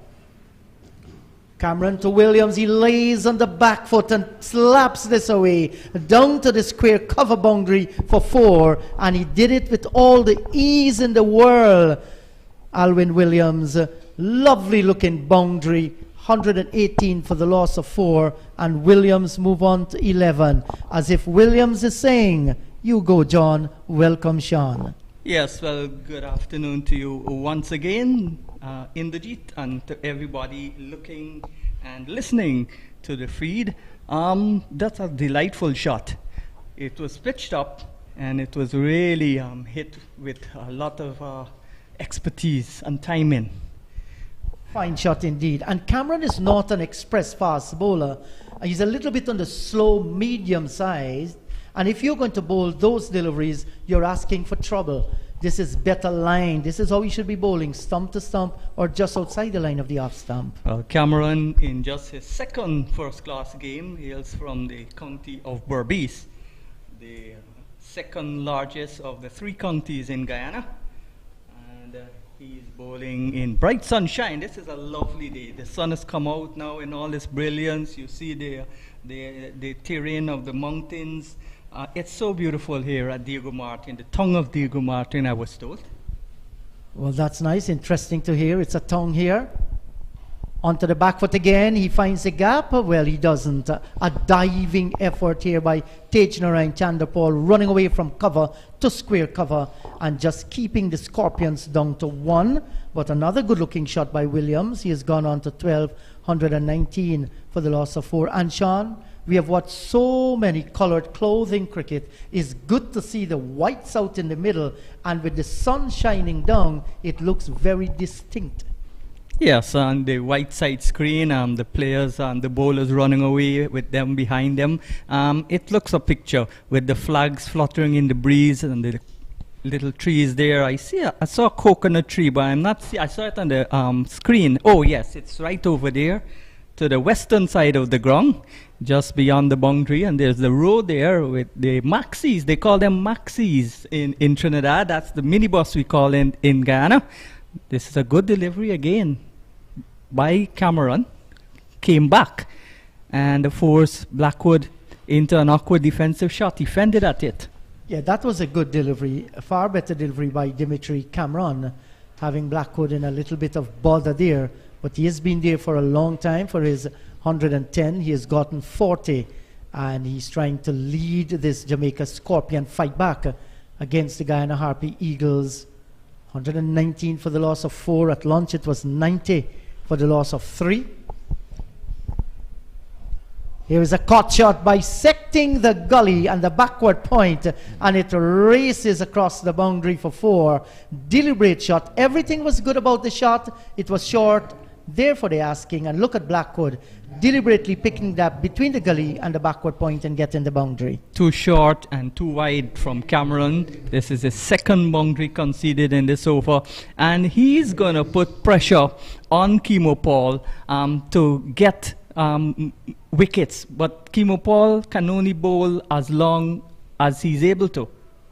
Yes, certainly. Cameron, very expensive. 6 overs, 1 for 34. Yes, he has picked up a wicket, but too many bad balls. And once he bowled those bad balls at his pace, good batsmen are definitely going to dispatch them, like we saw from Orane Campbell and the right-handed Jermaine Blackwood. So he has to rethink that strategy, because you cannot have one bowler from one end maintaining the pressure and the other one from the other end just being loose. Yes, that's true. Moti continuing to bowl well, a little bit too fast, but you can live with that. And he's bowling his left arm spin, one of 2 left arm spinners in the Guyana team. The senior Pamal, he's already played Test cricket. Moti, the 6th bowler from Albion to have played international cricket, but only 5 of them has played test cricket for the West Indies. And Moti looking to get his second wicket in this game. He's got 12 wickets now in the tournament. And has bowled reasonable well. And so often we say if he can just hold it back a little, flight it, give it that loop, he can create so much worries for top-class batsmen. But he perhaps is satisfied, and here is where he feels he is at the best. And this is a good feel for the left-handed Williams. You're giving him, Sean, the opportunity to go through the offside field. You're having the slip, the backward point, and the short extra cover. So he should be looking to toss it around the line of the off stump. And Moti is bringing the ball back into him. So if he drives against the turn to a foolish delivery, he can be out so many different ways. Certainly. And over the years, Jamaica, they are known for producing some of the best batsmen in the West Indies, as Williams is stretching forward, played out in the offside field. I heard you mention the late George Headley many, many years ago, and he started a long line of outstanding Jamaican batsmen, not only in the West Indies but at the international level as well. Of more recently, Christopher Henry Gale, he has made his mark on the international scene. Here's a delivery played into the onside field, and there is no run. And over the years, we have watched and we have listened and we have seen some outstanding Jamaican batsmen. Yes, I was actually doing a match in Jamaica with West Indies and India, the Test series, on radio, and I was talking about Carl Hooper, and Maurice Foster told me that Lawrence Yaga Rowe was 5 times more elegant than Carl Hooper.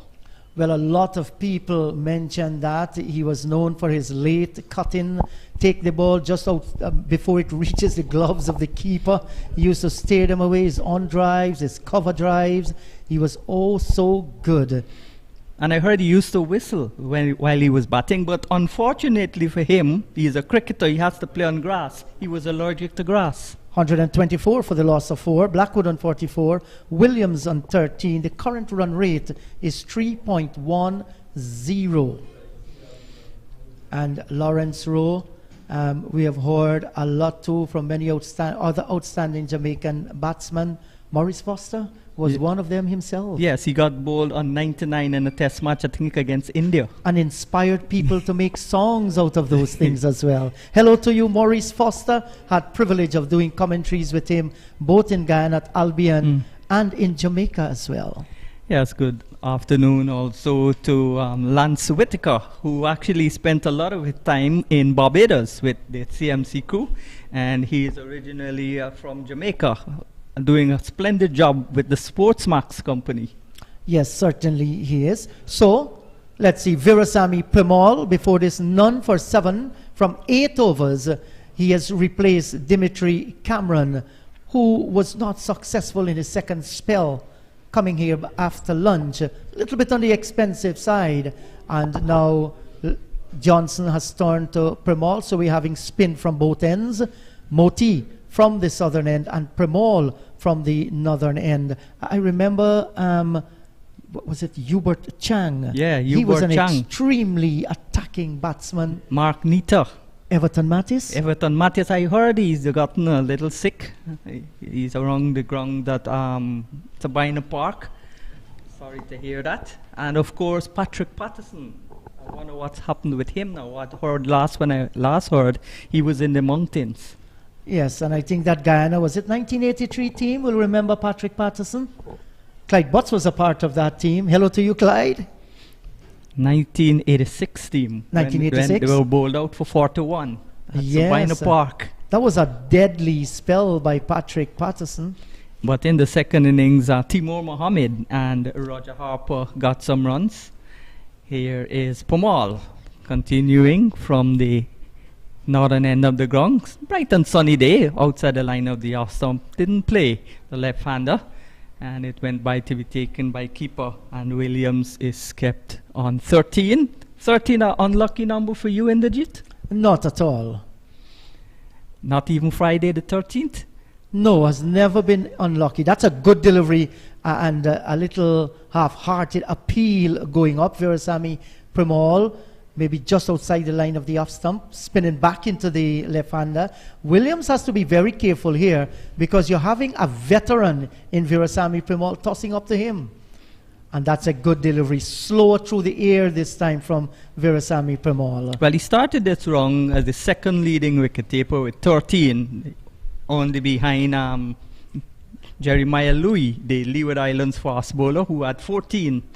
This is a loose bit of work from Pumal down towards the straightish long on position. Should not have allowed Williams to rotate the strike on that occasion, but he did, and Williams goes now to 14, 44 to Blackwood, 125 for 4. Yes, should have been stopped by Virasamy Premal. Generally, he's an excellent fielder to his own bowling. Letting that one go through and just relieving the pressure on Williams. Blackwood comes back in strike. We talk about the batsmen. If we talk about the Jamaican bowlers, they've got a lot of them also. This is on the line of the leg stump, turned through the legs of the forward short leg, but all along the ground, and picked up by Hemraj at backward square going to his left, and there's just a single. So 14 to Williams, Blackwood on 45. At the end of the over, it's 126 for 4. Well, the over has not yet been completed because Virasamy Premal, he has just bowled, I think, two, 3 deliveries there. Five In fact, deliveries, 5 deliveries, yeah. 1 delivery remaining to complete this over. So he'll be bowling to the left-handed Williams. Of course, Jamaica has been blessed with Michael Holding, the premier fast bowler, Courtney Walsh. This is a lovely shot, square of the wicket. Didn't try to hit it too hard again. Williams just onto the front foot and ease it away out towards the square cover boundary. So boundaries coming at a rapid rate, the scoring rate at a rapid rate. Blackwood is 45, Williams is 18, 130 for 4, even Stevens. Yes, certainly it is. Maybe just give Guyana the edge a little for those 4 wickets because you add another one to that one and you see a whole difference. And why the boundaries are coming so frequent. It's a small ground. And Leon Johnson has set his field attacking. Many of the players are, if it's a one-day game, you'll see inside that 30-yard circle. So once you pick the gap, and this ground is lightning fast, it's going to go away to the boundary for 4. And you're right about that. Michael Holden, whispering death, will surely lead that good line of Jamaican fast bowlers. So you see, stats is not about everything, because Courtney Walsh has got 502 or 3 test wickets. 519 test wickets, the most by a West Indian. And Sean, there was something interesting about Courtney Walsh's test career. 519 wickets, and he has never ever missed a test match because of injury. That's amazing. That will tell you the hard work the man put in and the build of his body as well. So Moti continues as a truck or a canter. They don't call it canter. Everything is a truck in Trinidad. What we call canter, they call a truck. So a truck goes away in the distance, and another truck. Here is Moti bowling from the southern end of the ground as the sun breaks through again. Bowls to Williams. Williams drives back towards the left arm spinner.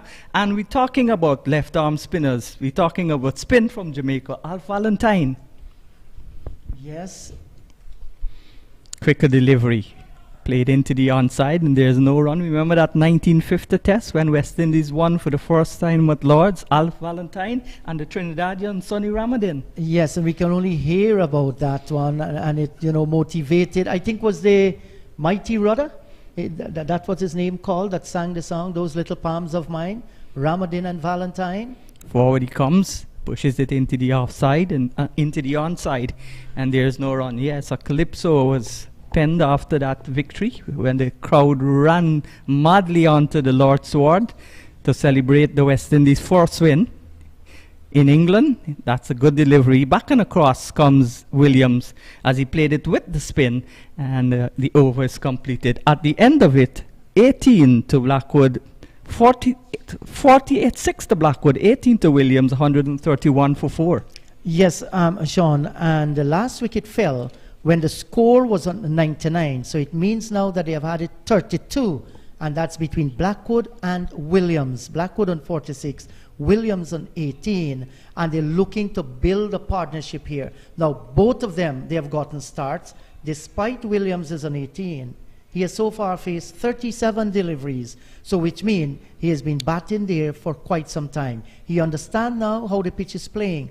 You do not want to let it go from here on. Well, from a Jamaica perspective, they would want to keep the partnerships going. There was a 4th wicket partnership with 30 between Blackwood and Palmer, and then Palmer got dismissed at 99 for 4. So now this partnership is progressing into that vicinity. They want it to be continued. They don't want the batsmen to be out in the 30s and the 40s in terms of the partnership.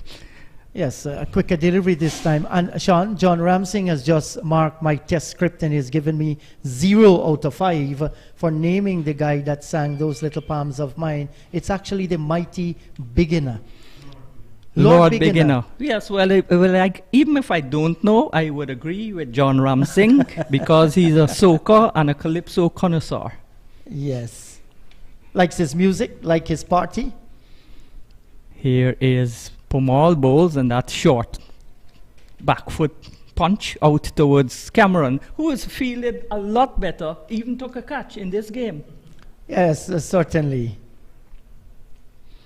Pomal, bright sunshine now, bowling from the southern end, and bowls, and that's a injudicious shot. Maybe didn't get to the pitch, and looked to drive a lot straighter than it ended up towards backward square off the inner half of the bat. And that's a moral victory there for Virasamy Pomal. Blackwood is on 46. He's back in strike. Williams is on 18, 131 for 4. Williams in strike, in fact. Yes, there's left-handed. So good rotation in the strike between these two. And that's hallmark of good batting. Pomal passes the umpire Tuckett and bowls, and forward comes the left-handed Williams and plays it back towards the bowler. Ideal conditions here at the Diego Martin Sports Complex here in Diego Martin, the tongue of Diego Martin. That's the last delivery bowled, and the umpires call on the water boys. So at the end of the over, it's 132 for 4 with Blackwood on 44, Williams on 18, Pomal just completing his 10th over, none for 14, very tight. Yes, very tight indeed. So before the lunch session, Scorpions, they won the toss and they decided to bat. Lug was caught by Moti of Cameron for 5, 17 for 1. John Campbell, LBW Sinclair 37, 6-9 for the loss of 2. The very next delivery, Orain Williams was LBW to Sinclair. He didn't score, 6-9 for the loss of 3. At lunch, 90 for the loss of 3. Blackwood was in on 31, Palmer on 12. And after lunch, Palmer was caught by Cameron looking for a big drive. The lead in it found and taken down at backward point of Moti for 18, 99 for 4. Since then, these two would have come together. Sinclair, 2 for 46 from 11. Moti, 1 for 10 from 5. Cameron, 1 for 34 from 6 overs. Versami Pamal, none for 14 from 10. And this partnership has gone 1 run more than the previous partnership with Palmer and Blackwood. They had 30. So the partnership continues to build. But Guyana would be pleased to some extent that the partnership are not getting 50 and beyond. Yes, and I think both teams, more so Guyana Harpy Eagles, will feel that their bowlers having picked up 4 wickets to this time of the game, that they have done well. 132 scored by the Scorpions. They have runs on the board. But having said that, only Blackwood has gone on with batsmen who have gotten start. John Campbell, I thought, give it away, looking for a big sweep shot. He had a start going for 37. And these two now, both of them have starts, and they're looking to accelerate the scoring. It's a small ground, so you need a reasonable good total to defend here. And the last thing the Scorpions will want is to be bowled out on the opening day. That's the reason why preservation of the wicket and keeping the scoreboard ticking is of vital importance. Yes, to all my friends in Jamaica, actually the oldest independent country of the English-speaking countries in the Caribbean, and they were gained independence on August the 6th, 1962. Of course, tomorrow is Guyana's 56th independence. Tomorrow, the 36th, the 26th of May. So Trinidad and Tobago, the second oldest. Of course, Barbados celebrating their independence, the 56th independence also in, I think, November this year. So the Caribbean countries going strong. Recently, the honorary Prime Minister of Trinidad and Tobago, Mr. Rowley, he visited Guyana with a delegation mostly from all of the CARICOM countries, including Suriname. So bright sunny conditions continuing to prevail here. Blackwood on 47, Williams the left hand on 18, 132 for 4, and this could be a crucial session for the Guyanese team, the Guyana Harpy Eagles. Remember, the Harpy Eagles come from the Amazon jungle, which forms a very big part of the Guyana hinterland. Letem has a cricket ground, has a cricket pitch, but it's not like an international standard or a first-class standard, but it's a reasonably good cricket ground in Letem. That's border town of Brazil, Bovesta. Here is Pomal on his way, bowls, and the cricket delivery brings Blackwood, who's changed his helmet now to a green Jamaica cap, much similar like what Posad is wearing at the forward short leg position. Posad have on the helmet like what Blackwood was wearing. Blackwood.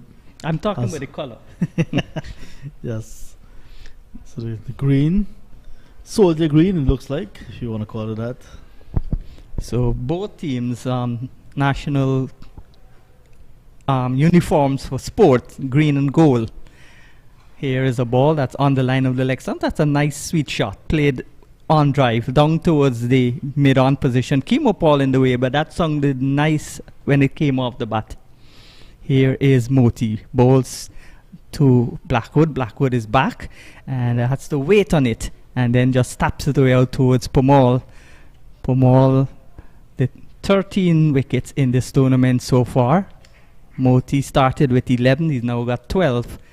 And Kimo Paul started with 11. Those are the top Guyana bowlers. This is a ball that's slapped away out towards cover. Sliding stave there by Chanda Paul.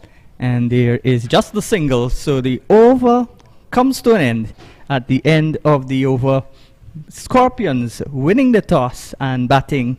And they are now posted 133 for the loss of 4. So there's a partnership building here for 34 runs so far. So they got together with a score of 99 for 4 at the fall of Paul Palmer. So this is Operation Rebuild now for Williams and Blackwood. Blackwood is on the verge of a second half century at this level this season. He had 6-1 in an earlier round match. And Williams in his best knock of the season so far. This is just his third game. They did not play the last match. So they both have starts and there's a nice little partnership. So they want to continue. Pamal looking for more success for the Harpy Eagles. Blackwood in strike. Pamal bowls to the right-hander. And he pushes it into the offside. And there's no run back towards the bowler. 30-year-old with 46 test matches on his belt. Blackwood. Solitary slip going down. A forward short leg in place, and he turns that into the onside. Will this be his 48th first class 50? He comes back for 2, and the umpire, what will he signal? He doesn't signal anything, so that came off the bat. So Jermaine Blackwood has gotten his 50, his 48th first class half century. Well played, Jermaine Blackwood. Yes, and the announcement coming on the PA system as well. And there's a ball that was turned into the onside, well wide of the field at that forward short leg position in Akshaya Prasad. And two easy runs taken. So 2 runs to Blackwood. Well played, 50. He had to go through some difficult times. He got some boundaries as well. So nice workman-like half century to the right-handed Jamaican. Yes, but his conversion rate, like most of the other West Indians, is very low. He's got 48 50s now, and only 7 has been converted into hundreds. He's played 100, and this is his 124th first-class game. Like most of the players, that conversion rate, because many lose concentration after getting to that half century. Pamal in bowls, and that's played away. Lovely shot. That's what timed to perfection through the gap, and that's gone hustling away to the boundary at square cover for 4. Lovely shot there. He celebrates his half century with the boundaries, and now on to 54. 18 to Williams, 134 for 4. Yeah, looks very good indeed. There's a little bit of width outside the off stump there, and he will take that. He's now set, well set on 54, so will not miss out.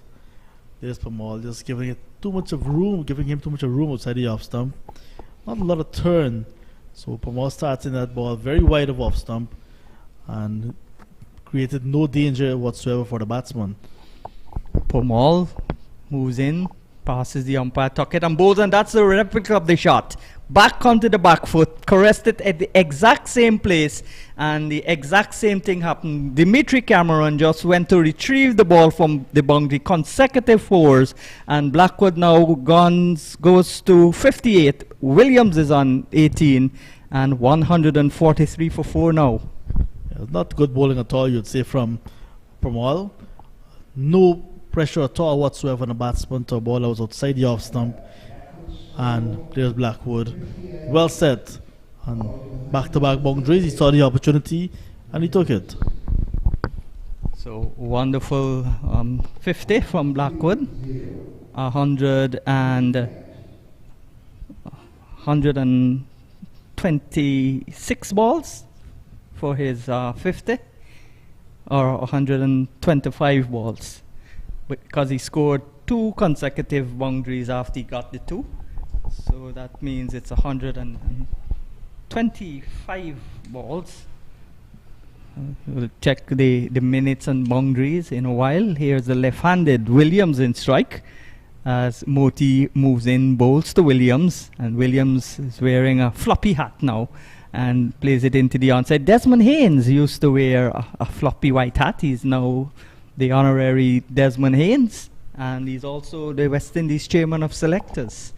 I saw him in the Queen's Park Oval, himself and Jimmy Adams, the Jamaican. This is on the line of the leg stump. No shot play there by Williams, so they can't run, even if they feel that thrown the ball towards the middle of the pitch. They couldn't have run overthrows because no shot was played. Another Maxi goes by, and this is a ball that's back of a length from Moti, a little bit of turn, and he played it in front of him, Williams. There's no run, so lovely conditions continue to prevail here. Of course, there's floodlights on this venue, but I don't think they'll be needed in this game. Forward comes Williams, again stabbing defensive shot. There's a forward short leg, and there's a short mid-wicket catch in, there's a normal mid-wicket, there's a backward square just inside where the 30-yard circle will be in a one-day game. There's a long on, and there's a deep mid-wicket on the onside as Moti comes in and bowls, and defensive shot again. On the offside, there's a solitary slip, there's a man at the cover position, and there's a mid-off, so the line of attack seems to be on the onside.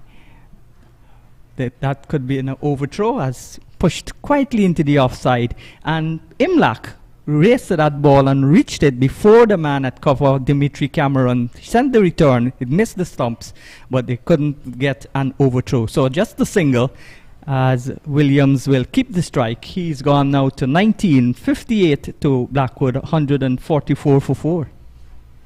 There was no need for that quick single of the last delivery of that over, but they saw the opportunity.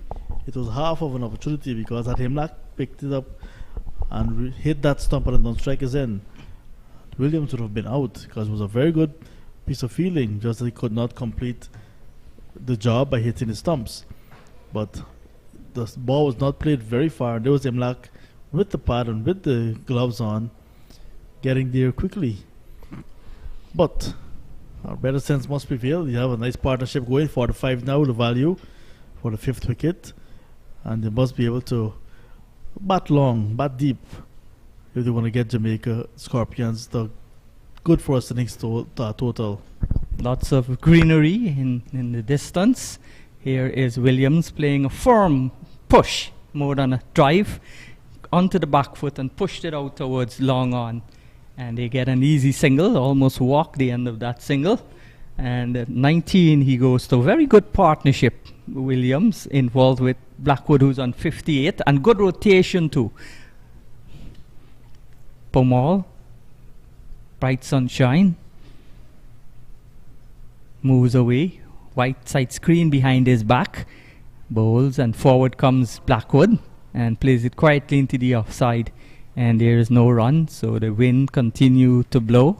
The Trinidad and Tobago flag, the Guyana flag, and the Scorpions cricket team flag, franchise flag, fluttering away. Again, Pomal doesn't stop it, but this time a mid-on is in place, and it's picked up at the mid-on position, and there is no run. So solitary slip and the forward short leg remain the two close catches, one on the off, one on the on. Forward comes Blackwood and steers it out towards the square cover position. Vishal Singh in the way, and there is no run. So lovely greenery, mountainous terrain, and of course the Raja Towers in the distance. Lovely setting here in the tongue of Diego Martin, one of several tongues here in Trinidad and Tobago. Of course, the San Fernando, probably the first city in Trinidad. They've got two cities, the city of San Fernando and of course the city of Port of Spain. Here is a ball that's pitched up and driven out towards the onside. A good tight testing over from Pomal. At the end of it, their run rate remains on 3.09. Pomal has bowled 12 overs now, none for 25. Blackwood is on 58. Williams on 20. It's 155 for 4. Scorpions winning the toss and choosing to bat. Nice steady over from Pomal. He had Blackwood tight in defense, pushing around for the single, could not score, and eventually got just a single. Blackwood will battle. In fact, the single was not taken, so it was a maiden over from Pamal. So 150, 145, getting close to 150. Moti's in and bowls, and that's on the line of the middle and leg stump, turning in towards the left-hander, and he plays it into the onside. Moti seems to be concentrating on turning the ball from the off to the on. That's the job of a left-arm spinner, but he's not teasing the batsman to bowl him through the gate, to make him cover drive. He's got most of the fielders on the onside, and he's bowling a little bit straight. Yeah, that has been Moti's level and plan of attack since the last round we were watching at him. And he got a few wickets, but he can get more if he just slows it a little bit, allow the ball to bounce and turn more rather than trying to bowl too flat and straight. Salisbury slip goes in, and forward comes Williams. That one spun, and it got the inner half of the bat past the left of the forward short leg. That's Prasad, and out to Pamal, and there's no run. So he seems to want the batsman to try to hit him into the onside. And this one again is on the line of the middle and leg stump. Forward he comes, plays it out towards the short mid-wicket position, and there's no run. So Scorpions winning the toss and electing to bat. A lovely batting pitch, which, as Indrajit said, is got the something in it for the bowlers also. This one is pulled away, short, pulled down there by Moti, and can't beat Pamal at the short backward square. Too flat and too short again. The trajectory that Moti bowls is too flat. This one is like medium pace, fired into the off stump, and Williams essaying a big booming drive over the road, but he just played it defensively. And this is the end of the over. 58 to Blackwood, 20 to Williams, 145 for 4. Another maiden sent down, this time blocked out by Williams, who's surviving. He's on 20. And just to remind you, Sean Diego Martin Town in the northern range is once filled with a number of small valleys, but it's now densely populated area. It was named after Spanish explorer Don Diego Martin, and it consists of a cluster of communities including Congo Village, Diamond Vale, Green Hill, Patna Village, Petit Valley, Blue Range, and a few others, West Mooring, Bagatelle. And it says here that Petit Valley extends from 4 roads all the way through the hills of the northern range, crossing into Maraval. Right? And it says the Petit Valley is the birthplace of West Indian cricketer, the great Sir Larry Nicholas Constantine. Yes, Sir Larry Nicholas Constantine. He and his son played the first-class match together as a West Indian son-father combination. Here is Pamal, starts another over from the northern end of the ground, bowls to Blackwood, Blackwood defending, and then there came Tej Narayan Chandrapal and Shiv Narayan Chandrapal, and they played as a father-son combination in the same island of Trinidad. They played at the Queen's Park Oval. So only twice has that happened in the history of West Indies first-class cricket. Here's a ball that's on the line of the middle stump and played into the onside. And of course, only once in the history of cricket in general has 3 generations played Test cricket. The Headleys, father, son and grandson, the latter playing for England. Pamal bowls and again pushed back towards the bowler. Umpire Tuckett and umpire Butler, both West Indies players. Tuckett barely just played one day international, had 2 for 42 in that game. And umpire Tuckett, the younger of the two, says he's still playing over 40 cricket. This is a ball that brings Blackwood forward as Pamal flights it on the line of the off stump. Bat and pad close together, plays it back towards the bowler. The sun continues to stream down here at the Diego Martin sward, Good delivery, a little bit of spin, but it wasn't close enough to challenge the batsman to play or challenge the off stump, and left alone by Blackwood. The over comes to an end. Tight stuff continuing. 13 overs, none for 25, another maiden. 58 to Blackwood, 20 to Williams. It's 145 for 4. Yeah, 3 consecutive maidens sent down. So Pamal and Moti drying up the runs since Blackwood got to 50 and celebrated with those 2 boundaries. We haven't had a run scored since. So 145 now out of 49 overs, 4 wickets down. Partnership still on 46 between Blackwood and Williams. So it's tough going in the middle. Well, Moti continues bowling in tandem with his Albion teammate, the more illustrious Sami Pamal. If you've just joined us, Guyana happy because they lost the toss, and in the blink of an eye, the Jamaican Scorpions decided to bat. This is a lovely track. Again, quicker delivery, and again played out towards the long on position. So easy singles in the offering, and they're always being accepted by this pair. Williams gives back the strike to Blackwood. He moves to 21 with that single. Blackwood is on 58, and the partnership progressing quite nicely. 146 for 4. Well, they lost Log. He was the first to go, caught by Moti, looking to play a big shot at Cameron, the fast bowler. He went for 5 outside edge fung. It ballooned out towards the deep backward point position. Moti took a good catch running back, and the total was 17 for 1. Here is a ball that's on the line of the off stump by Moti, pushed into the offside by Blackwood, and there's no run. And then there was a good partnership that took the score to 62 for 2 in the 20th over. Then John Campbell was leg before off the bowling of Sinclair for 37, 58 balls, 7 fours. And we saw a double back flick in celebration of Campbell's demise. And next delivery was one that was leg before again, pushed back Orin Williams. He went for a first ball duck, and Sinclair was on a hat trick. All of a sudden, from 62 for 1, it was 62 for 3, and then Palmer the last to go. Here is a ball that's on the line of the Arsong.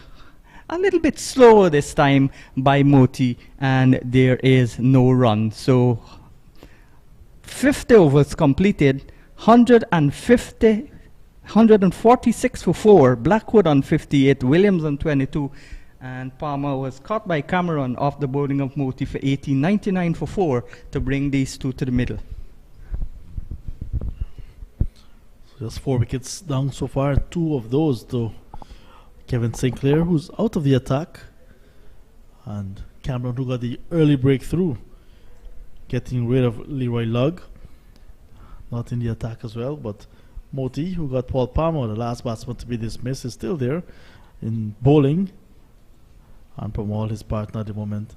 So they're looking for more success, but this is a good battle of attrition in the middle, with Williams and Blackwood putting their heads down and really grinding it home. Williams is back and plays a little punch out to the offside with a vertical bat, and finds Chandrapal in the weight cover, and there's no run. So this is the 4th round of this tournament, playing for the George Headley, the man we was talking about from Jamaica, and Everton Weeks from Barbados. They combined to give the trophy its name, the Headley Weeks Trophy. In fact, our Everton Weeks made 5 consecutive centuries in Test cricket, which is still a record, and on the 6th appearance at the crease, this is a lovely shot, but straight towards Chandrapal at cover, and there is no run. On the 6th appearance at the wicket, he got 96 and was, I think, run out. Everton Weeks, Everton the costly Weeks. Here is Pamal bowls, and that's a ball that pushes Williams onto the back foot, and again there is no run.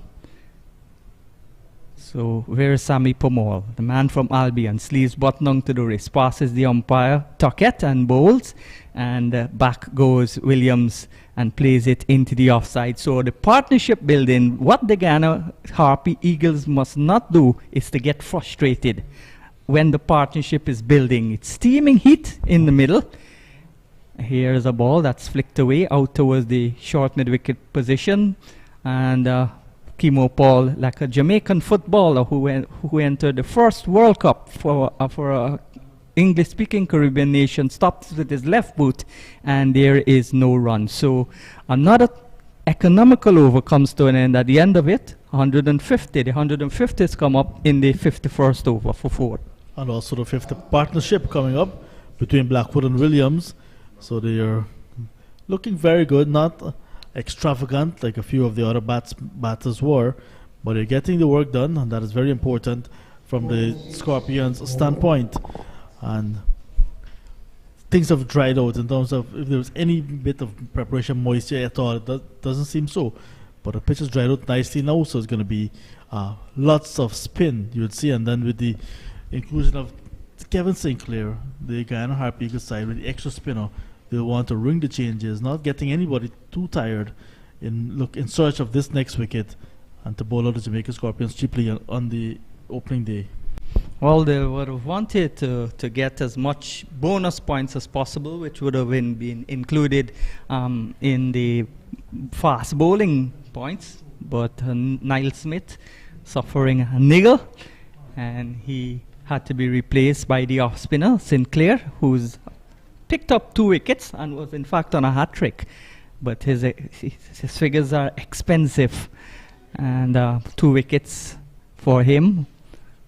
1 to Moti, 1 to Cameron in his second match.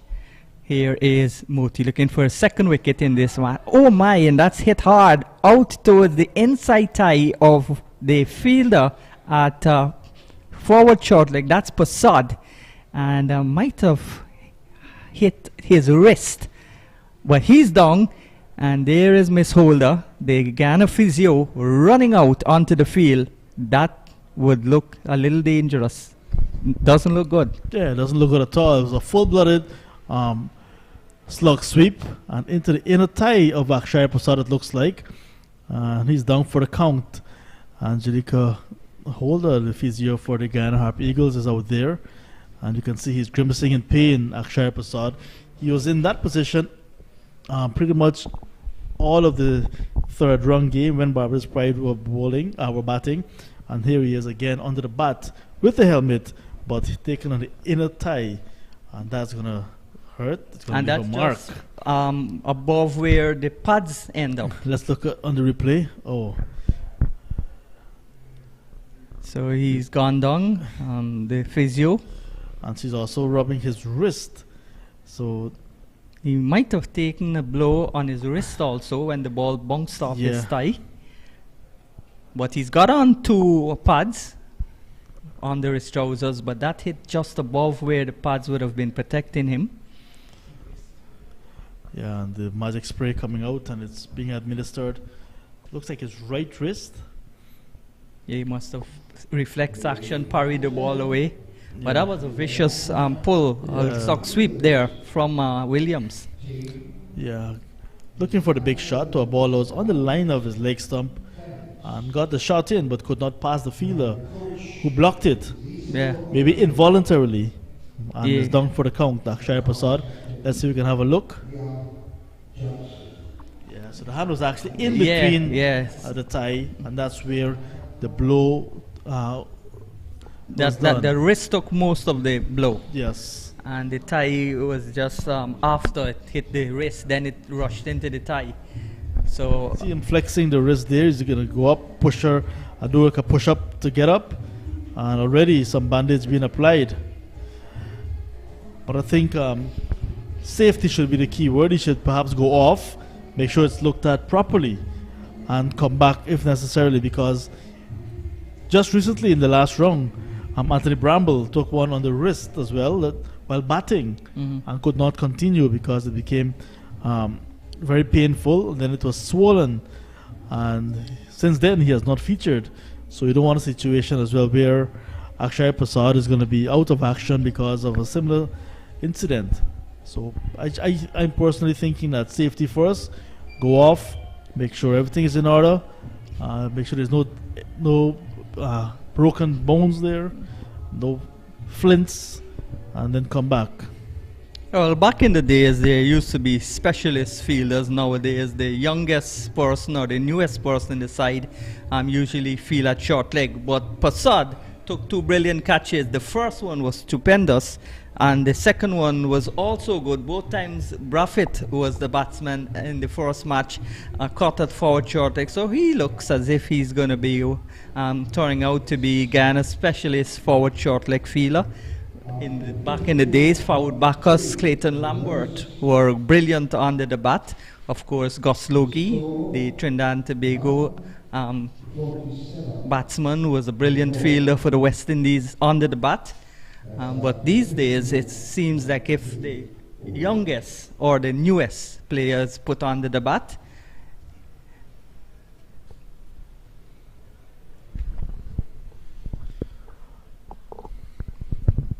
he's still under the bat. Brave young man. So he's protected by a helmet and wicket keeping pads under his pants. He goes down, and this is a ball that's pitched up. A long over from Moti, interrupted by the injury to Passad. So he's bowled 4 deliveries already. And he comes in to bowl his 5th ball, passes the umpire Butler and bowls, and there is no run.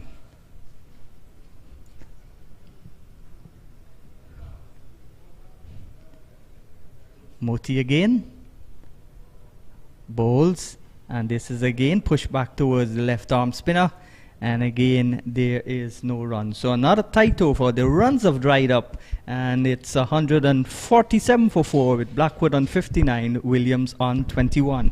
Yeah, and there we see that ball was played in the onside, the penultimate ball of the over, and Akshay Prasad was already taking evasive action, so he's traumatized more than physically hurt, because the ball was had not even left the bat properly, and it was actually up and turning his body. So better sense should prevail. Maybe another fielder. Look, he's bending his head here now, you can see, and obviously still in pain, but wants to continue for his franchise. But I still think he should go off, maybe look at it up to tee and then come back. So Pomal in the middle of a good spell, 10 overs so far, 1 for 14. No, Pomal, that's Moti's figures. Pomal has not yet taken a wicket. He's got 13 wickets so far in the tournament. He's like in the last 6 or 7 seasons, he's been Guyana's leading wicket taker in the regional first class tournament. Here he is, bowls. That's outside the line of the up. A little bit of turn, but not close enough to get the batsman to play at it. And there is no run. So there's a solitary slip, a backward point, a cover, an extra cover, and the mid-off. That's the offside field as Pomal comes in. Bowles brings the right-handed Blackwood forward. And Prasad, who just took a blow to his wrist, or is just above his wrist, fields at forward short leg. He's at forward short leg. There's a deep backward square, a mid-wicket, and a mid-on the onside, back towards Pomal. And the umpire signals 2 deliveries left. Those umpires communicate with each other after the 4th ball or the 5th ball. Here's a ball that's turned into the onside, easily turned. And so Himraj has to come all the way off the deep backward square leg boundary to do the fielding. And the batsman jock trot the single. So Blackwood goes now to 60. Brings the left-handed Williams, who's on 21, into strike, and it's 144-48 for the loss of 4 wickets. The partnership building.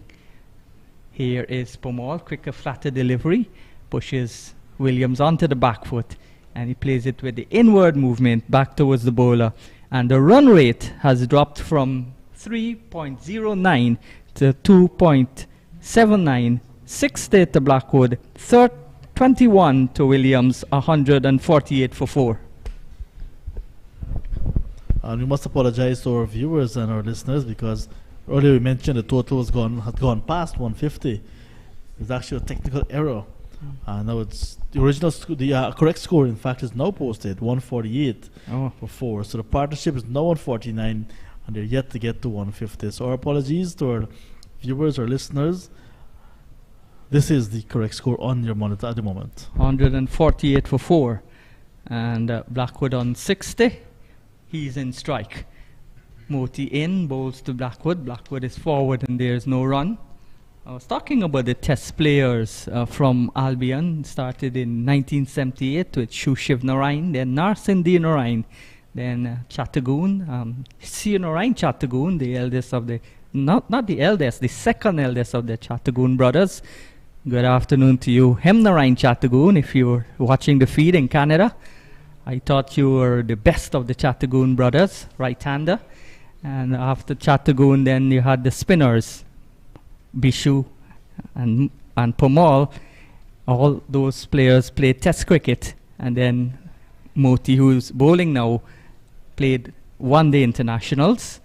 So there are 6 West Indies international players from Albion, but 5 of them played test cricket, and Moti looking to join them.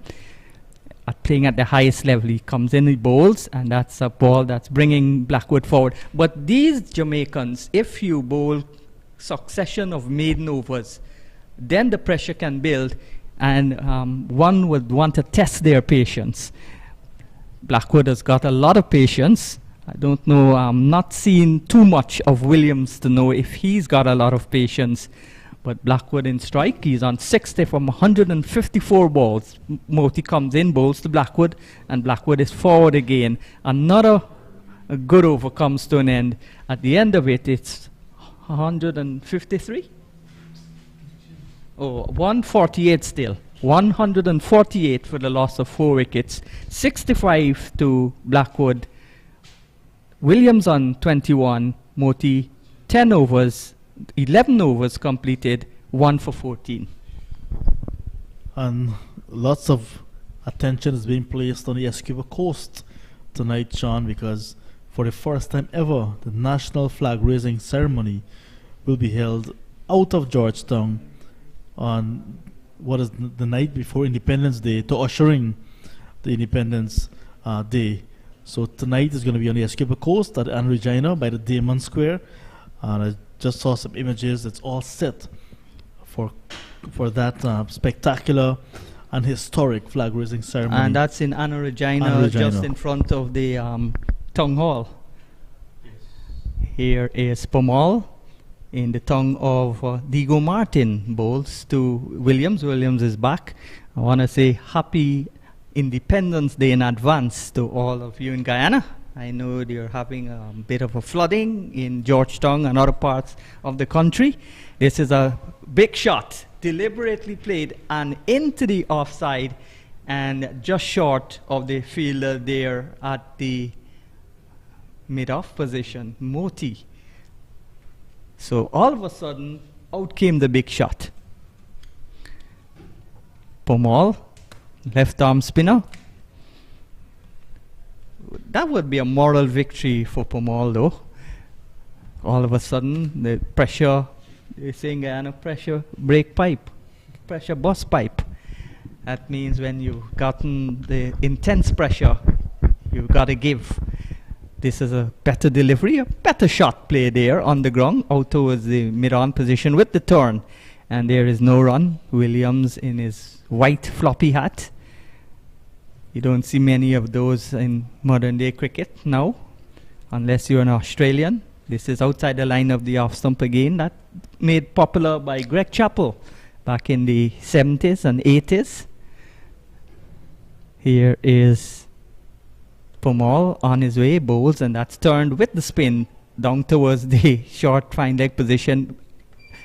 Blackwood was getting excited, looking for the single, and had to put the brakes on, go into reverse gear. And all is well that ends well from a Jamaica perspective. The Guyana Harpigas were looking a little excited when Blackwood was charging down the track. This is a ball that spins sharply back in towards the left handler, and he plays it with that inward spin out towards the bowler, and there is no run. So another economical over is sent down, 148 still. So the 50 partnership not yet there. The 150 not yet there. Blackwood on 60, Williams on 22, and a strong breeze blowing across the ground as we see the evidence of the flags being stretched out. Yeah, the wind has picked up this afternoon, and the players, of course, will be welcoming the wind across the outfield, cooling things down a little bit. It's been extremely hot. We had 2 days of some drizzles, I would say, not a lot of rain, had some heavy showers, but nothing really to shout about in and around Port of Spain area where I'm staying. But you can see it's been extremely dry because the rain did nothing to this ground. I'm not sure if it was here at Diego Martin, but it's a very dry and hot day again for cricket. Well, I heard from the curator, who in fact said he was part of the Terraformer crew that went to Guyana to build a ground at the Providence Stadium. He spent 2 years in Guyana, and he traveled back and forth to Guyana during that period of time. He also wanted to live in Guyana, but he said the salary wasn't as what he was getting here. So he returned to Trinidad and Tobago. So good for you. He's here preparing this pitch. And he said there was a couple of showers yesterday and the day before. Monday, I was in Port of Spain and there was lots of rain. That's during the morning hours. This is slapped off the back foot as Moti bowls short and Blackwood gets another single. So the 50 partnership coming up from 145 balls, 149 for 4. Blackwood goes to 61. Williams on 21. Yeah, they got together after Paul Palmer was caught of the bowling of Moti for 18 at 4 for 99.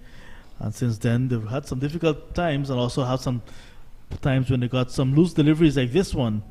And they managed to score. They were mixing solid defense with good aggression as well. So 50 coming up, 50 partnership. So congratulations to Blackwood and Williams. But they're still there. Another 150 is being posted as well. So a couple of milestones coming up with this over. Yes, and of course the people, they're coming to this ground, not in their large numbers, but a lot more than we saw at the Queen's Park Oval.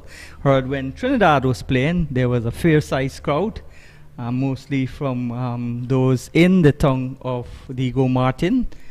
School has been over for the day, and school in Trinidad closes for the day at 2:30, right? Yeah, 2:30. Secondary The schools. secondary school in Guyana, it's 3 o'clock. And the primary school goes until 3 p.m. in Trinidad and Tobago. Yes, well, that would be the other side in Guyana. Primary school closes at 2:30, and the secondary school closes at 3 for the day. So we see the youngsters coming across the road there, and there's the end of the over. So it's 51 for 4. Blackwood is on 61. Williams on 23. The partnership growing. It's now 52. And Moti has completed his 12th over, 1 for 17. But both spinners are bowling economical spells, but there's lack the penetration. Right. And this 52-run partnership equals the 52-run partnership between Blackwood and Campbell for the second wicket. And so once again, Blackwood featuring in another partnership, perhaps reminding us what happened at the Queen's Park Oval when Taser and Chandler Paul opened the batting and batted with partners right through and got useful contributions. And eventually Guyana, Harpigas got 490 for 7. Yes, he shared in 6 half-century partnerships. One eventually with Moti turning out to be a big 100. But the batting concern is still there for Guyana, because although Chandrapal was the only top order batsman to get a big score, even though Imlak got 53, he didn't go on. And they took Moti batting at number 7 or number 8 to get 100. That's still the problem with the Guyana top order. They need to get scores. So there's a fight. There are lots of those in Trinidad at the schools, I heard. As you can see on the camera there, just a gathering of school children and a little bit of exchange of blows on the outside. So It's all happening at this venue. Blows on the inside, blows on the outside. And there they continue because there's a car that passed and broke up the fight. And as soon as the car disappeared, The fight resumed. it's round two. Yeah. A good afternoon to Visham Ramsewak, works at the Ministry of Education. So he wouldn't be too pleased with that. Yeah, so the white shot on the camera showing the school children gathered. It's usually a big occasion, you know. These fights do not start on the road. They start at school. And they say, wait till school over. Exactly. So that's what I'll happened. catch you. And the rest of the class will hear that Sean is going to fight Carwin and what's not. And they'll gather to ensure that the video it these days, back in those days, they just there to want to see who's going to win. And most get their cameras on the phone. So they're videoing it, and some of them post it to Facebook. Looks as if it's going to continue. Those maxis there at the far end had to stop because the children are on the road. And it's not usually pretty, not at all. Over completed, 57 overs gone. Blackwood on 62, Alvin Williams on 23, 152 for 4. And just to give you an update on what's happening at the Brian Lara Cricket Academy, the Trinidad and Tobago Red Force continues to bat 131 for 7 now. 131 for 7. Joshua De Silva's on 23. And Brian Charles just got into the crease. He's yet to get off the mark. Bowling at the moment, Akeem Jordan 1 for 17. So 7 wickets down in that contest. Just 132 on the board there, Sean. And if Guyana was looking to Trinidad and Tobago for any help, they're not getting any. They've got to do it on their own. But with the handicap of Niall Smith being out, means that you can't get as much fast bowling points as you would have, even though Dimitri Cameron and Kimo Paul are in the side. Dimitri Cameron, very inexperienced, and Paul can't bowl all day. So there are two travelling reserves. Anthony Adams, left-arm spinner, and Ransford Beaton, right-arm fast-medium bowler. We might well see Beaton coming into the last game. So I'm about to ask you, if the management recognized that fast bowler Niall Smith is injured, they could have replaced him in the 13. Yes. And Beaton, who has experience, could have played this game because you need fast bowling points. And Beaton bowled with a lot of pace in the lead up to this tournament. Correct, and that's why he was selected again. But he's just a cover. He's not in the original 13. But since injury, both Bramble and Niall Smith are out with injuries. Lovely shot, squared the wicket, and that's gone racing down to the square cover boundary just behind point, and that's gone for 4. And Dimitri Cameron, like he's done so many times today, just escorting the ball to the boundary, going to retrieve it. So Williams with that boundary goes now to 27. 62 is Blackwood, and 156 for 4. Yes, nice shot. Room outside the off stump again. Start of a new spell from Sinclair. So releasing the pressure. Yeah, despite picking up a few of the wickets, 2 early wickets, releasing the pressure because they were stuck on 148 for a long time, the Scorpions. And this is a ball, quick and flat, back of a length. And we just give you the figures of Sinclair. He's taken 2 wickets, as you said, very expensive indeed. Pomal and Moti, who's bowled 13 overs, 1 for 21, have been very, very stingy. Here is Sinclair, the off spinner from the county of Berbice. He's bowled now 2 for 46 from 11 overs, 1 for 34 for Cameron, and Moti, the other wicket taker, taking 1. Here is Sinclair on his way, bowls. That's bubbling back towards the bowler. Defensive shot played by Williams, and there is no run. So in bright sunshine, with fracas now ending on the corner of the street by the school children. It's good to see it's ended. Lovely shot again, 2 full, 2 wide, and slapped away out towards the square cover boundary. So consecutive boundaries in the over, And that brings an expensive over to an end. 8 runs coming off from the over. Just when the shackles were being tightened, the shackles broken by 2 lovely square drives for 4s. 160 now for 4. Yeah, so it's all happening here. There's a blows on the outside of the field, blows on the inside. So loose deliveries, just a start of a new spell. So gentle looseners, but that's not what you want. You want to come and land in good areas, because the batsmen are settled and they're looking to pounce at anything loose. The partnership way past past 50 already. It's now 61 for this, the 5th wicket, and they're looking very good. Not trying to be too over extravagant. Just trying to hit the ball in the good areas and pick up the 1s and 2s, and when the bad ball presents itself, get the boundary. Well, so as that's the why Sinclair needs to land in good areas to continue to build the pressure.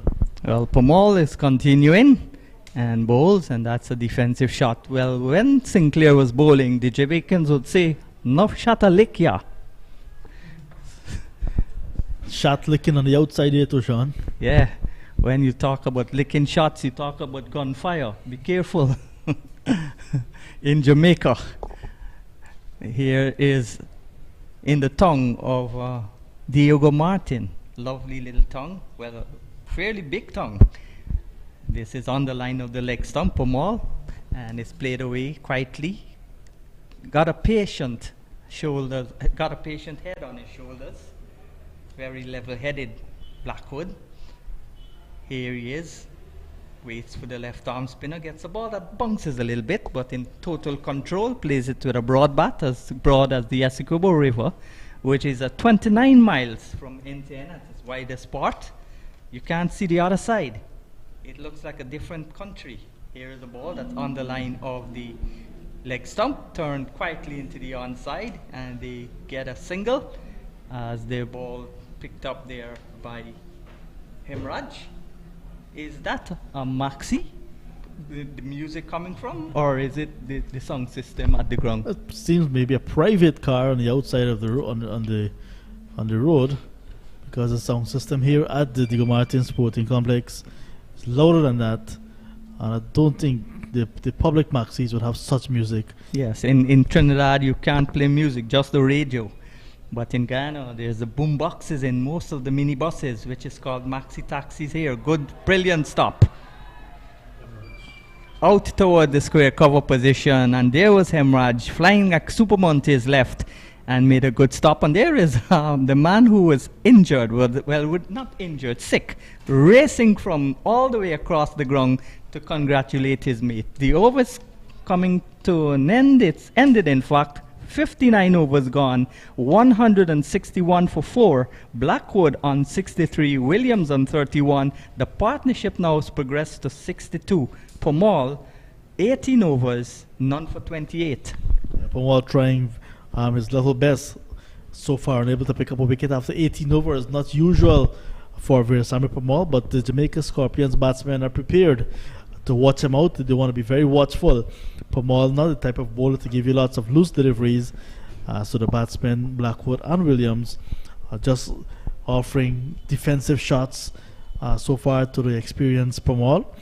So they're trying to score the other end. So still a very good scoring rate, 161 after almost 60 overs. Yes. So for the first breakthrough. time, They're looking for the breakthrough. Yeah, for the first time, the right-handed Blackwood will be facing to the off-spinner, who surprisingly goes around the wicket to bowl to the right-hander, and this one is turned into the onside. A little bit of bunks, but he kept it down well away from the forward short leg. That's the specialist position now for Prasad. Seems to like feeling there and is good at it, and might well see if his first-class career prolongs to any length of time. He will be the specialist forward short leg fielder for the Guyana team. There's a ball that's played out into the offside, maybe looking to hit it into the onside. It came onto him a slightly quicker, and it hit maybe the leading edge as it went back towards the bowler, in fact back past the bowler. Partnership 62 from 168 balls, so well set.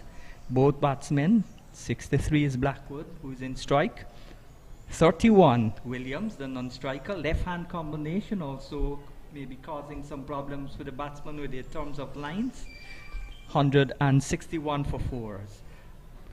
Sinclair comes from round the wicket. He's changed his line of attack. He's decided now to block the onside field, bowl into the pads, and allow the batsman to just flick the ball to the backward square. If he hits it early, then Prasad could come into play. He's also got protection on deep mid-wicket boundary, on the long on boundary, and a man at the shortish mid-wicket. Here is Blackwood, forward. Slow delivery. That's how Sinclair should bowl. Most of his deliveries is stock ball and then fire in the quick one, not the other way around. Here is Sinclair, the off-spinner from Rose Hall Town, bowls, and that's again outside the line of left. So might have clipped the pad, as Imlak, who is improving as a keeper, does well to stop that ball down the leg side. Jamaicans would very well know that Jeffrey Dujon in the 1983, I think, series to Australia didn't start as the front line keeper, and this is short and pulled away. That's almost a long hop by Sinclair. Pulled down and pulled away down towards the boundary, just where the Guyanese cameraman, Brandon Corlett, is stationed. He's looking out to taking the pictures, not of the batsmen hitting fours, but maybe of Sinclair getting a wicket. At the end of the over, it's 165 for 4, 60 overs gone. Partnership 66 now, Blackwood on 67, Williams on 31. Another bad over coming to an end from Sinclair. No pressure at all on the batters, and whatever pressure was created when Moti and Pramod were bowling in tandem being released by Sinclair. So he was brought back to continue with the pressure and to get the breakthrough, but he has leaked runs so far, and Blackwood taking a liking to him. He's on to 67, Williams on 31, 165 for 4 after 60. We're getting close to tea. Another 3 minutes or so will be tea, and this is perhaps a last opportunity for the Guyana Harp Eagles to pick up a wicket after tea. They went to lunch, Jamaica Scorpions, on 90 for 3. So after lunch, they've lost 1 wicket. Paul Palmer, who went to lunch at 12, he's dismissed for 18 just after lunch. Since then, no other wicket for the Harp Eagles. Pamal in, bowls to Williams. Williams is patting it away out towards the deep mid-wicket, and the fielder, Dimitri Cameron, has to go to his right to do the fielding, and an easy 2 for the batsmen. The total going up now to 167 for 4, with Williams going up to 33. And some news coming out of Guyana, and because of the rain, and as we celebrate 56 years of independence tomorrow, that big match that was scheduled between Everest and Albion, the report says Dave, Western Imports Challenge Trophy between Albion and Everest has been postponed until further notice. Really, they're looking to have Saturday as a date as cover, but postponed until further notice. Yes, until we return, says Inderjeet. So my heart goes out to all the Guyanese in Guyana who suffer in floods. Also my mom in West Rumwell, she says her downstairs is like ankle high with water, but the yard is drained off as soon as the rain stops. But it's the house that is flooded. She said also on Monday, most of the Regent Street area was underwater. So I was telling you about Dujon. He started as a batsman, and then when David Murray got injured, he took the gloves and never looked back. He's the leading wicket keeper with dismissals in terms of catches and stumping. Ball that's played into the onside. So Imlak would want to follow him, because he's made the team as a batsman. He's got a 50 in his first match he played in this season, and he's doing a fairly good job. Behind the stumps, forward comes Williams and plays it into the offside, back towards the bowler, and Pamal tosses the ball towards the umpire, tuck it, and the fielders walk away, because that's tea on day 1 of the 4th round match, the penultimate match of this tournament. And at tea on the 4th day, the Jaguars, the Harpy Eagles have been in the field all day, and Scorpions winning the toss and batting. They have now 166 for 4, with Blackwood on 66, Williams on 33, and the partnership 67. So Jamaica Scorpions, 76 runs in the session, just 1 wicket down, 32 overs sent down by the Harpy Eagles. Blackwood is there on 66, looking very good, and with him Williams 33, his best score at the first class level to date. So that's a good partnership as well. 67 runs for the 5th wicket unbroken, and if you do all that and sum up the session, it means Jamaica Scorpions clearly winning that session. They will see 4 wickets down, and 66 the top score so far. Blackwood and Williams now 33 with him, 166 for 4 at tea. Yes, John Campbell was leg before to Sinclair. Lug was caught multi bowled Cameron 5. Blackwood is not out on 66. Orin Williams was leg before to Sinclair for not. Palmer was Scott Cameron bowled multi 18, and at 99 for 4 they were the last wicket to fall. And now these two, Alwyn Williams, he's on 33. As I said, Blackwood is on 66. And this is where we say goodbye for now until about 20 minutes or so. On behalf of the entire commentary team, this is Sean Dever saying goodbye for now.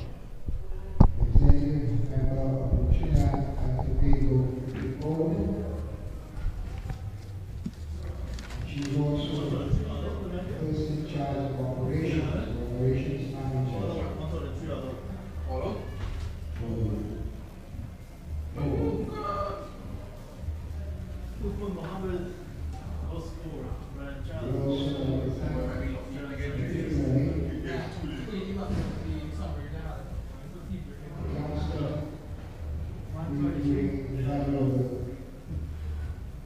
Giving valuable service. Again.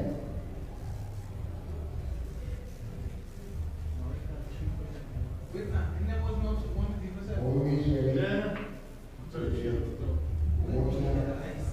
They call that 3 days.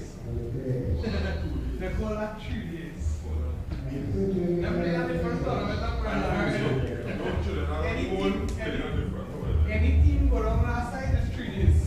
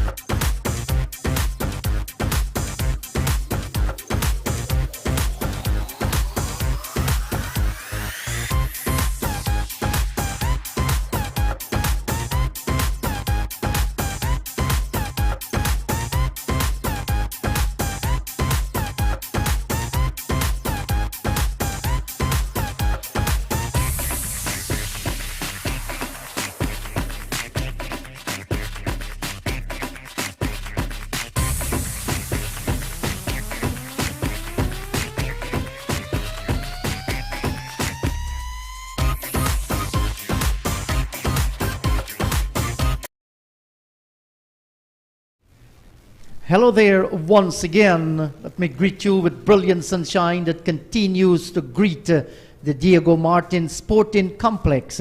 This is going to be the final session for day number 1, where the Guyana Harpy Eagles are tackling the Jamaican Scorpions. At T on day number 1, Scorpions, they're 166 for the loss of 4, with Blackwood on 66 having faced 176 deliveries so far, and Alwyn Williams on 33 facing 88. So far, an unbroken 6-7 run partnership for the 6th wicket that has served the Scorpion well. So Blackwood brought up his 50 of 126 balls with 7 fours, and then the 5th partnership came between these two of 145 deliveries, having gone to lunch on 90 for the loss of 3. So certainly this partnership has done yeoman services to the Jamaican Scorpions, and Kevin Sinclair will start the bowling from the southern end of the ground, and he'll be bowling to the right-handed Jermaine Blackwood. So here's the first ball. And Blackwood stretching long forward and defending, place it on the onside of the pitch. There is no run. Barbados Pride at Taruba wrapping up the Trinidad and Tobago first innings for a meager 133. This is tossed up and this is whipped away fine down towards the fine leg position. Tajanarain Chandapal is after it. Pulls it back just about now. Will send the return in. Good looking shot by Blackwood. So he moves on by 2. TNT Red Force 133. Their innings just lasted 54.2 overs. Imran Khan top scoring with 29. He's the skipper. Terence Hines 25 and Da Silva making 23. Those were the top scorers. As we watch Kevin Sinclair once again. There's a drive from Blackwood through the covers for 4. Well, you heard that sound coming off the willow. Not the sweetest of sounds, but he had the placement for 4. Good looking shot. And Blackwood continues to bat well. As I say, good afternoon once again to my colleague John Ramsing. John, Blackwood scoring a double and spanking one through the covers. Hi, good afternoon, Indrajit. Yes, Blackwood coming out with a good positive intent. And then he's taking a liking to Sinclair in the second session. So no doubt that he'd want to continue this battle that he has been winning so far. And once again, he's defending. Sinclair in that T session had 4 overs, none for 14. The lunch session, he had 2 for 44 from his 9 overs. So his captain has entrusted the ball in his hands, hoping his man can get to the breakthrough. Played away down towards mid-on in the lunch session when he picked up those 2 wickets, 2 very quick wickets, the wickets of Campbell and Williams. That was in the 20th over. Since then, he have not been able to make another breakthrough. And Blackwood very compact in defense. He ends his force over after the tea session as 172 for 4 Jamaica Scorpions. Blackwood has moved on to 72, Williams on 33.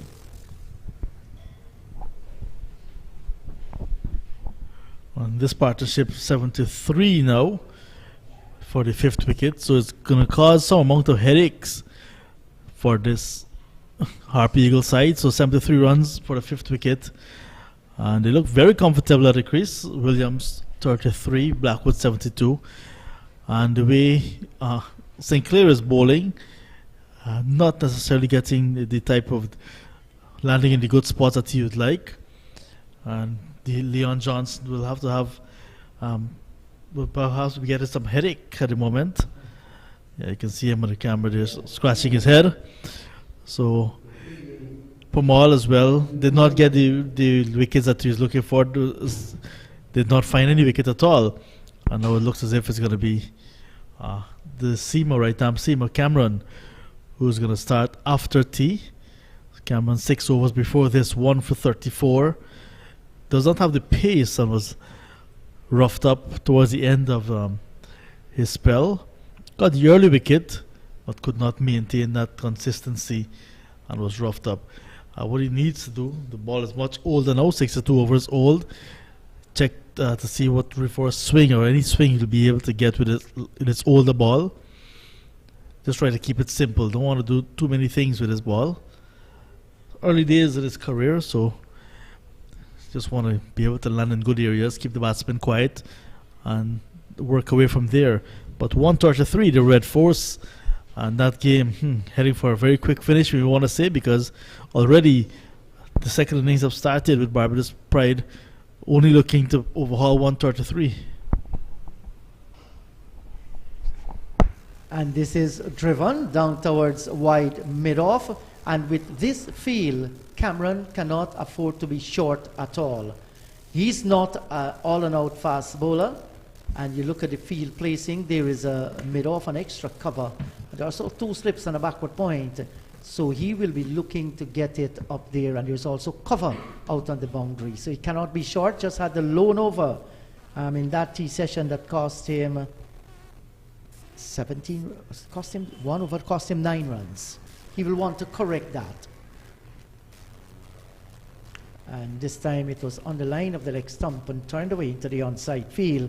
And John Barbados, like you said, 133. Warwican 3 for 21. Jordan, Simmons and Greaves picking up 2 wickets apiece. Jordan 2 for 17, Simmons 2 for 24, and Greaves 2 for 26. So lots of pace bowling bonus points there as well for Barbados Pride.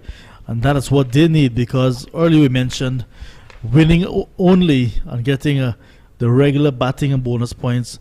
Batting and bowling bonus points will not work. Fast bowling points will be crucial. Of course, and Barbados with a huge advantage there against Trinidad and Tobago will continue to pile on the pressure on the other teams because they are getting bonus points. And when you look at that 123 and the 133 and the powerful Barbadian batting lineup, they might very well have some batting bonus points there. So Trinidad and Tobago, they have their work cut out, and that's not good. They've taken a beating at home so far, losing their first match off the back foot.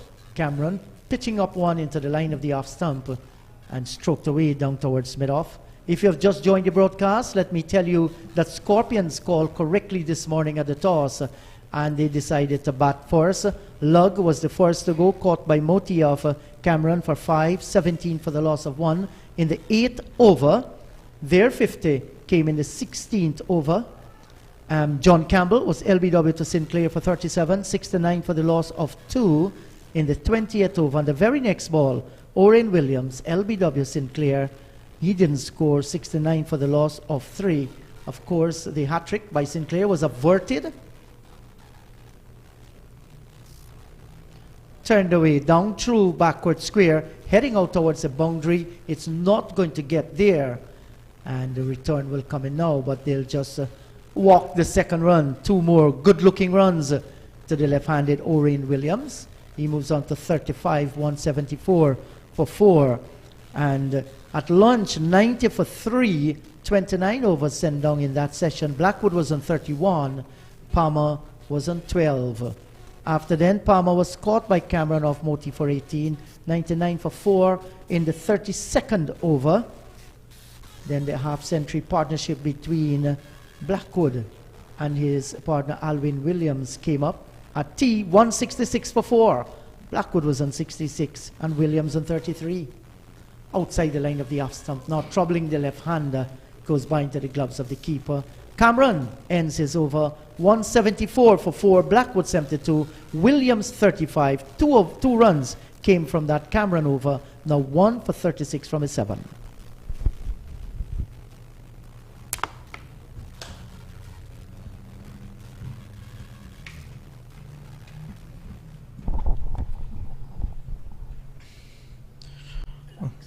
Some spectators coming into the Diego Martin Sporting Complex enjoying the afternoon session.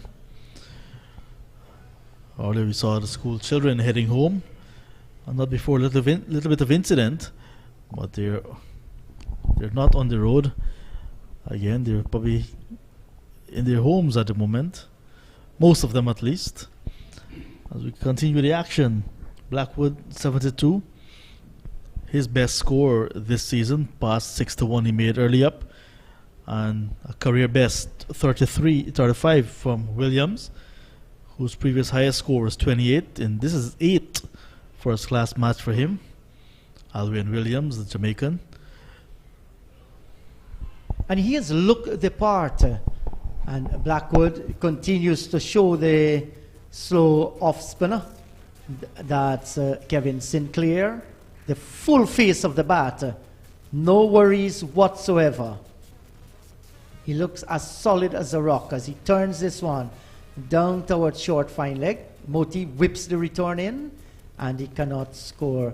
John, you mentioned that little tango, that little fight among the school children. Dave Martin, time cannot erase boyhood days, fighting for some territory maybe at the school level. Not good, but expected. Here's a drive that's gone through covers, out towards the cover boundary for 4. Well, it's vacant down there. He got the width, he got the room, and Blackwood settled out in the middle, driving through the offside, through the covers for 4. He moves on to 76, 178 for 4. Well, that's another sweetly timed shot. Full delivery once again from Sinclair, the off spinner, just outside the line of off stump. And there's Blackwood. He's been there for a long time now. He's well set. I will not miss out. Certainly he's not going to miss out. He has faced 185 balls so far, and he looks set for a century. I'm a little bit surprised with the number of loose deliveries that have been bowled by the Harpy Eagles bowlers, knowing fully well Blackwood is out there, and if you can frustrate him a little, you know, he will tend to get a little bit loose. He's one of the players who wants to get on with the bowling, and a number of times he has lost his wicket by catches, being frustrated, wants to go over the top.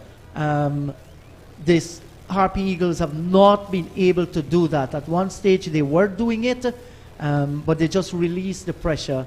Too many boundary balls. 178. That's a healthy score to be at this stage. Do remember as well, it's a small venue, very fast outfield, so boundaries will come much easier than some of the bigger venues. And but it's terrible bowling, you want to say. Too many loose deliveries, releasing any pressure that would have been created. And you see Blackwood there stepping on the back foot and carefully playing it down towards the onside field, down towards mid-on. Cannot score. He knows he's set here for a big one, Blackwood, and turning it away once again down towards Chemo Paul, and he will relish the opportunity, Chemo Paul, to have another bowl with the older ball that he can swing about. Turned away towards the leg gully. Good piece of fielding at leg gully. That's Vishal Singh.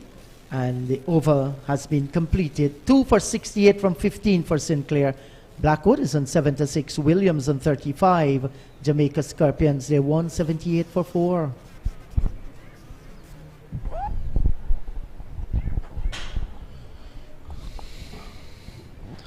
Nice afternoon in Diego Martin. You can see nice vegetation, some bamboo and some coconuts. Looks like some cashew as well. What is that? They call it pumarak over here. In Guyana, we call it cashew. It's a different variety. And they say if natural beauty is your idea of paradise, Diego Martin is one of the places to be indulging yourself. It's absolutely nature at its best. Natural beauty. Yes. The last delivery of the previous over ball by Sinclair, there was a leg gully in place. Leg slip, leg gully, take your pick. The ball flicked off the hip by Blackwood, almost carrying to hand. Vishal Singh was there. Oh. Here is a drive, John. That's a superb looking shot. And if he was a muddler on a stage, he would have gotten first prize. Lovely looking, flowing extra cover drive to move on to 39. That's very bad ball. Low full toss, wide outside the off stump from Cameron. And to bowl that to a guy that is facing his 95th delivery is not going to give you anything but licks. So he got the treatment, Cameron. He's going to learn. He's going to have to learn very fast. This is a second first class match. just 1 wicket in his first game, 1 here already, the early wicket. Since then, he's gone for runs. Yes, had a reasonable debut, was expensive in his second innings, bowl at the Queen's Park Oval, and today picking up 1 wicket, but yet to maintain that momentum. Much better delivery, but just maybe straying in line a little. He has to be careful on that leg stump, because if you stray there, you can go through forward square or backward square for runs as well. And Cameron is going to learn here, John, there's a difference between your national games and at the first class level. You're reaching virtually the best of Caribbean cricket at this level. So you have to bring your A game. Beaten outside the line of the off stump, there's a loud shout. Did he found the edge and it's gone through? That's gone towards the boundary and the keeper has floored one. Yes, edge found, and you can see here now on the replay. Here's Cameron bowling over the wicket to the left-handed batsman. Healthy edge there, just short of the wicket keeper, and he could not stop it, and it went into the boundary for 4. Leon Johnson asking him like, oh my, how did you miss that? But there is Williams riding his luck. A boundary in the previous over, convincing fashion. Now, not in the previous over, earlier in the over, to a full toss. Now the edge found to consecutive boundaries from Williams, but not in total control. Not in control, and I think that one caught Imlach by surprise. Instead of coming forward, he's going away towards the ball. And there's a drive by Williams down towards square cover. Tej Narayan Chanderpaul is in the way. He sends the return in. And these little things, John, I mean, you have to be very careful. You're having a partnership here of 88 so far, and your wicketkeeper, instead of coming forward there, keeping his eyes on the ball, he was going with the flow of the delivery. That's the reason why it fell in front of him and away towards his left. On another day, he should have been diving forward, looking for that catch. I think he was taken by surprise with the edge. Concentration, the name of the game. Be aware of every single delivery and what is happening. Had a chance there to break the partnership. Outside the line of the off stump. Not a bad ball, but not forcing the right-hander to play the shot. At 187 for 4, John, you think Jamaica Scorpions might just be inching ahead? Or is that 4 wickets going to give them equal advantage? No, I think the Scorpions, not only that they've piled on the runs since the fall of Palmer's wicket, but also they've maintained their wickets in hand. So they're looking to really press home right now. They're ahead. Yes, and they have done it in fine fashion. This is a lovely glance by Blackwood, but Tej Narayan Chanderpaul running away from deep backward square to long leg ensured that they keep them to 1. But it left the bat sweetly at its pet towards the boundary. Cameron 1 for 45 from his 8. Blackwood 77, Williams 44, 188 for the loss of 4. And a stroke play today. Let's just say we put those 4 wickets aside. We look at the stroke play, especially between these two. Flamboyant stroke play by the Jamaicans. A really good stroke play indeed from ball 1, because the openers, Campbell and Lug. Lug started very early with the boundaries. Well, boundary, just one boundary. But been really nice shot, textbook shots, very productive. They got lots of boundaries. Why not? The pitch is tailor-made for stroke play. Out fast, outfield, small ground, cash in. And that is exactly what the Scorpions are doing. They are stinging the Eagles at this moment. They say Eagles will only win their fight, John, when they take the opposition in their territory. Here's a drive by Blackwood again. Out towards the boundary. It's going to get ahead of Hemraj, and that's 4 more good-looking runs through the covers.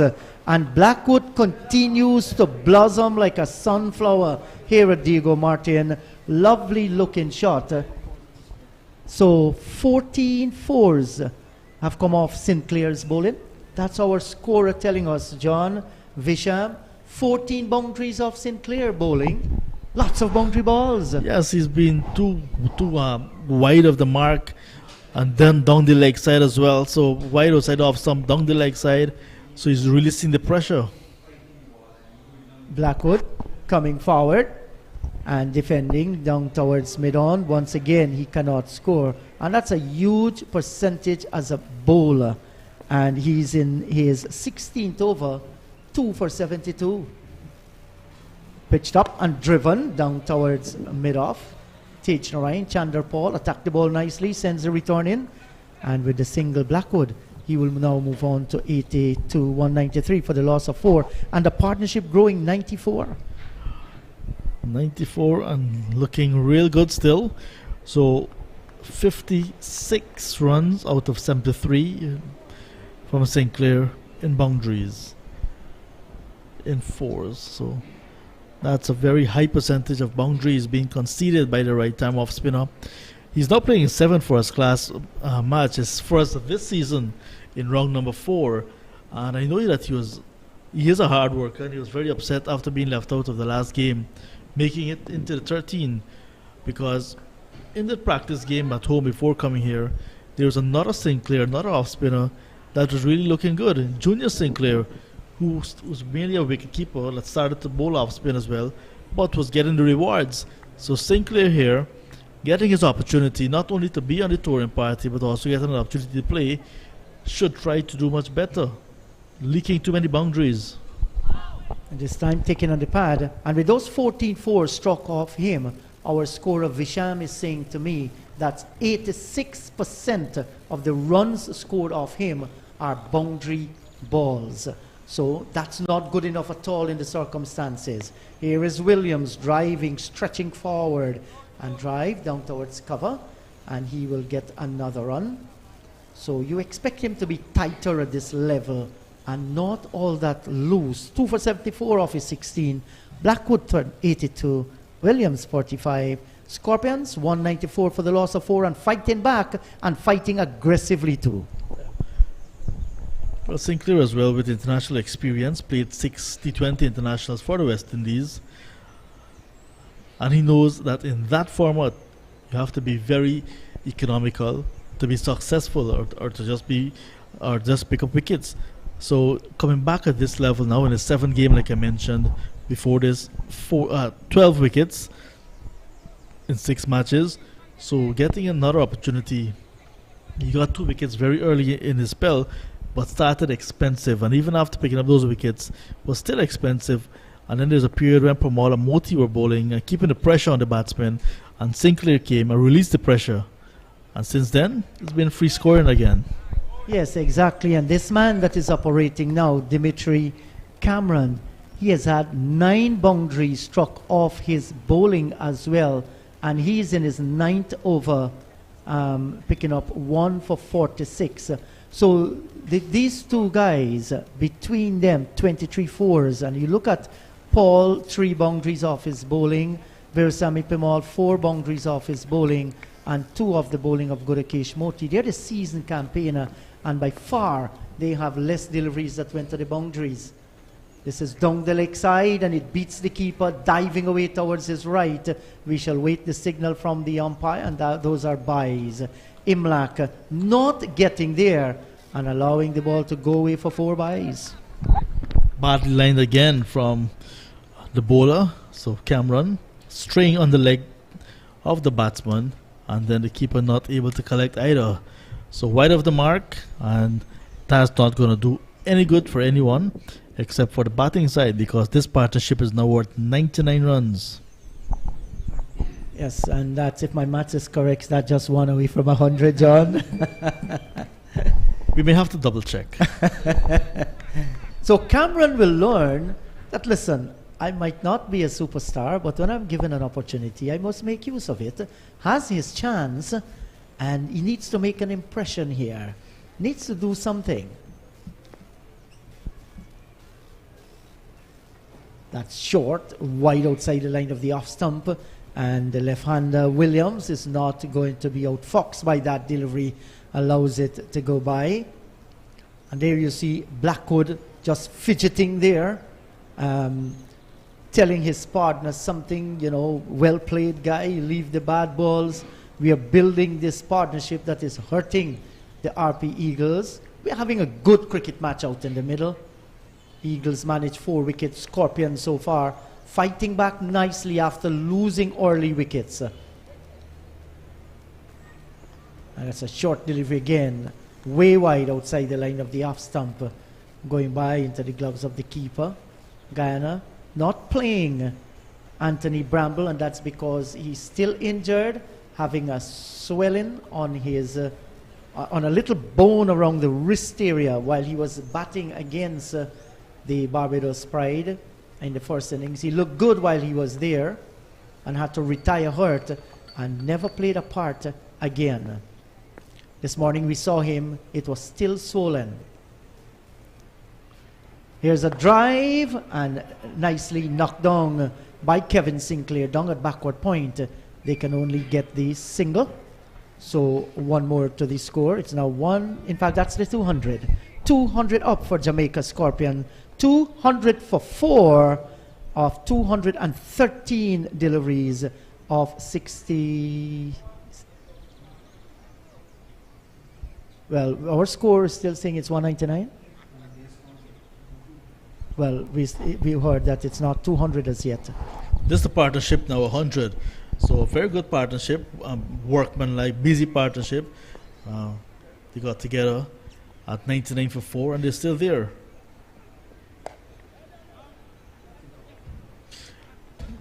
And now the 200 runs will come up in the Jeet. You're seeing in the future. You knew that 200 runs was going to come up. So you called it early. Yes, 200 runs on the board now. Very good going from Jamaica Scorpions. Now they lost the early wickets and now they are really putting their heads down and batting in extremely good batting conditions here at the Martin Sports Complex. And 200 on the board. Blackwood getting close to 3 figures, and with him is Alvin Williams getting close to a maiden half century at this level as well. So they're well set for a big one.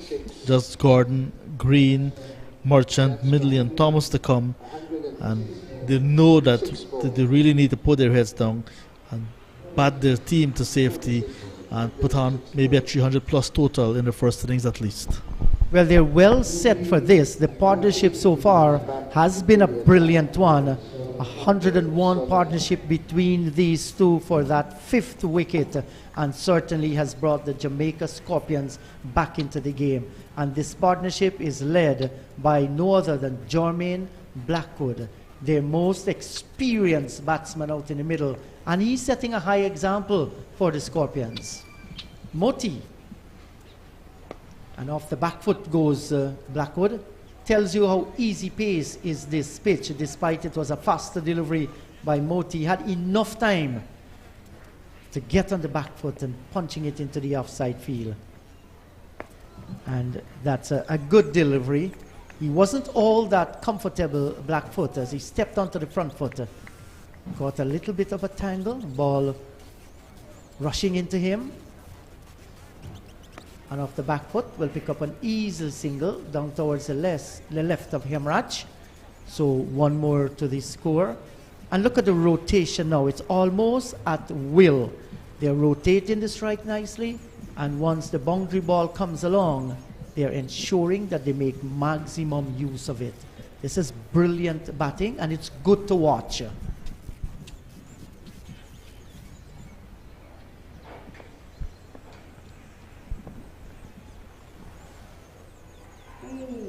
Onto the back foot, there goes Alvin Williams. Moti got his man into a little bit of a tangle. The ball made a little height on him, and I think he took it on the top of the pad there. As he was half cocked, he was neither pushing forward, he wasn't going back. And it's good to see that Blackwood comes down, have a word with his partner.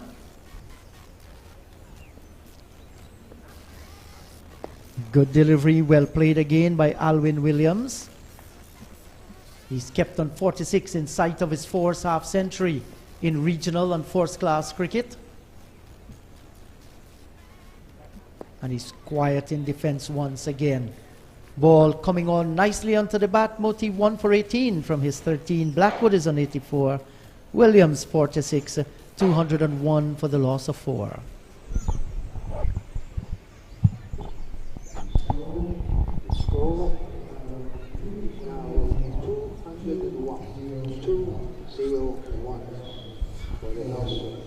So there you heard it on the public address system.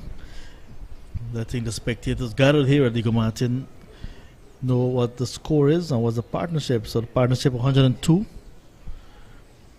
Jamaica 101 for 4. So Moti there. Let's add another 100 to that. 201. 201. Yeah, so Moti on his comeback over kept things quiet, much more quiet than what Sinclair was doing.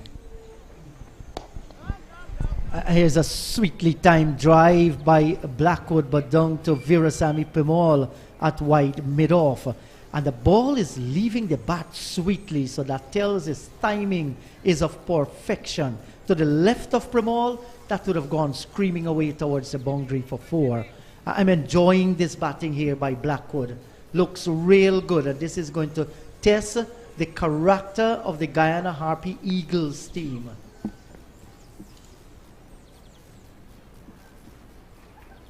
And this time, short lifting delivery, and Cameron has Blackwood dancing onto the onto the back foot, taking the ball off the navel area and playing it on the onside of the pitch.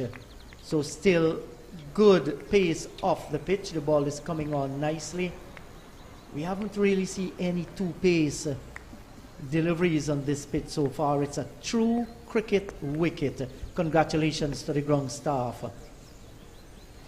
And turned away nicely through forward square. And this is going to run close towards the boundary. Hemraj is after it. He pulls it back just about now. Sends the return in. Draws the keeper wide. And they go back and they complete 3. 3 good-looking runs to Blackwood. And he looks so good all the time in the world to play his shot. And surely is an inspiration to this Jamaica Scorpion team. Blackwood moving on to 87 of 200 deliveries. And there we saw Cameron bowling on the body of the batsman in Blackwood and made him a bit uncomfortable the previous delivery. And this time, similar delivery, but Blackwood, with all of the experience, just got on top of it and turned it in the onside and got 3 runs easily because it was in the gap. Owen Williams is driving through extra cover, and what a way to bring up his first 50 at regional and first class level. Glorious looking cover drive. He's going to raise his bat to his teammates. Well played, Alwyn Williams. His 50 coming off 110 deliveries. Superb looking knock so far. Yeah, well, that's a nice way to bring up your maiden half century at this level. And I can see the hearty congratulations he was getting from Blackwood. They both know how important it was and how much it means to Williams. So Williams, 28 was his previous highest score. Now getting to a half century. But he will know, in early days in his career, just his 8th first-class match, it's a lot of work to be done, but he has a start. 8 boundaries of 110 deliveries, fine half century. That's short, and he's tugging it around, looking for the big pull shot. Didn't got it the way he wanted it, and it goes away down towards long leg. They'll get the single, and Williams will move on to 51. It's 209 for the loss of 4, and that's the 10th boundary that has been struck off the bowling of Dimitri Cameron. 9.5 overs, no maidens, and he has taken 1 for 31 for, I'll just make that for you, 56 so far, Dimitri Cameron. And Visham, our scorer, says 71% of his bowling have been struck for boundaries. So we just don't want to harp on it too much, but this is exactly what's happening. Too many boundary balls, and the Scorpions are capitalizing on it, and that is what you do. Cameron tries once again, this time to Blackwood. That's short and slapped down towards the field on the cover boundary. And they will get another single. Blackwood walks the single, and it's becoming far too easy now for the Scorpions Blackwood moving on to 88. Williams is on 51, 210 for the loss of 4. So my question once again is, if both Niall Smith and Bramble are out with injuries, the two persons that are cover for both of them, Anthony Adams, the left-arm spinner, and Ransford Beaton, the right-arm fast-medium bowler, shouldn't they have been drafted into the 13-man squad, and from there could have been picked for the final 11 in the case of Ransford Beaton? Because if you're looking to get not only fast bowling points, but to bring that like-for-like change with Niall Smith being out and a right-arm speedster coming in, I would think that would be the better option. But I'm not sure what that protocol is with injuries, or if they're just for COVID-19 cover. I am not too certain because they're traveling with a 15-man squad, like you said, John. Bramble is injured. I'm not too certain. Well, Niall Smith injury, one can understand. Let's say that the declaration of the 13 had to be made prior to this match here, and Niall Smith wasn't carrying an injury, or they were hoping that he can recover. That's a different story. We can understand that. But with Bramble, I think it was a foregone conclusion that with Bramble's injury, he's not going to be fit for this game. Off the back foot goes Blackwood. He finds hemorrhage at cover, and there is no run. We'll certainly, John, have to find out that from the management of the Guyana Harpy Eagles, whether the two reserves are for COVID-19 protection. I'm not too certain, but we'll surely get that. But it is my opinion, if there is an injury and you have those two reserves and COVID-19 is not the thing, it would have been wise to get Beaton in the side.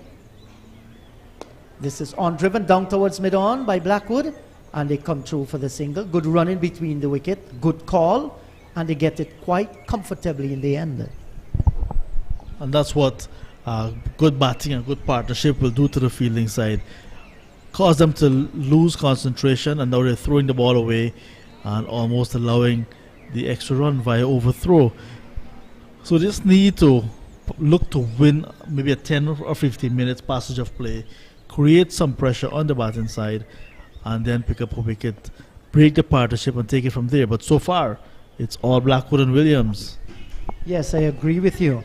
And this is torn away down towards short backward square, and there is no run. And by the time the Harpy Eagles realize what is happening and they look up at that scoreboard, they will see the partnership 112 between these two, and you have two well-set batsmen at the wicket. And this is in the air. There's a shout for a catch. He's gone. Williams caught by Akshaya Prasad down at forward short leg. And Gudakesh Moti has gotten his man. And he has gone for 51. We just watched the replay. What was he trying to do? And he's looking to lap this one around. Took the edge of the bat. And a simple catch there for Moti. He looks up and see umpire Dayton Butler raising the dreaded finger. So Williams is coming back. A hard work, a fine innings, but he thought he should have gone on. 51, caught at forward short leg by Akshaya Prasad for 51 of the bowling of Moti. 211 for 15, ending a partnership of 112 of 231 deliveries. Wonderful half century from Alwyn Williams, because there's another Williams in this batting lineup. So Alwyn Williams, well played, maiden half century. I think he looked at the umpire and he was disappointed to walk off because he gifted his wicket away. It was a low full toss. He could have done anything with it, but instead he opted to go for the sweep shot, and the ball hitting the bat, top edge found, and there's Akshaya Prasad, who took a blow to his wrist earlier in the innings, coming up with a very simple catch, leaping in the air, breakthrough found, but 112 runs later. Well played, Blackwood, guiding this young batsman to his first half century at the first class level, and also Blackwood is still there on 89, and now Darvel Green has made his way into the middle. Green will also want to give Blackwood the kind of partnership that he got with Alwyn Williams. Good assistance he got from Williams, And now the rest of the batting will have to revolve around Jermaine Blackwood, the experienced champion who is on 89 and looking to take it very deep for his side. But a good breakthrough, the breakthrough they were looking for a long time now, is finally here. And let's see if the Harpy Eagles will be able to work with what they have. So Dorval Green, he's in strike to Moti, and back he goes. And it got into the pitch and then into the hands of the silly mid-off. There is no run. Successful over for Gudakesh Moti. 2 for 19 from his 14 overs. Blackwood is on 89. Green is yet to score. 211 for the loss of 5. So the breakthrough has come. Alwyn Williams caught at forward short leg by Akshaya Prasad of Gudakesh Moti for 51. 113 balls and 8 fours. Wicket falling in the 70th over. A fine knock coming to an end.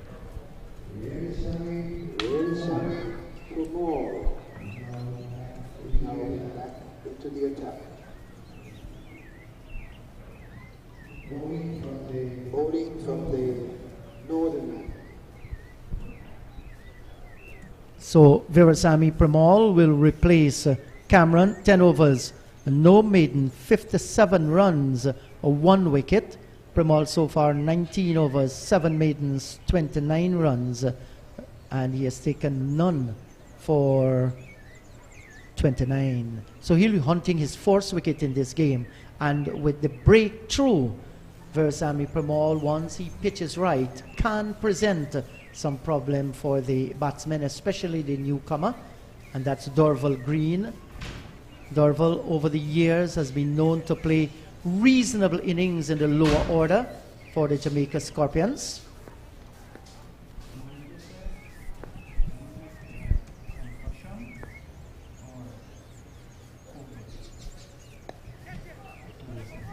This turned away into the onside field, and the return is about to go in.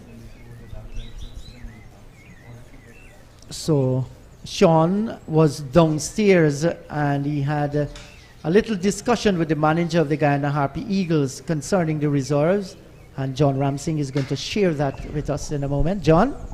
Yeah, so our colleague and friend Sean Devers actually went down to the Guyana dressing room area, spoke to manager Albert Smith. Albert Smith said that Anthony Adams and Runsford Beaton are COVID-19 cover, and there as well for the concussion protocol, meaning if a player is injured and is declared to be concussed and will have to take no part further in the game, then Anthony Adams or Runsford Beaton can join, and that's what was said.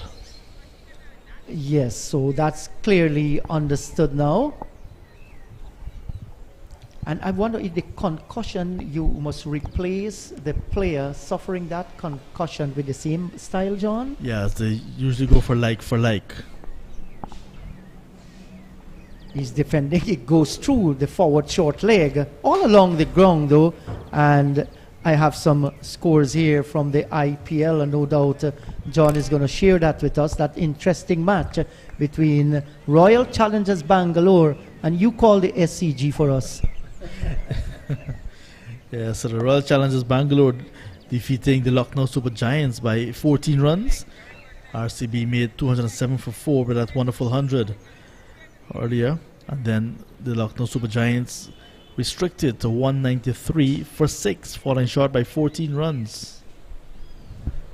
So that's a fine victory for the Royal Challengers Bangalore. It means that their campaign is still alive in IPL, but not for the Lucknow Super Giants. They're eliminated. And they have played some good cricket during the tournament. A good delivery by Premal, bringing his man long forward. That's Dorval Green, and there is no run. I guess lots was expected from Quinton de Kock, but he just went for 6. Captain KL Rahul 79, and by then was too much for the low order. Nicely tossed up once again by Virasamy Premal. Reaches a defensive bat by Dorval Green. 212 for 5. Blackwood is on 90. Green yet to score. And Evan Lewis batting at number 6 for the Lucknow Super Giants. Just got 2. Well, he was not out. I know Jason Holder was with his franchise as well. As we can see, the Guyana dugout area. Head coach is on Crandon. And the analyst, 71 overs. analyst Mirage there. Just having a look. Ramphal, yes, Ramphal, not Mirage. So looking quite relaxed at the moment. 200. He's on Crandon, perhaps listening to the commentaries, perhaps listening to his favorite music as well. Maybe listening to some Guyanese music ahead of Independence Day tomorrow.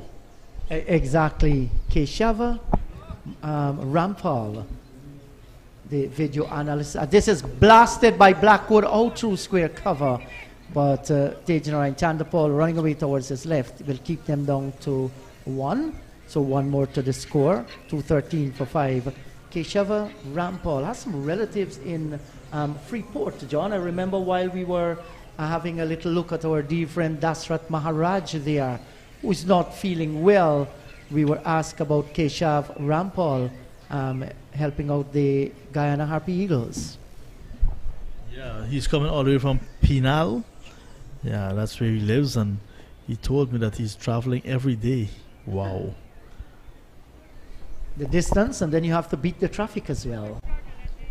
Yeah, and after a long day of cricket, to travel in traffic and then come back and do it all over again the next day, that's some commitment. Certainly it is a short delivery. But I think better sense should have prevailed. Such an important person in the Guyana Harpy Eagles management setup because of what he does and what he brings to the table. I think he should have been staying with the team. Yes, getting close to the fellas, and can always share information to them. Just on asking for the information, he gets it, and you're a part of the team as well. Such an important cog in the wheel, the video analyst, and that's the way to go. Get them closer together.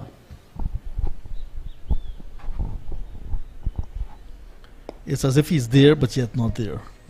Yeah, he's there with the squad only during the game, but when he has to do his analytical work, can give the players the tips and try to speak to the management, coach, and so on about what he has observed, and he's not there because he's traveling or perhaps in bed already. I'm wondering to know if it's his choice to do that. You'll never know these little finities, especially with COVID-19 all around. It's not his choice. I was told it was not his choice. Good. Well, then, those are little things that we must look at.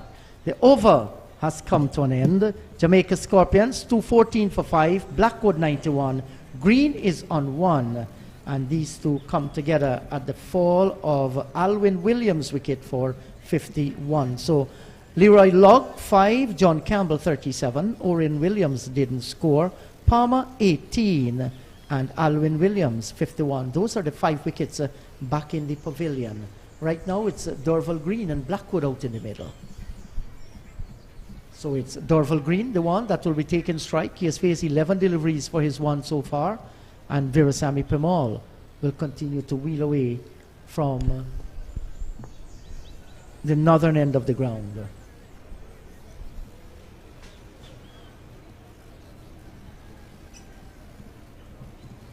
There's a slip and a silly mid-off. There's also backward point, extra cover. Here's long off, mid-on, mid-wicket. Green onto the back foot and looking for a single there.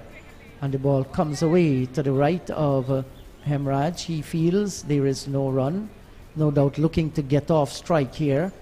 They should keep him there for a little while. And Premal will be telling himself, talking, no bad deliveries whatsoever. And that's a faster delivery. Gets onto the back foot, looking for the single again. Sent back by Blackwood. So you want to maintain the pressure. The new man is on board. Premal is bowling. I wonder if Johnson might be tempted to put in the forward short leg as well. Because he has just come in. Even just the presence of mind, there is somebody else in front of that bat. You never know.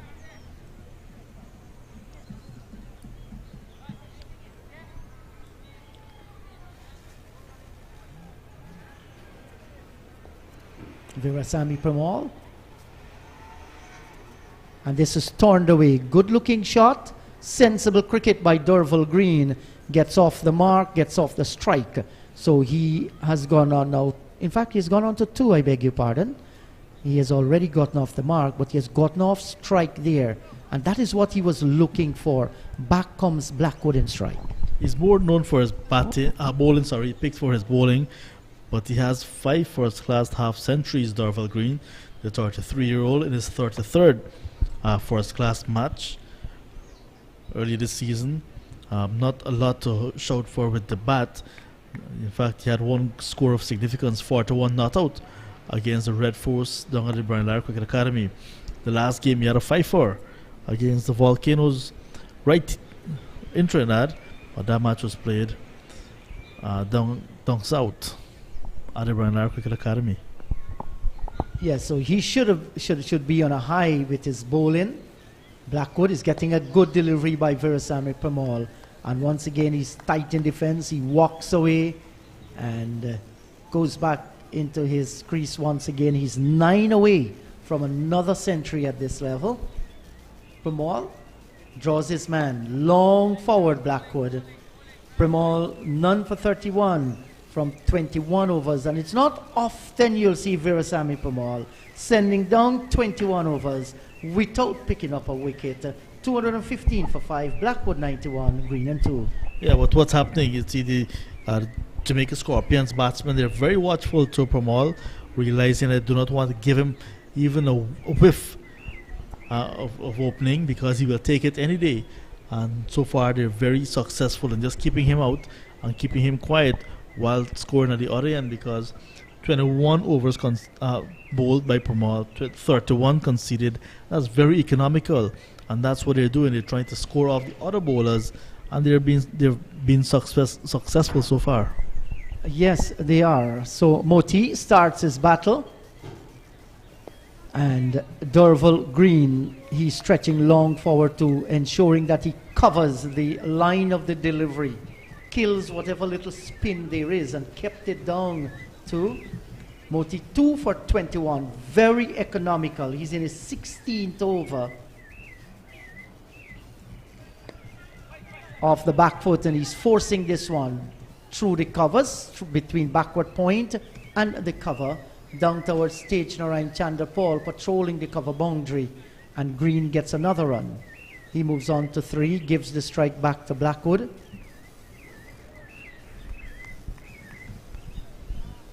And I'm sure he will not like to be in the 90s for far too long. Moti to Blackwood. And looks good. He comes forward, defends, back up the track for Moti to field. And there is no run.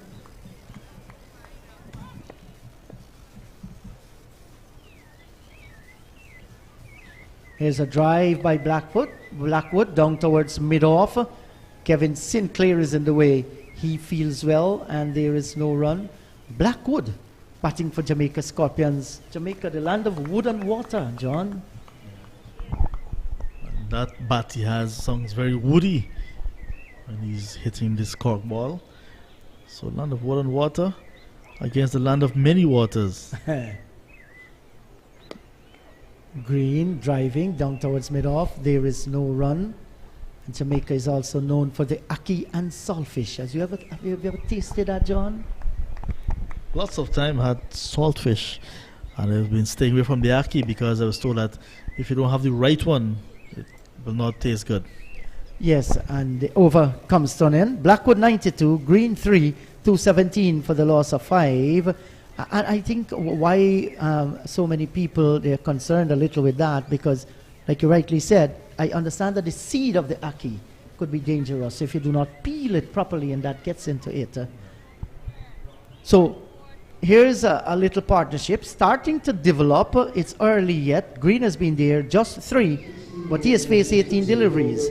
Blackwood is on 92, and he'll be looking for that 100.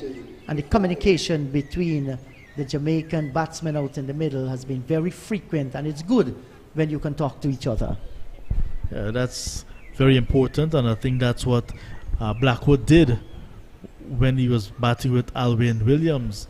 He talked with him throughout the partnership, and that is why Williams was successful in getting to his maiden half century, and he would want to do the same with Green to get another good partnership for his side. Back goes Blackwood and plays it away down towards short extra cover. There is no run, so he's very careful here. He does not want to give it away. Virasamy Pemal wants to be tight, does not want to present a scoring opportunity for Blackwood. Back he goes and he slaps this one away down towards the cover area. The return comes in. Cameron is in the way. They get another run. And Blackwood with that single will move on to 93. So this has brought Derval Green back in strike. Green is on 3. So still no change for Derval Green. Would you have been tempted, John, to just put that man at forward short leg to add a little bit of a pressure to him? Yeah, so that should be the plan. Apply pressure to the new batter, have those persons around the bat, and making him a little bit more, making him a little more uncomfortable, because he's just gotten to the crease. Early days for him. Yes, and he's going to get a single here. Well played by Derval Green to the left of the silly mid-off and picking off another single. He knows there was a single there once he plays it with soft hands, and that is exactly what he did. He has gone on to 4. Back comes Jermaine Blackwood in strike. And he is setting up himself nicely for that Bangladesh tour of the West Indies. Good shot off the back foot. And there isn't anything more valuable when a test series is looming and you're batting in a 4-day match and you can bat and score 100, spending time out in the middle. And Virasamy Pemal is doing the right thing, drawing Blackwood onto the front foot, not allowing him to get onto the back foot, maybe to punch through the offside, through extra cover, or to cut through point. And solid. He comes forward, he defends, down towards wide mid-off. Pemal is going to take his cap and walk away. 219 for the loss of 5. Blackwood 93, Green is on 4. In the last match the Guyana Harp Eagles played, there were 2 centurions. We saw Shea Hope getting 119 or thereabout, and then Captain Craig Brathwaite in the second innings getting 100 as well. Seems as if another century is going to be scored here, and some spectators have gathered in the stands here to look at this good innings so far from Jermaine Blackwood. He's been there quite early, since the fall of Leroy Lugg's wicket in the 8th over, and he's batting in partnerships with John Campbell. He did not get any with Orrin Williams. He had a little bit of start with Paul Palmer, and we know that 100-plus run partnership with Williams moments ago, and here he is with Green again. So he's very important in this context, and he'd want to bat long, not only get 100, but bat with the entire batting card. Moti starts another over, and Green is whipping this one nicely down towards the mid-on. However, cannot get past the fielder there, that's Kimo Paul. And Green stays on strike. So, good contest going on here. Moti to Green off the back foot, and this is in the air. Well, falling into the pitch and going for a spectator's catch to Vishal Singh at extra cover. And there you see Akshaya Prasad taking evasive action down at that silly point area. As I say, good afternoon once again to Sean. Yeah, good afternoon to you. Good afternoon to everyone watching the feed. Here is Moti bowling from the southern end of the ground. The sun has come out back in all its glory. He's going to bowl, and then the batsman, Green, pulls away. And so he has to go and do it all over again. He's bowling with a solitary slip, a silly mid-off, a short cover. And this one is driven into the onside, and there's no run. There's also a man at the square cover, a deep extra cover, a short extra cover, and then there's the long off. So just 2 men on the onside, bowling with a 7-2 field. Here he is, Moti. Bowls to Green. Green is back and across and plays it into the offside. Moti skips across to his right to do the fielding. and there's no run. As another maxi passes on the road just behind the ground to the south. Here is Moti, the left arm spinner bowler. That's a good delivery in the block hole. And Dorville Green can't score. So he's on 4. 93 is Blackwood. And the total 219 for 5. The Jamaica Scorpions. Remember, they won the toss this morning and elected to bat. And they've made full use of this batting track and fast and small outfield as the over comes to an end. So at the end of the over, it's 219 for 5. Yes, Sean, the Water Boys are going out in the middle, and we're going to take a little break and be right back.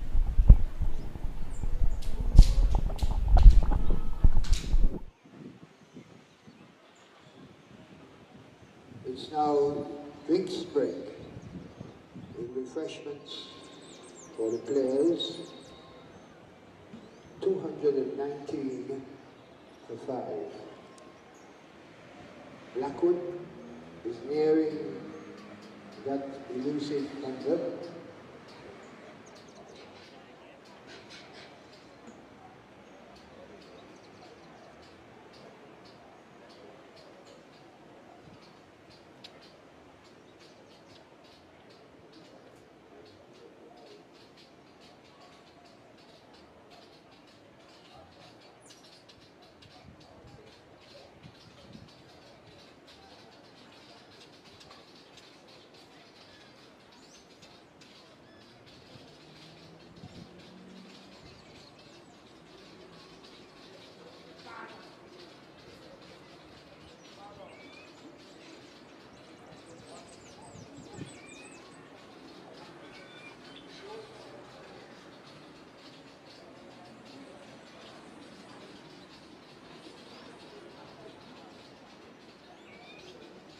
Blackwood, 93 so far, has faced 207 balls.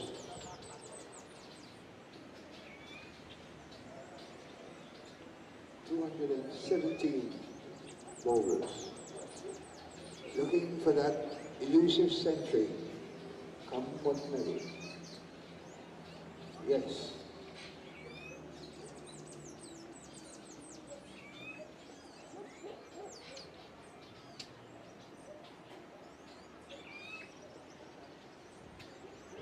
While the umpires are having a little bit of mix and a little chat, the ground staff and Mr. Mohammed doing the needful.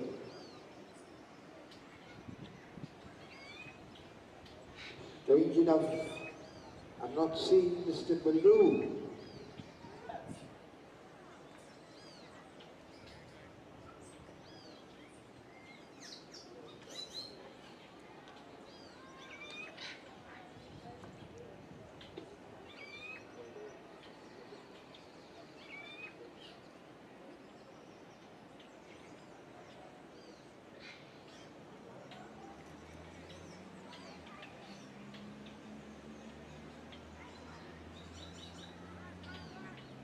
As the ground staff walks off, players getting ready to resume.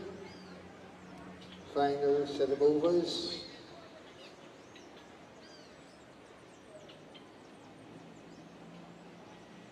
And third umpire, Mr. Kasif Sunday, takes his lead.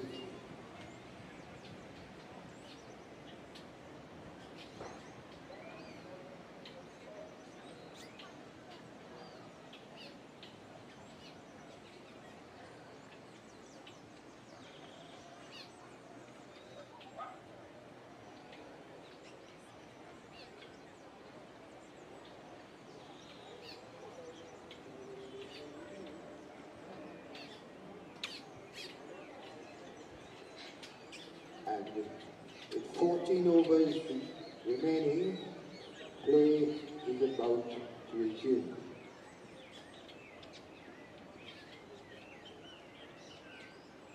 Northern end.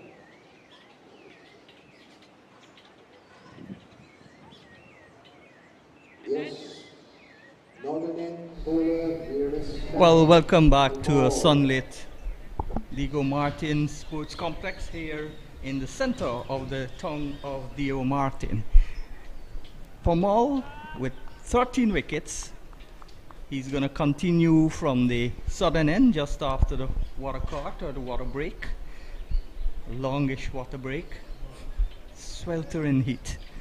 So Pomal from the northern end of the ground on his way. Left arm spin bowls to Blackwood. Blackwood is pushing forward into the offside. And there is no run. So Blackwood just a couple of runs away from what would be a well-deserved 7th, the 8th in fact, century at this level. He's forward and pushes it into the offside and there's no run.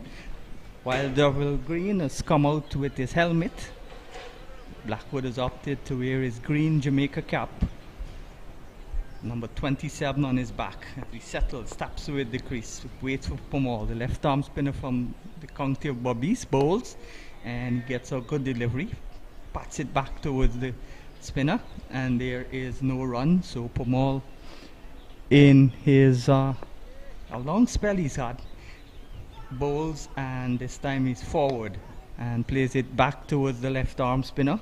So Pomal in his 23rd over, none for 33, and it's been a long time since Pomal has bowled such a longest spell. He hasn't picked up a wicket. He's leading wicket taker for Guyana. He's on 13 wickets. And at the other end is Moti, who had his 2 in this innings. And he's joined Pomal now with 13 wickets, the highest wicket takers for Guyana. Before this game started, he was on 11. This is a ball that's chipping down the track he goes. And Pomal just collects it and then shies it back at the stumps. So a maiden over comes to an end. At the end of it, Blackwood on 93, 4 to Green, 219 for 5. Yes, Sean, and Blackwood has shown clearly that he wants to stay there.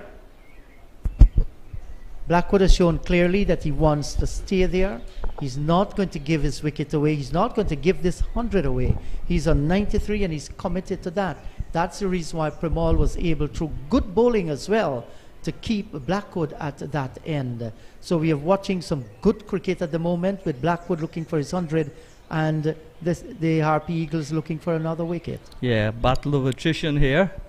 That's why they call it first class cricket or test cricket. Battle of attrition.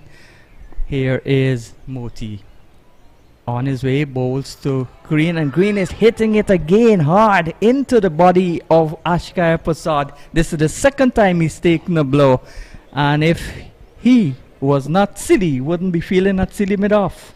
Well, the captain has placed him there. He's a brave guy. That's his position. He has owned that position in the Guyana Harper Eagles team, and for the second time today, we've seen that a short delivery has been smacked, on the hand again, and then into the body, and he's down on the ground. Let's watch this replay. Short delivery, off the back foot went Green, bang into the arms, and into the body. Look at that. That's terrible. And once again, Miss Holder is out in the middle there. That's the Guyana physio. Akshaya Prasad, he has taken some real clobbering in that position.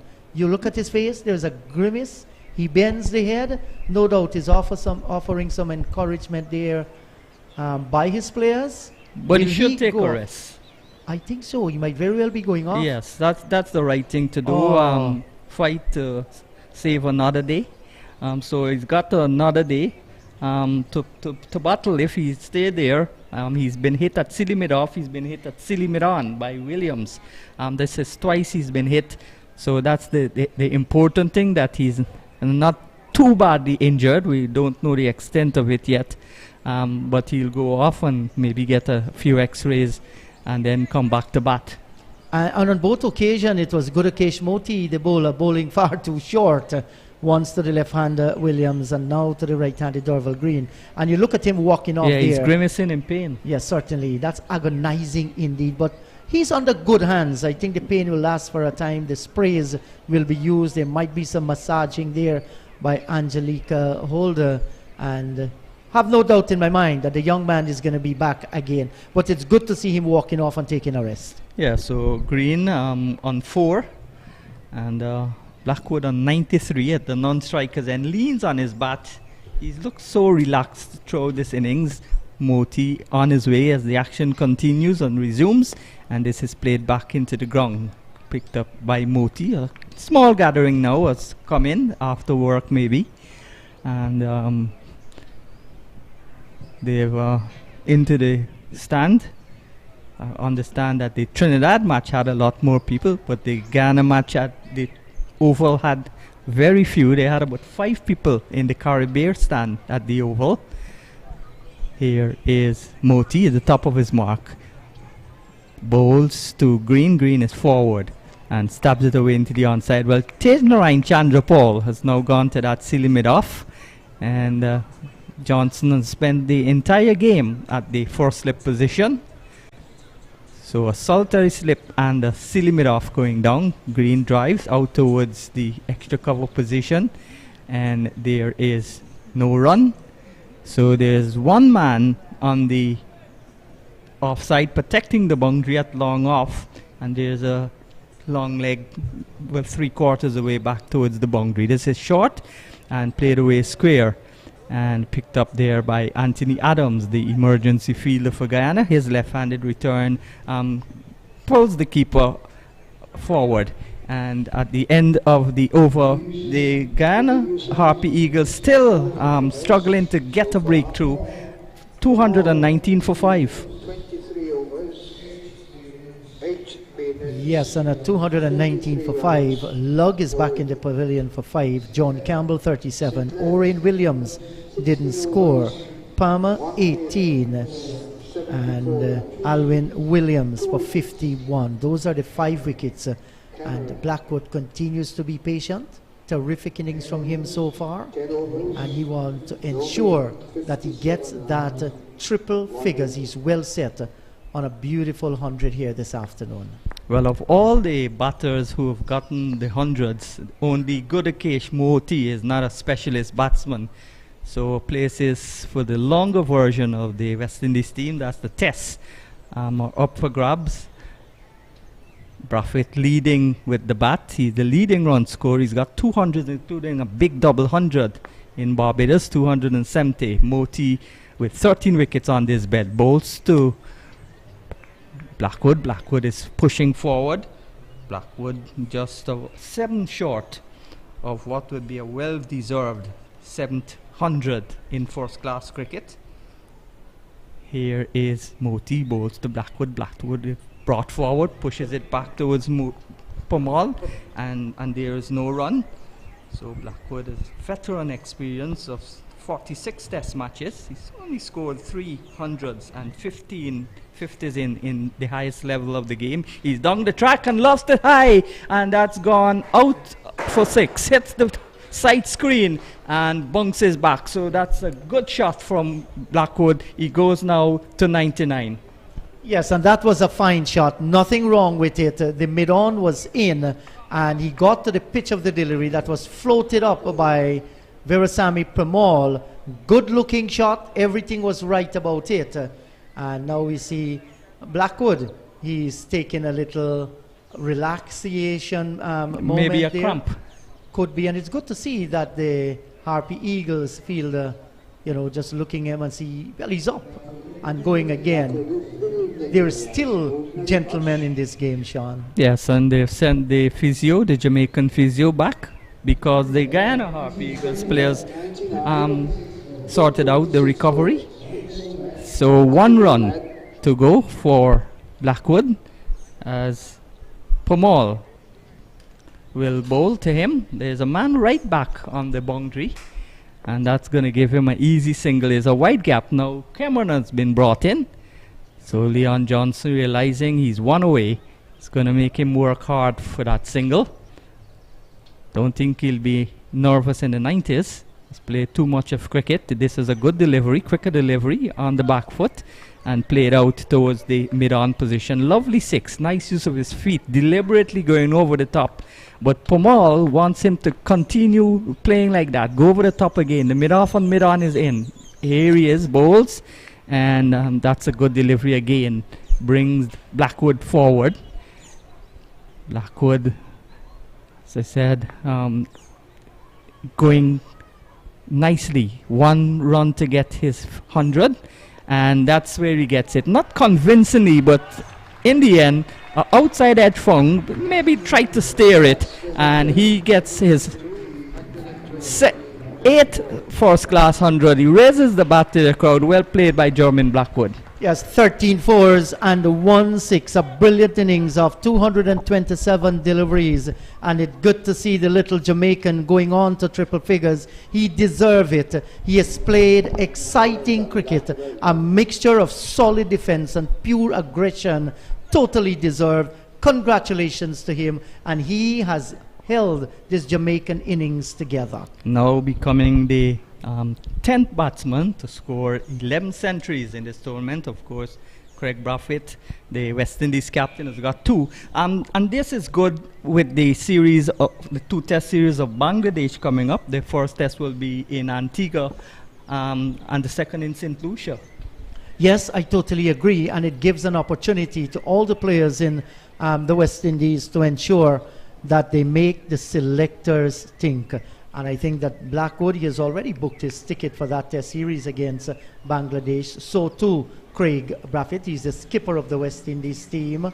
Tej Narain Chandapal with a good performance, a good 140 in that first innings against Barbados Pride. Kieran Powell as well with another 100. You know, these are fellas who are ensuring their names be counted. Short hit off the back foot. Out towards cover, and there's no run. Shea Hope as well with 100 too. And this is what I think the selectors will love, that there is competition among these guys, and most of them are coming good at the right time.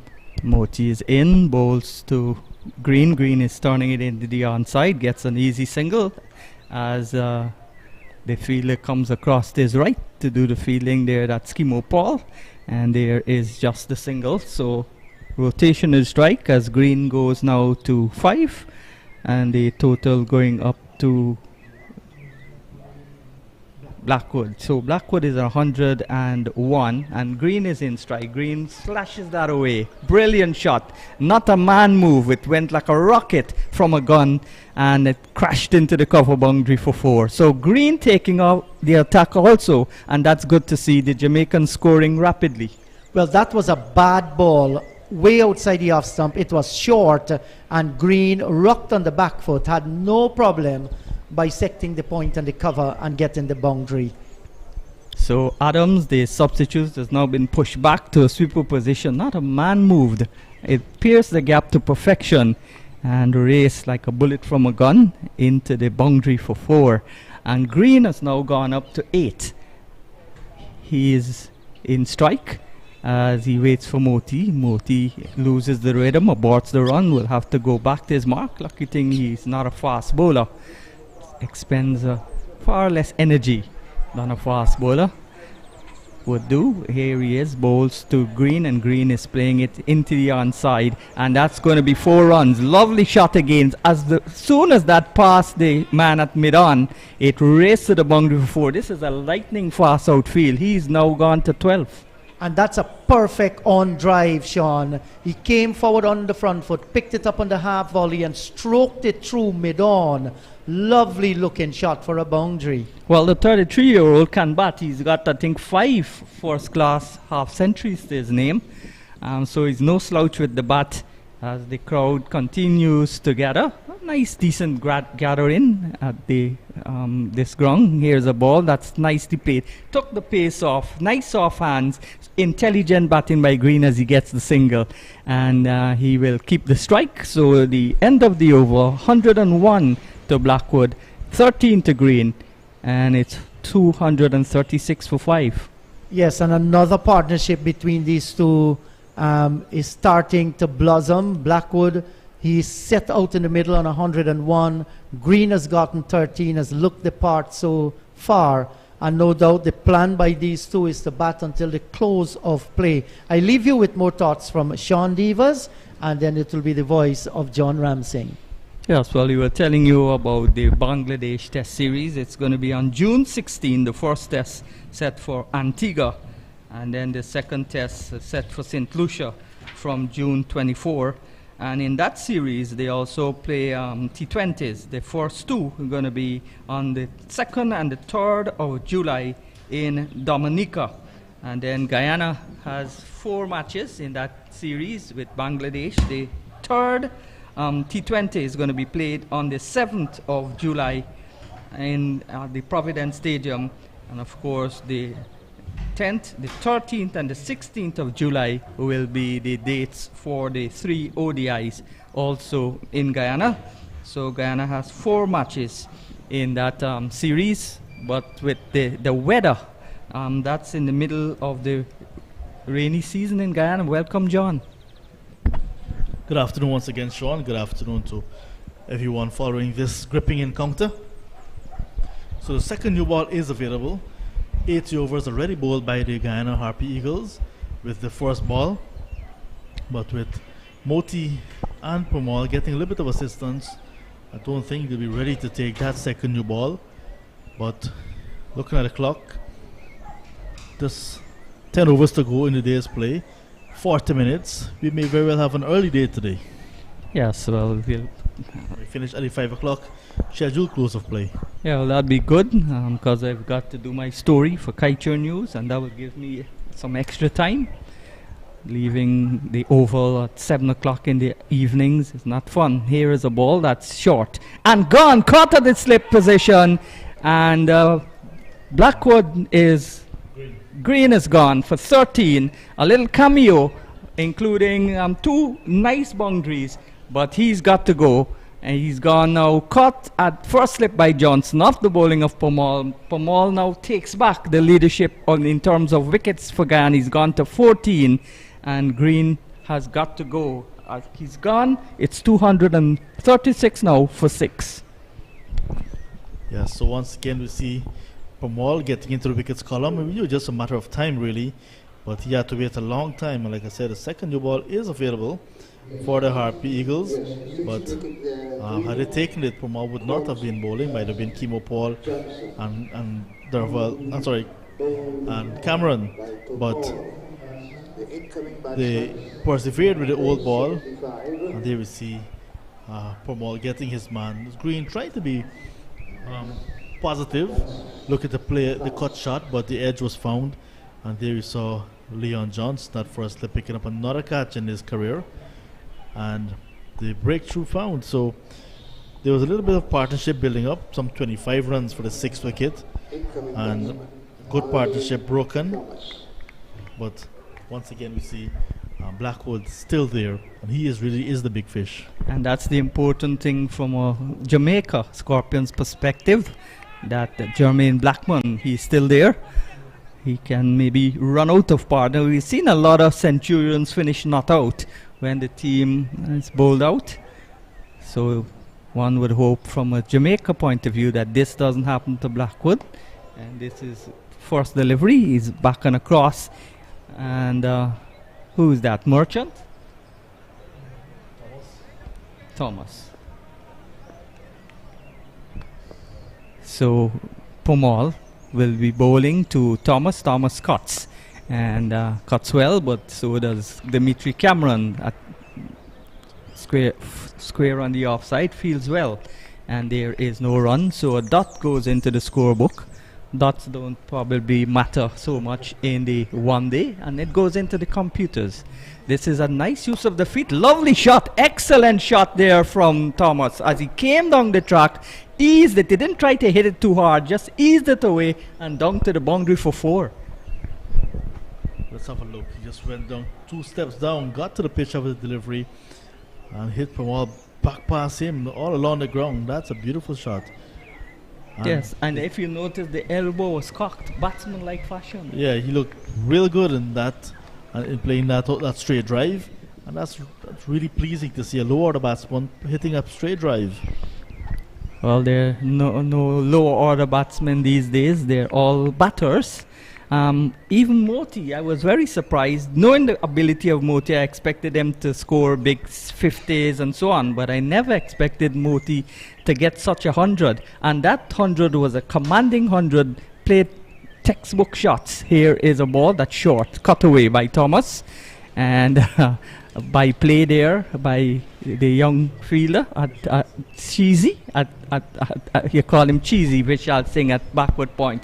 He rolls on the ball and then he tosses it. Well, he hasn't tossed it yet. He's keeping it in his hands, and the total is 240 for 6. Blackwood 101, Thomas 4. So what this means as well is that the Jamaica Scorpions have gotten one batting bonus point so far for passing 200 runs before 110 overs, while Guyana Harp Eagles, they've gotten 2 because they've picked up 6 wickets already. So the battle for bonus points continues. We see on a monitor an update from the Brian Lara Cricket Academy. Barbados Pride replying to 133 all out made by Trinidad and Tobago Red Force in their first innings. 36 for 2. Refund Carter at the crease. So Braffett, Braffett is gone already. Yes, Braffett dismissed. Probably Shane Mosley. Not sure who was the other opener. Most likely Mosley. Yeah. So the openers are back in the pavilion, and Reefer, who did not bowl, is having his bat now, and Carter with him yet to get off the mark. Reefer 3, Carter 0. Well, maybe they want to score quickly and put Trinidad and Tobago under more pressure. Here at Diego Martin is Moti in, bowls outside the line of the off stump, and Green plays no shot. He's on 4. Blackwood at the non-strikers end, the shorter of the two, he's on 102. And Jamaica Scorpions 241 for 6. And this is another great shot down the ground into the side screen, and that's 4 runs. Couple of bounces into the boundary and convincing shots, both spinners using his feet to them and playing them with authority. He's now gone to 8. It's 245 for 6. Yeah, using his long levers there, Thomas got to the pitch and lifting Moti over his head, but not a lot over, and Moti was pulling it down to come up with that catch. Now the long off is placed on the boundary. Here is a ball that's pitched on the line of the Midland leg stump, and he's forward and pushes it out towards Paul, who's picking the ball up at the mid-on position. So Derville Green has gone, and in comes Thomas, and Thomas is looking as aggressive as Green was. He's on 8. He's hit 2 4s. Both of his scoring shots have been boundaries. Back and across he comes, plays it quietly back towards Moti, and there's no run. But the advantage is, like with teams like Jamaica, if they get a big score, they get them quickly, so they get the maximum batting points. Unlike Guyana, who was gotten 490, but they didn't get the maximum points because they did that. Most of the runs were scored after the 110 overs were bowled. 245 for 6. Thomas continues in the same vein that he started, very positive, looking to take the initiative away from the bowlers by hitting the big shots. But you got to be very careful, because with the spinners in operation, you can very well do what what Paul Palmer did. Tried to hit Moti out of the attack and only succeeded in getting a top edge and was caught at that backward point region. So if Thomas is not watchful, he can very well do the same. But if he continues to bat and get away with it, before you know it, the 300 will be on the board. So Moti with 2 wickets, and Sinclair with 2 wickets. He was actually on a hot trick, but he's been very expensive. His Pamal now bowls, and that's played away out towards the cover, and they don't want to press the arm of Dimitri Cameron. Maybe Blackwood is feeling some effects of a cramp or whatever he got there. You don't want to push it. So early he said, no, don't come back for the second. So Green is gone, and Thomas is coming down the track and missed. Was he misstumped? Well, he hit the ball into his left foot, and the ball did not go back to the wicketkeeper.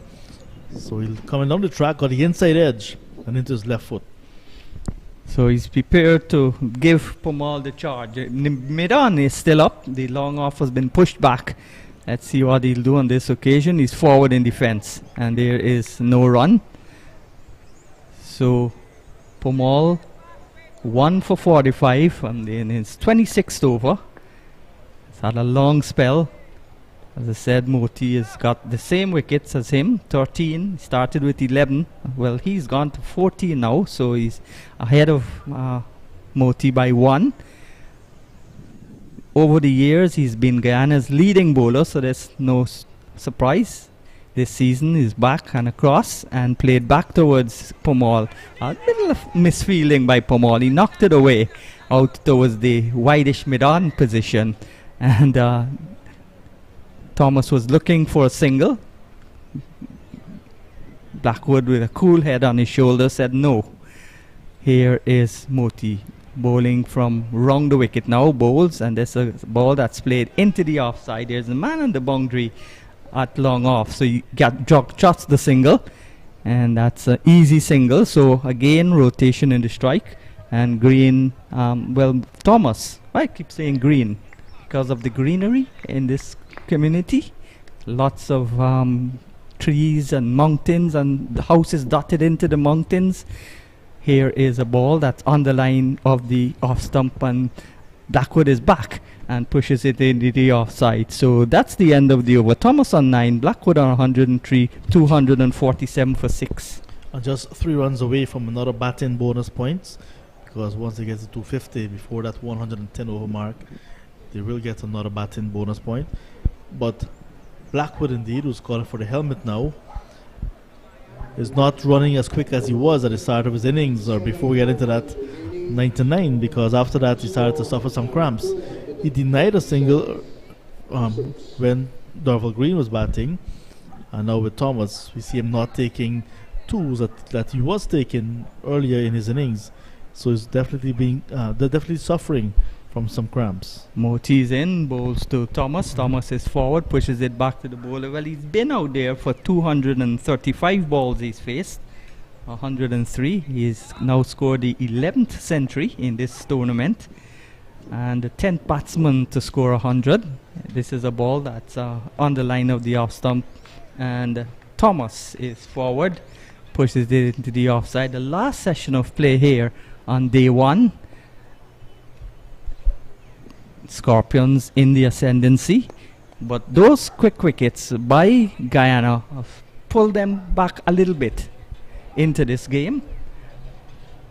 Solitary slip, still the forward short leg. Green in strike. Moti comes in, passes umpire Butler, bowls to Green, bowls to Thomas, and Thomas whips it away into the onside and gets a single. So you give back the strike to Blackwood, who is now on 103. Green goes into double figures. He's 10, 248 for the loss of 6 wickets. Yeah, that's Thomas into double figures. Yeah, Thomas. 248 for 6. And I think the second new ball will be taken, because I saw some communication between Leon Johnson and Kimo Paul between overs.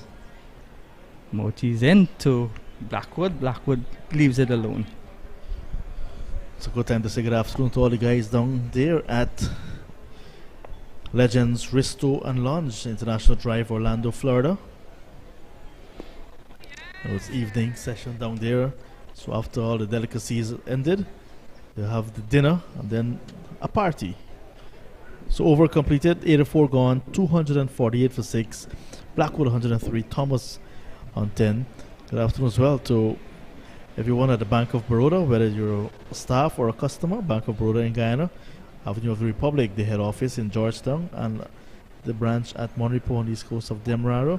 Hello to everyone at the GYO, Uganda Youth Organization, where the Regal Stationary Computer Center. The guys are gathered this afternoon to follow the cricket. If you look on the screen, you'll see why I keep saying green. The grass is green, the bib is green, the helmets are green, the houses are green, the fence is green, and of course the vegetation is green. Lots of green rooftops, lots of green walls as well. So you may be right, Mr. Dever.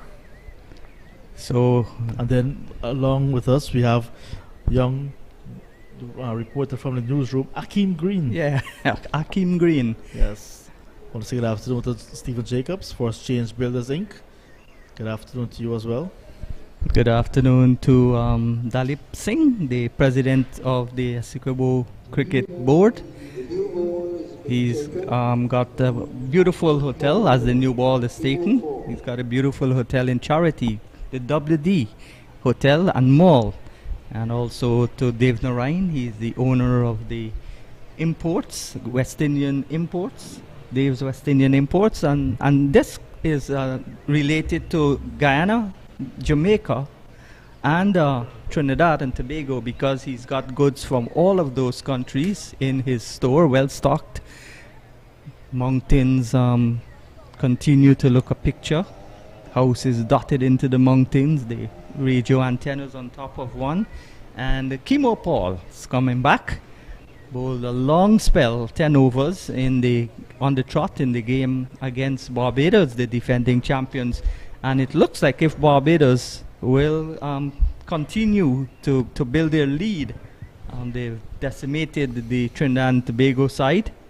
Guyanese would be hoping that the Trinidadian side would have beaten the defending champions, but so far not so good for Guyana. This is a first delivery outside the line of the off stump from Paul as he comes back into a new spell, and this is outside the off stump. No shot played by Thomas. Was not forced into that shot. That's a very loose delivery from Paul, very wide of the off stump and into the gloves of Imlak. So just in all, with this over, 6 overs to go before the end of the day's play. So Kimo Paul definitely just, of those 6, will have 3 overs. So he'll need to land in good areas, put some pressure back on these batsmen late on day number 1. Paul rushes in, passes the umpire Tuckett, bowls that short. And Thomas goes onto the back foot and plays it. So with the bad news in terms of the performance of the Trinidad Red Force, there is good news also for Trinidad, because India, a team that Trinidadians like to see, are coming to play on the July 22nd, 24th and 27th, the 22nd, 24th and 27th. They'll play the 3 one-day matches in Trinidad.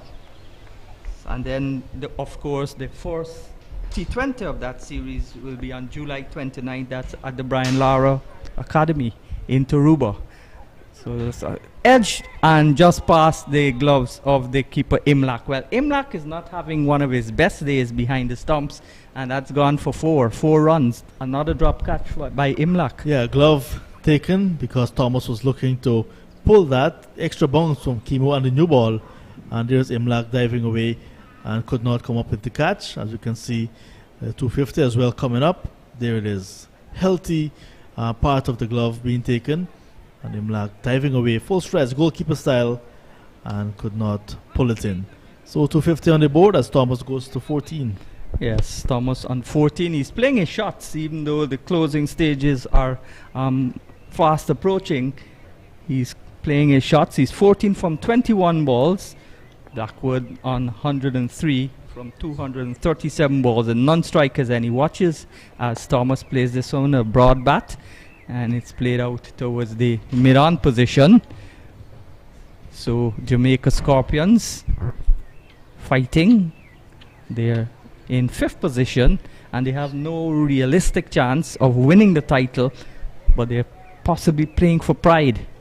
And they can spoil the show for Guyana as well. If Guyana lose to Jamaica, it means that Barbados, the Leeward Islands, will have perhaps an easier opportunity of winning the title. Certainly 2 slips and the gully going down, and this is a ball that's short and pulled away, and nicely pulled that between the backward square and the long leg, who didn't even move, and it's gone for 4. So a nice, convincing, commanding shot there from Thomas. He looks almost like a front order batsman. That's his 4th boundary. One was an edge that could not be taken by the wicketkeeper, and this time he goes convincingly with that boundary onto 18, pulling. And with the new ball, you tend to get wickets or runs. So far, we're seeing runs. Yes, because the ball comes off the bat quicker, and this is a smallish ground, very fast outfield, so you get value for your shots. In the middle of the tongue of Diego Martin, So the overs completed. First one in a new spell for Chemo Paul. And he's now bowled in all 12 overs, none for 33. And the greenery comes again. But the total going up now to 256 for the loss of 6. The wind has picked up, so Chemo Paul will be running with that wind. And it should be able to help him not only with a little bit extra pace, but also with movement, because he swings the ball a lot. There we see Blackwood's innings of 103 standing out. And Alvin Williams, 51, got a half century as well. Thomas, 18, still to come. Gordon, Merchant and Mindley, the bowlers. So this is a very important pair at the crease for Jamaica Scorpions as the wind picks up. So a good half century also from Williams, Alvin Williams, 113 balls, 8 fours. 2 wickets apiece to Kevin Sinclair and Moti, the spinners, 1 to Pamal, and just one fast bowler getting in the wickets column. That's Dimitri Cameron, 1 for 57 from his 10 overs. Chemo Paul, who got 4 wickets in the second innings against the Pride, is now wicketless in this innings so far. Cameron with 1 wicket is going to come and share this new ball with Chemo Paul, just like they did with the first new ball this morning. Well, Lug was caught by Moti off the bowling of Cameron for 5. It was 17 for 1 in the 8th over. And then they had a little partnership. The 50 came up. And then the demise of Campbell. Here's a ball that's full as Dimitri Cameron comes into the attack and bowls to Blackwood. Drives, no run. And then Campbell was leg before off the bowling of Sinclair, 37 from 58 balls, 7 fours, 62 for 2 in the 20th over. And then the very next ball, Oren Williams was leg before to Sinclair for a first ball duck, 62 for 3. Here is Cameron on his way, bowls, and that's a ball played into the onside. Nice firm shot, but can't beat the fielder. And there is no run. So that was 3 wickets down, and Sinclair was on a hat trick. At lunch, they were 90 for 3 with Blackwood on 31 and Palmer on 13. After lunch, Palmer was caught by Cameron off the bowling of Moti for 18, 99 for 4. Then a good partnership between Alvin Williams, and this is edged away down towards the boundary for 4, looking to play it square, and the outside edge found. But even though this has been an inconsistent spell from Cameron, he's gotten a few batsmen to edge the ball, 260 for 6. And here we can see again the edge found, and the ball falling, but it's a white ball, edge found, and it fall short of the wicketkeeper, but should have stopped it, Emlak. So more runs. So runs continue to leak with this new ball. So Williams was eventually removed by Moti, caught by Prasad, who took 2 blows at the mid-off and forward shoulder, and he's off the field now. And he made 51 from 113 balls, 8 fours. It was then 211 for 5, and then just after 236 for 6. This is a ball, a good pace. And they've left alone by Blackwood, 2 wide, and the umpire signals a wide, so the runs go up by 1, 261 now for 6, but Blackwood stays on 107. That was very wide. Umpire Butler had a good look and agreed.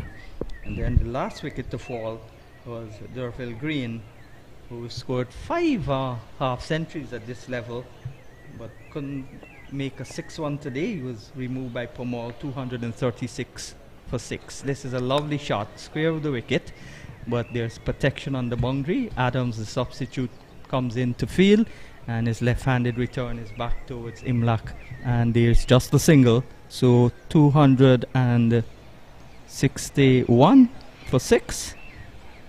Blackwood on 108, Thomas on 18. Thomas will be back in strike. And he'll be facing up to Cameron.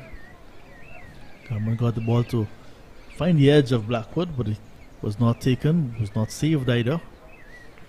Cameron down the leg side this time. Good take down the leg side. Tumbling save there by Imlak, and saves the Harp Eagles a couple of extras.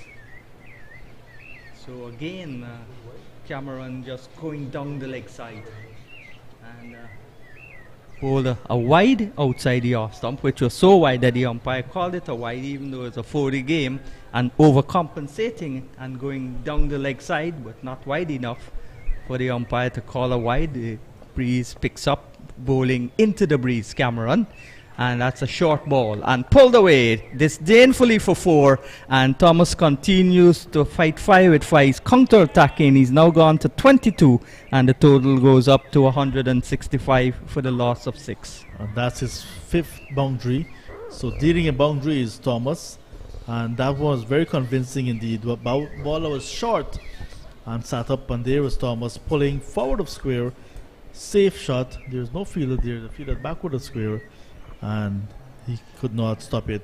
So that's the end of the over as well. So 265 runs, 266 in fact, for a loss of 6, and the second over with a new ball, again leaking runs. Yes, we saw a pull by and it's Williams who's doing most of, it's Thomas who's doing most of the scoring here. He's on 22 with a flurry of boundaries. So in the sunshine goes down, overcast conditions. Well, not overcast conditions. At this time of the afternoon, you expect these type of conditions. We understand that for the next 4 days or the next 3 days, it'll be these conditions remaining just all day.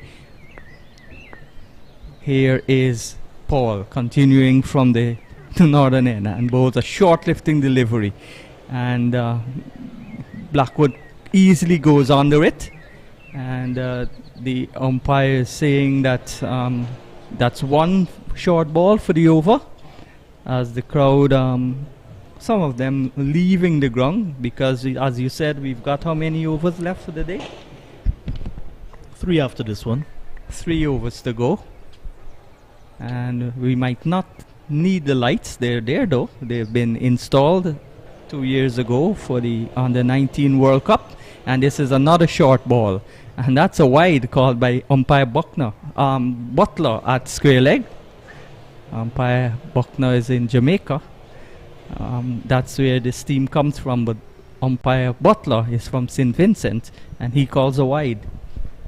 Last time I saw umpire Buckner, he was in Brooklyn, New York. He's a traveling man, you know. Yeah. And tomorrow with the Dave Westinian Independence Challenge being washed out, we can look forward to cricket, softball cricket at the number 73 ground, with Just Try Cricket Club and Raj Singh Insurance Brokers teaming up for that fundraising event for that club. Just Try. Yeah, inside edge, out towards long on, and Blackwood was exploring the possibility of a second, but then as he accelerated, he maybe got a little bit of cramp again. He's limping, so he gets 1, and he will be the first man to relish the idea of close of play. Yes, batting for stumps now, Blackwood. But as a set batsman, the other batsman at the other end, Thomas, will want to shield him, similar to what a night watchman will be doing, so that they can come back tomorrow and continue their work. Paul speeds in and bowls. This one is edged again, past the slip cordon and down to the boundary for 4. So this is the 6th boundary from Thomas. Yes, that one took the outside edge, and very frustrating for the fast bowlers when you're bowling with or without the new ball and you see the ball edging and not being dropped. That would be worse, but if it's going just past the fielders, that's fortuitous for the batsmen or the batters. That moment well short of Vishal Singh, who's at a wide second slip but just could not hold on to it. It goes to show the pace of this pitch as well. The ball not carrying through to that slip cordon, and we saw one that took off and could not be taken by the wicket keeper of the glove. This time this one fall well short of second slip. Paul is in, bowls, and that's a good delivery. Back and across, covering up is Thomas. He's 26 from 28 balls. This has been a very lively innings from Thomas. What he will need to do is stay there at the end with Blackwood, who is on 109, and come back tomorrow and start afresh. 272 for 6. Not a bad total in a day, because it's a good run rate, maybe just above 3.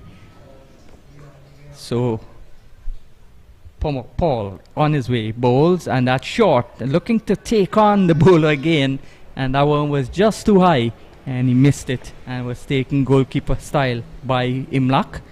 So the last ball of the day, or the first ball of the day, looks like Thomas would want to play an aggressive shot.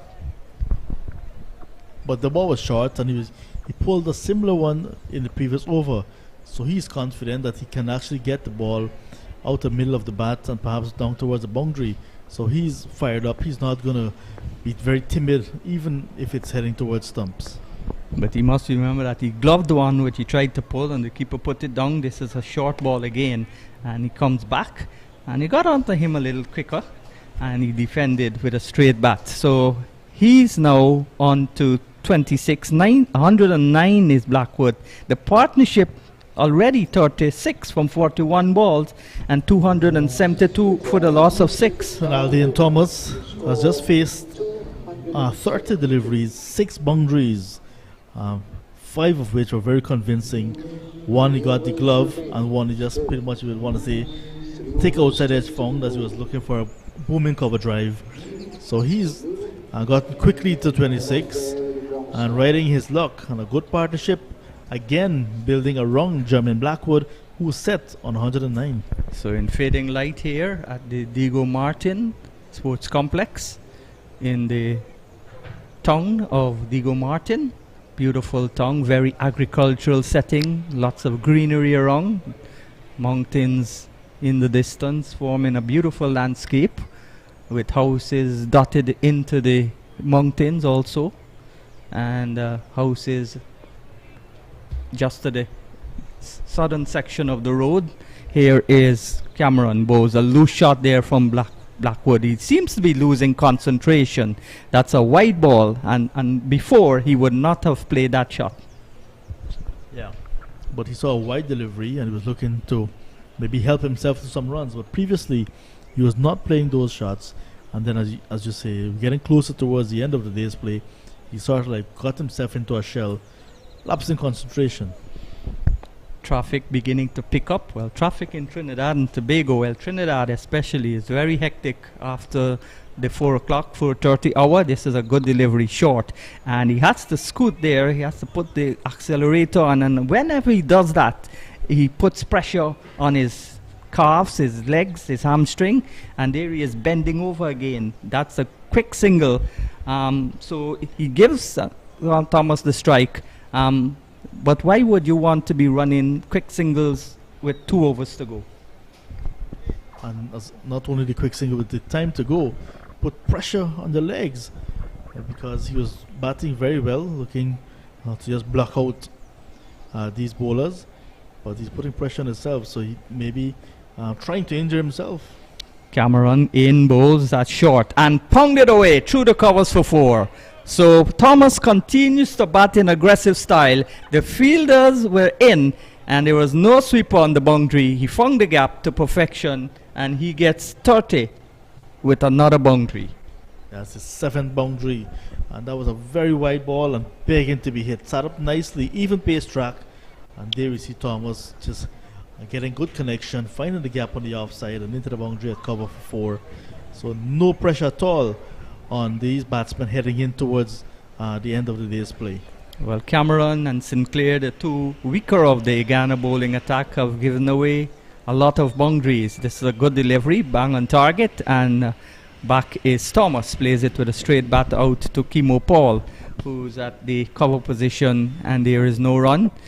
So the inexperience of these 2 bowlers, one the off spinner and the one the rookie pacer in a second first-class match, proving that they're bowling a lot of bad balls.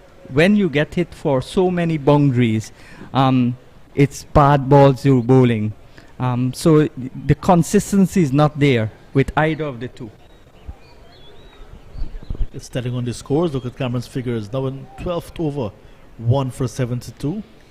Cameron passes umpire Butler and bowls again. That's square cutted down towards the backward point boundary. So Thomas is dealing in boundaries, and Blackwood is limping at the other end, and the total going up by 4 to 281 for 6. Yeah, with again an extra bounce this time, so no pressure at all on Aldean Thomas heading towards stumps. So he's just enjoying his innings so far as a cameo. He's now gone past this 100. His strike rate is now 100 plus, 34 runs from 33 deliveries, and the second boundary for him in the over. And this is going to do good to take up the run rate for the Jamaica Scorpions in day one. This is a ball that's the push back the fielder now, and he's easily pushing it for a single down to Adams, who's back on the boundary at point. So the over has been completed. He will keep the strike again, and that's maybe the right thing to do with his partner losing a bit of concentration, suffering from cramps. He's on 110 and he's still there, and you'd want to keep as much as the strike in the last 2 overs here at the Diego Martin Sports Complex ground. So Kimo Paul will now have his final over of the day's play.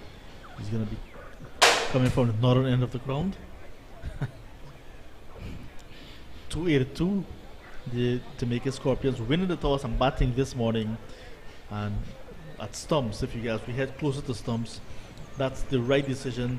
Looking back with the score 282 for 6, the Guyana Harp Eagles just picking up 6 wickets, and I would want to say so far coming second in this contest. Yes, the ascendancy certainly with the Jamaica Scorpions. From the time they won the toss, they had no hesitation in opting to bat, and they have done a good job so far. Here's a ball that's on the line of the off stump as Paul starts what would be his last over, and Cameron 1 for 77. He's only bowled 12 overs, and Sinclair, who's gotten 2 wickets, in fact was on a hat trick, but he's bowled too many short, too many wide deliveries.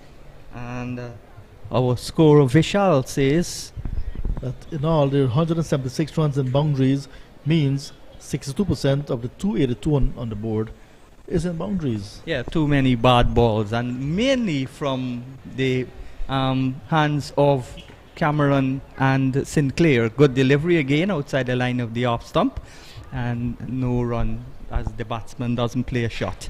And now we see Aldean Thomas playing for stumps, not looking to play too many shots in this over, just trying to be a little bit more watchful, a little bit more defensive, and now shepherding Blackwood, who's a set batsman, a senior batsman at the other end, and now playing for stumps. What Paul should be trying to do is to bowl wicket to wicket. You miss, I hit. That sort of attitude he should be heading, bowling to this batsman heading towards stump. Paul from the northern end, the white side screen behind his back, pulls a short ball, and that had a little bit of pace, but under it goes Thomas. You see, didn't try to hook, because he's definitely playing to the end. Yeah, playing for stumps, and that was a very good delivery from Kimo Paul. Lots of pace on that one, and nice line on the body, but the batsman taking evasive action, ducking, not offering the bat. Well bowled. Last ditch effort. He's got 3 balls to bowl and then get some rest, going maybe to ice bath back at the hotel. Here he is, Kimo Paul bowls, and that's outside the line of the off stump again, and there's no run. So from a village called Saksakali on the Essequibo mainland, and then he went over to the island of Wakenham, where Sarwan was produced, where Sarwan was born, and he came to town, Sarwan, as a little boy. He went to Stella Maris Primary School, where he got 200s, and from there, Star was born. Here is Kimo Paul, looking to become a superstar. He's at the top of his mark, and lots of rearranging of the field. He wants Adams to go to a backward square. The forward short leg has gone back to a short square leg, forward square. Here comes the bumper, ignored by Thomas, and there is no run. So The umpire signaling 2 bumpers for the over. So he'll have to be bowling a full ball, force the bowl a full ball. Or else he'll be penalized. Well, I wouldn't mind being penalized this Really? last ball. You get a wicket, you get the batsman fending, or you strike him in his head and he's gone retired with a concussion. Anyway, Chemo Paul. Let's see what he'll do with his final delivery. He's on his way, bowls, and that's a pitched up delivery, but too wide. And that's maybe the close of play or That's one over. Chemo's final over, so 1 over still to go. Yeah, so 1 over to go. They've already got 282, 89 overs. So this is a good run rate, 3.17. And they've scored pretty quickly. And if they get another 100 runs by tomorrow, just past the first hour, they will put Guyana under a lot of pressure. And it seems as if just after 2 and 3, 5 overs of the new ball, we'll have spin again in the form of Veerasamy Permaul. So Cameron expensive, 77 runs from his 12 overs, taken out of the attack. There's 2 overs in this spell with his second new ball from him. And Permaul will have to come. 1 for 46 from 26. Economical, just 1 wicket to his name as well. He'll come to look to get the breakthrough heading into the end of day's play on day number 1. So good afternoon to everybody in the island of Jamaica. It's just about heading up to 4 o'clock in Jamaica and heading up to 5 o'clock here in Trinidad and Tobago and Guyana and the Eastern Caribbean. Professor Christine Cummins. Good afternoon to you and good afternoon to Mandy Lowe, my good friend who drives me around Jamaica. Here's a ball that's hitting the glove of Blackwood. 5 balls he has to survive.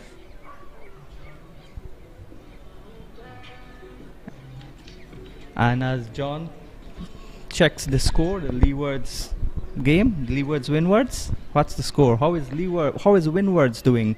Here is Permaul on his way, bowls to There's a very Blackwood. good fight back from the Leeward Islands Hurricanes. At one time they were tottering and almost bowled out for just over 200 runs. And Colin Archibald, he staged a miraculous fight back. He's on 80 from 80 deliveries.